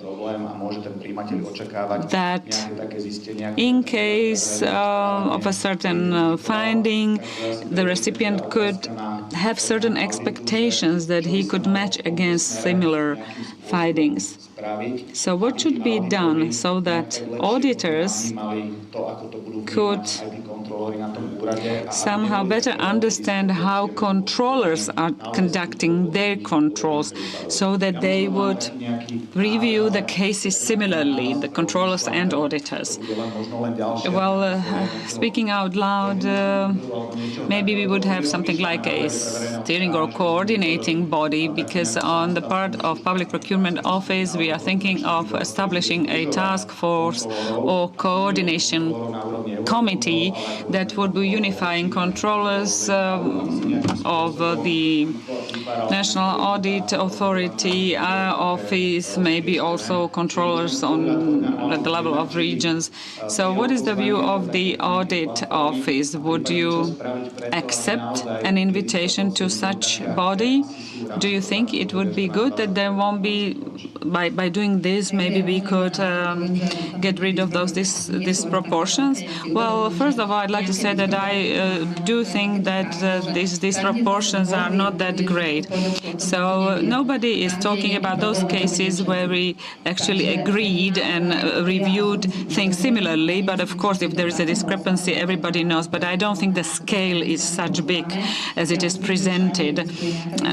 I believe that everywhere there are certain disproportions, and it's never perfect. We, as the audit authority, we need to be certain that the expenditure are lawful and correctly used. And of course, if there is a violation of law, we need to have a certainty.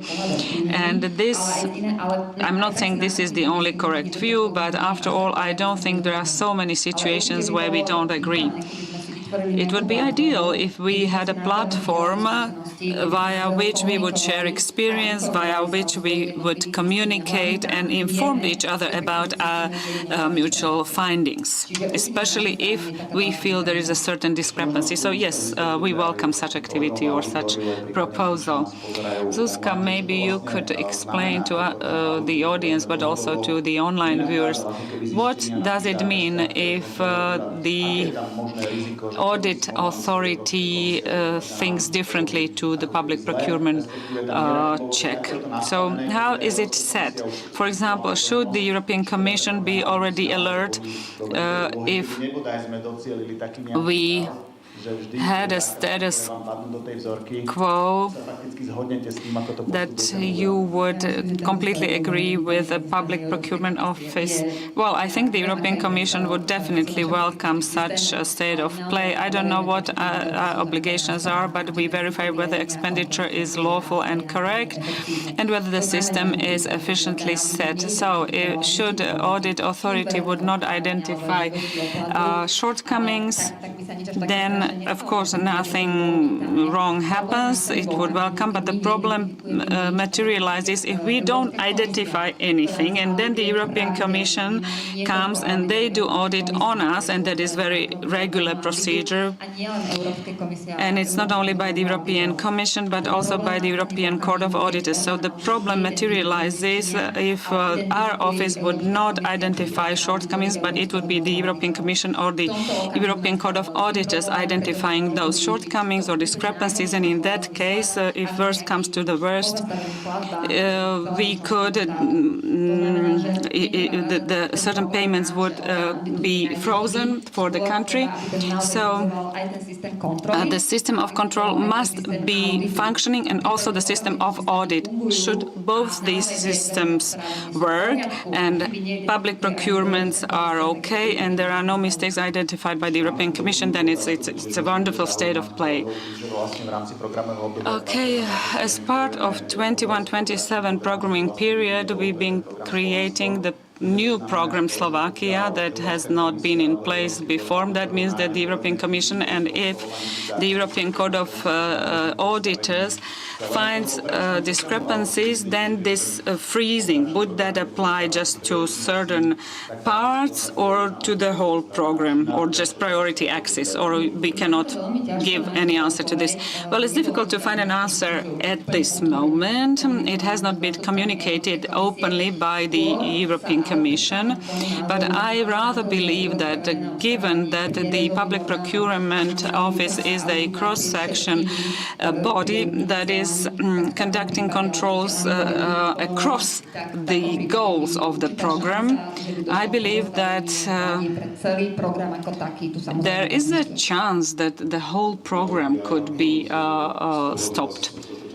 Well, from my viewpoint of view of our office, I also tend to agree with this interpretation that the whole program, operational program, could be stopped. So there is a risk if we have such a huge operational program called Slovakia, and there is a risk. So far we were talking about the benefits of the intermediary body. When we were creating this system, when we were looking into various scenarios, we were also looking into this scenario, and there is this risk, and we've been counting with this risk, and it is actually included in the concept. Yes, when we were creating the system, we were notifying stakeholders that this situation may occur. Well, to make it more precise, when talking about the OP Slovakia, PPO as intermediary body will control contracts from this operational program exclusively, because sometimes it is wrongly interpreted that PPO has assumed all controls. No, because if, for example, there are programs of cross-border cooperation or smaller program on fisheries, here control will be executed by the contracting authorities of such contributions. So we are talking exclusively about operational program Slovakia. And when we are organizing trainings in regions, people sometimes misinterpret this for the resilience and recovery plan.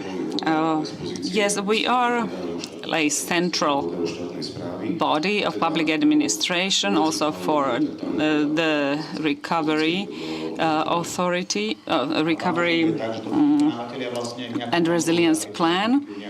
But only if there are some findings, then these findings or the report is, of course, passed to our office. I have a question from both the online and the audience. Martin Božek is my name. I'd like to ask, there are a lot of PP people. I'm one of the most senior ones here. And when I'm listening to some of the problems, I get scared. Maybe go a bit more specific, because it's been very general, and many of our public procurement officers might be interested. Some specific findings. I used to be an auditor in 2015, when we would submit corrections for mergers, merging different education events, items procured which were unrelated. And then they discovered which was not eligible. So have we advanced? Soon we are going to 2024. Such pitfalls should not occur. What do you think we could face as a threat? You said there are other auditors following, so what do you think is a major threat, any infringements? None of us have the crystal ball, I understand, but all of a sudden, could it happen that the Commission will say, and emerging contracts, breaking down contracts. But Martin, what you said, that is a finding of something completely unrelated. As you said, forklifts with the training session. You get two bids and it becomes a problem. We all agree on that. We even have a commission finding where things were merged, but it was in health sector, but there's a finding of the commission. So let's conjure up a crystal ball here. I keep saying, the act is very complex and the execution does not make things easier, but once it's going to be followed, I don't see many pitfalls. There used to be some, even audit body 2014, I was not there yet, 2015, where they would stop due to deadlines to request tender documentation. And I think sometimes I'm concerned, and there will be audits in the future coming up in conflict of interests, for instance. I'd like to remind everyone of this. We expect Commission's audit now focusing on conflict of interest. And this topic is going across all Commission's audit and European Court of Auditors work repeatedly, as the audit has been opened at the intermediary body Public Procurement Office. Again, Commission focusing on conflict of interest and its verification. So this is where I see in the future, hopefully not summarized, shortened deadlines. Commission would actually look at the many contract amendments with the increasing of the volume of price for contracts, and the Commission issued in May 22 a methodology. They have admitted Ukraine war, COVID, and if there is a causality, it may allow for increasing the money value of contracts. Is there no information that such audit could be looming? No, from our audit authority, we do not have. Neither I have any information that there would be an interest by the Commission in this. But when we debated this with the Commission, it seemed to me the office in Slovakia seemed to be stricter than the Commission. In many cases, looking at the increased construction material prices, and they kept telling us something we did not consider unforeseeable circumstance. It in fact was one, and they told us. So they were more free and lenient in interpretation of regulation, saying that the situation on the market has become a difficult one. And the shortened period of deadlines when they came up is a problem. I was there. We just read the directive incorrectly, simply, and hopefully none of that will happen again. This is probably the worst I've ever experienced in my case, and there are provisions we all read the same way, and someone will come 4 years later telling us you all read it wrongly. Yeah, there were cases like that. Unfortunately, it was not many contracts. It was the cartel agreement of highway section. It was like a distance period has elapsed for these construction companies, and audit was opened, and the problem was on a table, and it's something we are unable to impact. There are some more questions. Thank you. If I understood correctly, the below threshold contracts will be controlled based on how the risk analysis will come out. Are those red flags somewhere published for recipients, for them to be able to self-check if the risks, it would pass through the risk formula maybe, and what will be controlled? My second question is, how would you set up the postponing condition for below threshold contracts, so it does not happen that contract will be awarded, it will become to be performed, and then it fall into control through risk analysis, and there will be correction applied on a contract which is being executed?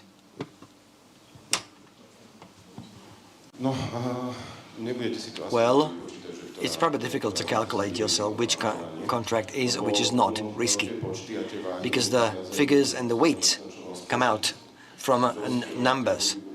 numerity, how numerous are the population of this type of contract. And that's we will determine the risk factor. And I think it's published, Eurofunds Gov.sk. In the section of documents, there is this paper on this. And speaking of low value and under threshold, below threshold contracts, there is a problem. I probably could not set up the postponing condition because you don't know if you're gonna fall, if you're not gonna fall into the audited sample. I specifically spoke about above limit contracts because I realized this particular aspect. You never know whether you're not gonna be audited or not. And this condition would be then set up for the control result. If everything is okay, I can continue. Or if they stop me for conflict of interest, I will never go ahead with the contract, never perform on the contract. So no, in this case, no. This is one of the interpreters do not hear the question. I just want to elaborate on this because the postponing condition can be set up so that not post-control, but also at the moment the provider tells you that your contract is not risky. So that can address your situation for the postponing condition into the contract. You can put it in your contract and set it up for multiple conditions. It'll be the contract will be only in force when a control has been passed, 5% financial correction, or you will be notified that your contract was not deemed as risky. If I may add here, on behalf of the Act 357, the admin control of public procurement will always occur. Just to make sure it's more complicated, so it's not too easy, right? So as soon as you request control to be conducted, which you're going to have to with each public procurement, the provider then, through report, have to announce you, declare to you whether it was verified on subject matter or not. So you need to have control report in every case. But as subject matter, but not in compliance with the Act. So they will only do subject matter compatibility with the project. But it will not be a complex control with based on a Public Procurement Act. If you go, or we are going towards the postponing condition tied to the PP, be correct or not, here we go. There's the answer. Below threshold, low value contracts, it will be a problem. Yes, but the question was leading towards the publishing of the risk analysis, publishing the risk analysis. So you as procurers can be playing beforehand, make sure your tender documentation is properly prepared, so you avoid any risks.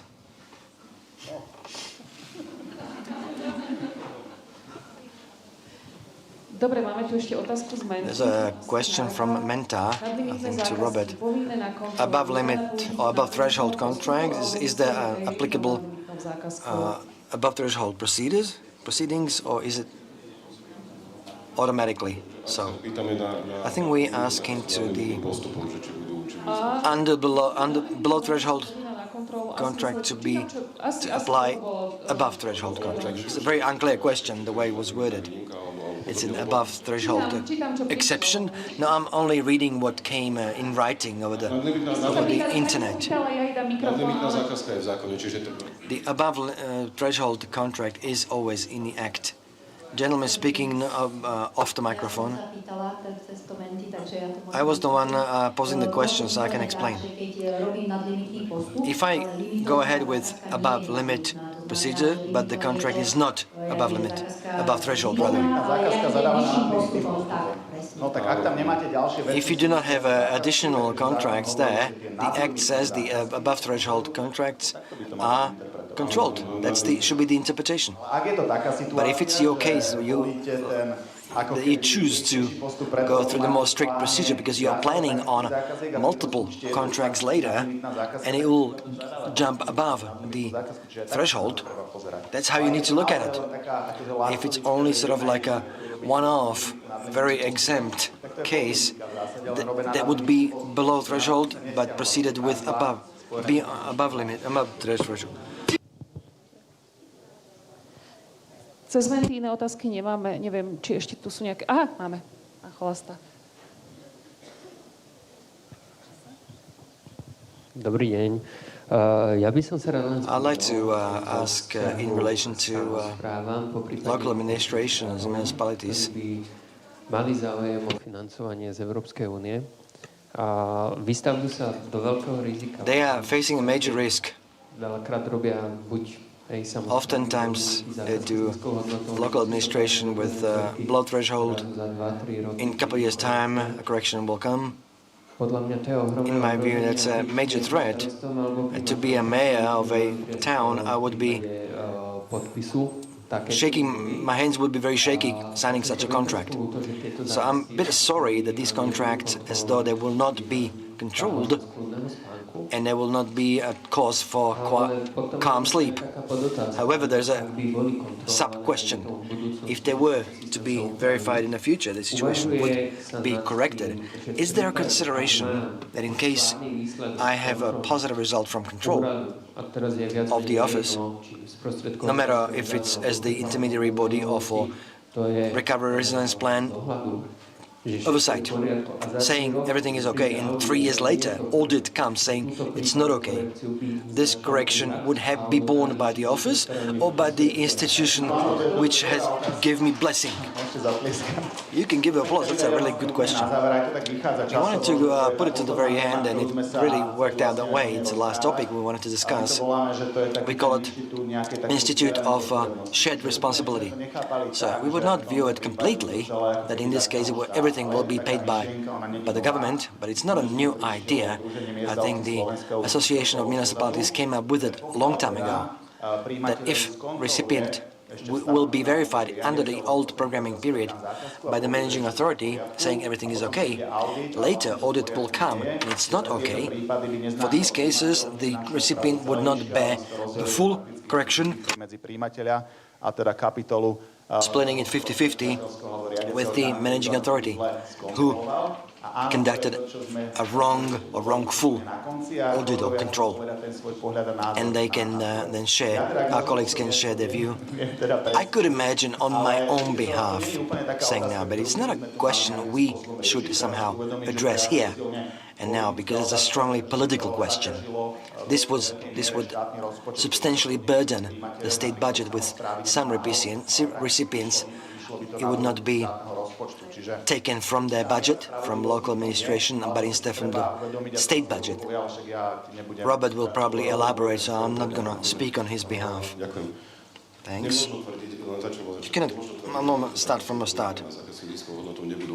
These low value will be controlled, so they will not fall out of the system. And you could wonder with municipalities, there's a strong indicator that they will be part of the sample to be controlled. Whether they will be responsible, you can feel what I'm saying. I disagree with that. I'll tell you why. It would not be paid by the office, it would be paid by the state budget, because we would request to be reimbursed through budgetary, and I would be reimbursed by the finance ministry as a state budget. So who would pay for it? Number two, why I disagree, why I agree, why I disagree partially with the shared responsibility, because intermediary body, I see the violation, the objective violation there in that given procurement case. An objective responsibility is borne by the tendering authority. Even though the managing authority never found a problem, they gave me audit finding. When audited later, I have improperly conducted my control work, my control authority. Now, partially, when I turn this all around, there will be an audit finding later, and me as the intermediary body will insist on this violation is not a violation. And it will happen what you said. At that moment, it is no longer possible to be enforcing from the recipient to be paying back any money. And there will be a receivable remaining. And we as Slovakia will have to reimburse back into Commission as a member state. I'll tell the recipient, it's not your fault, so it will be borne by the shoulders of the state budget. So first we need to clear up the receivable here at home, and then we're going to have to reimburse it back to Commission's budget. So the infringement exists. I'm not talking that the audit authority, I settled this. No, it wasn't settled. It will have to go through the budget, from the budget. So the mechanism even currently works. When you insist on it, you can, or the other way around. What we really expect from this shared responsibility is there. Now the question is how much? 100% or less? Just to make it more exact, financial corrections do not apply to resilience and recovery plan. So when we make audit, we are not concluding corrections, but we are rather submitting complaints to the Public Procurement Office. And as Mr. Kramar said, financial means that we identify as non-eligible or as failures. The member state must reimburse this to the Commission fully. And this is not the opinion of the audit authority, but I personally agree that public procureur would get rid of their responsibility for a wrong implementation of public procurement procedure, which you might not be wishing to hear, but I believe that public procureur has certain responsibility for the public procurement procedures. So the fact that they had not identified something should not have an impact on eligibility of expenditure. Anything else? No, nothing to add. I believe the time has expired, but there is still one last chance for a question. It's now or never. Yes, there is one. It's gonna be long? No. I want to ask or say. Well, sometimes once that you have agreement for work is the final stage. So is this going to change? So would these agreements be signed before public procurement procedure? No, it doesn't have to be. It depends what the conditions of the call for proposals are set. Sometimes the project may be endorsed first and then public procurement procedure is opened. Well, until now, it was always after the signing of the agreement, yes, especially at the end of the programming period, because at the end of the programming period, the public procurement should have been called, because otherwise we would not be on time by the end of the programming period. And the result of the control will be published at the website of Public Procurement Office? Well, yes. Well, there was a problem. For example, there was a control of construction works. There was ex-ante control by the Public Procurement Authority before public procurement procedure.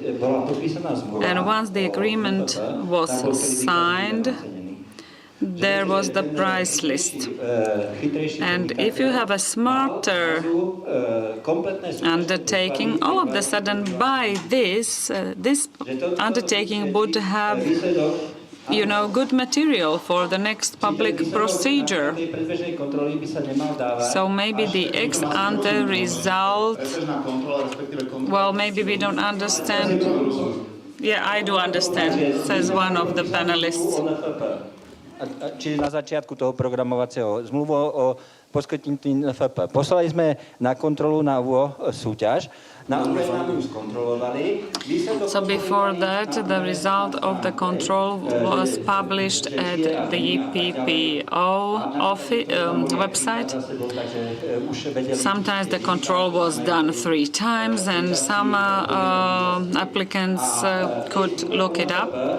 And this agreement on non-refundable contribution, I was about to sign that I'm not going to say any, well, the confidentiality clause. Once it was published on the web, well, we should differentiate between ex-ante review by PPO and then what we are going to do as an intermediate body, because there is a difference. We don't publish documentation that you will send us. We make what we publish is the result.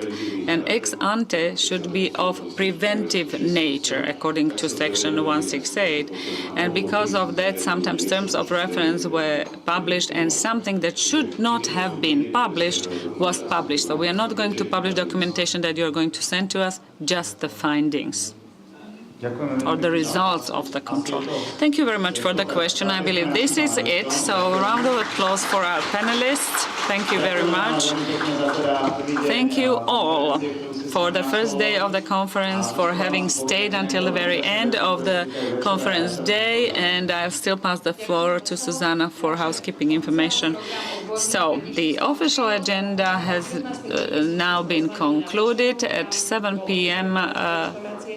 Dinner will be served in the restaurant, and after dinner there will be a small cultural program or evening, and also there will be a contest, really entertaining, so we would like to invite you all. And we will reconvene for the conference tomorrow morning. Thank you.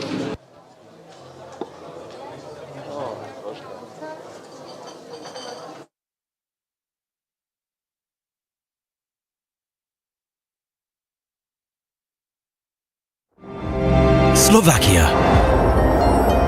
If the future on the Danube doesn't surprise you, then you will be surprised by the past, or the present and its plentiful flavours. Be surprised by the easternmost Gothic cathedral, oriental spas and historic strolls. And if you're not surprised by the UFO above a bridge, for sure you'll be surprised that I'm telling you.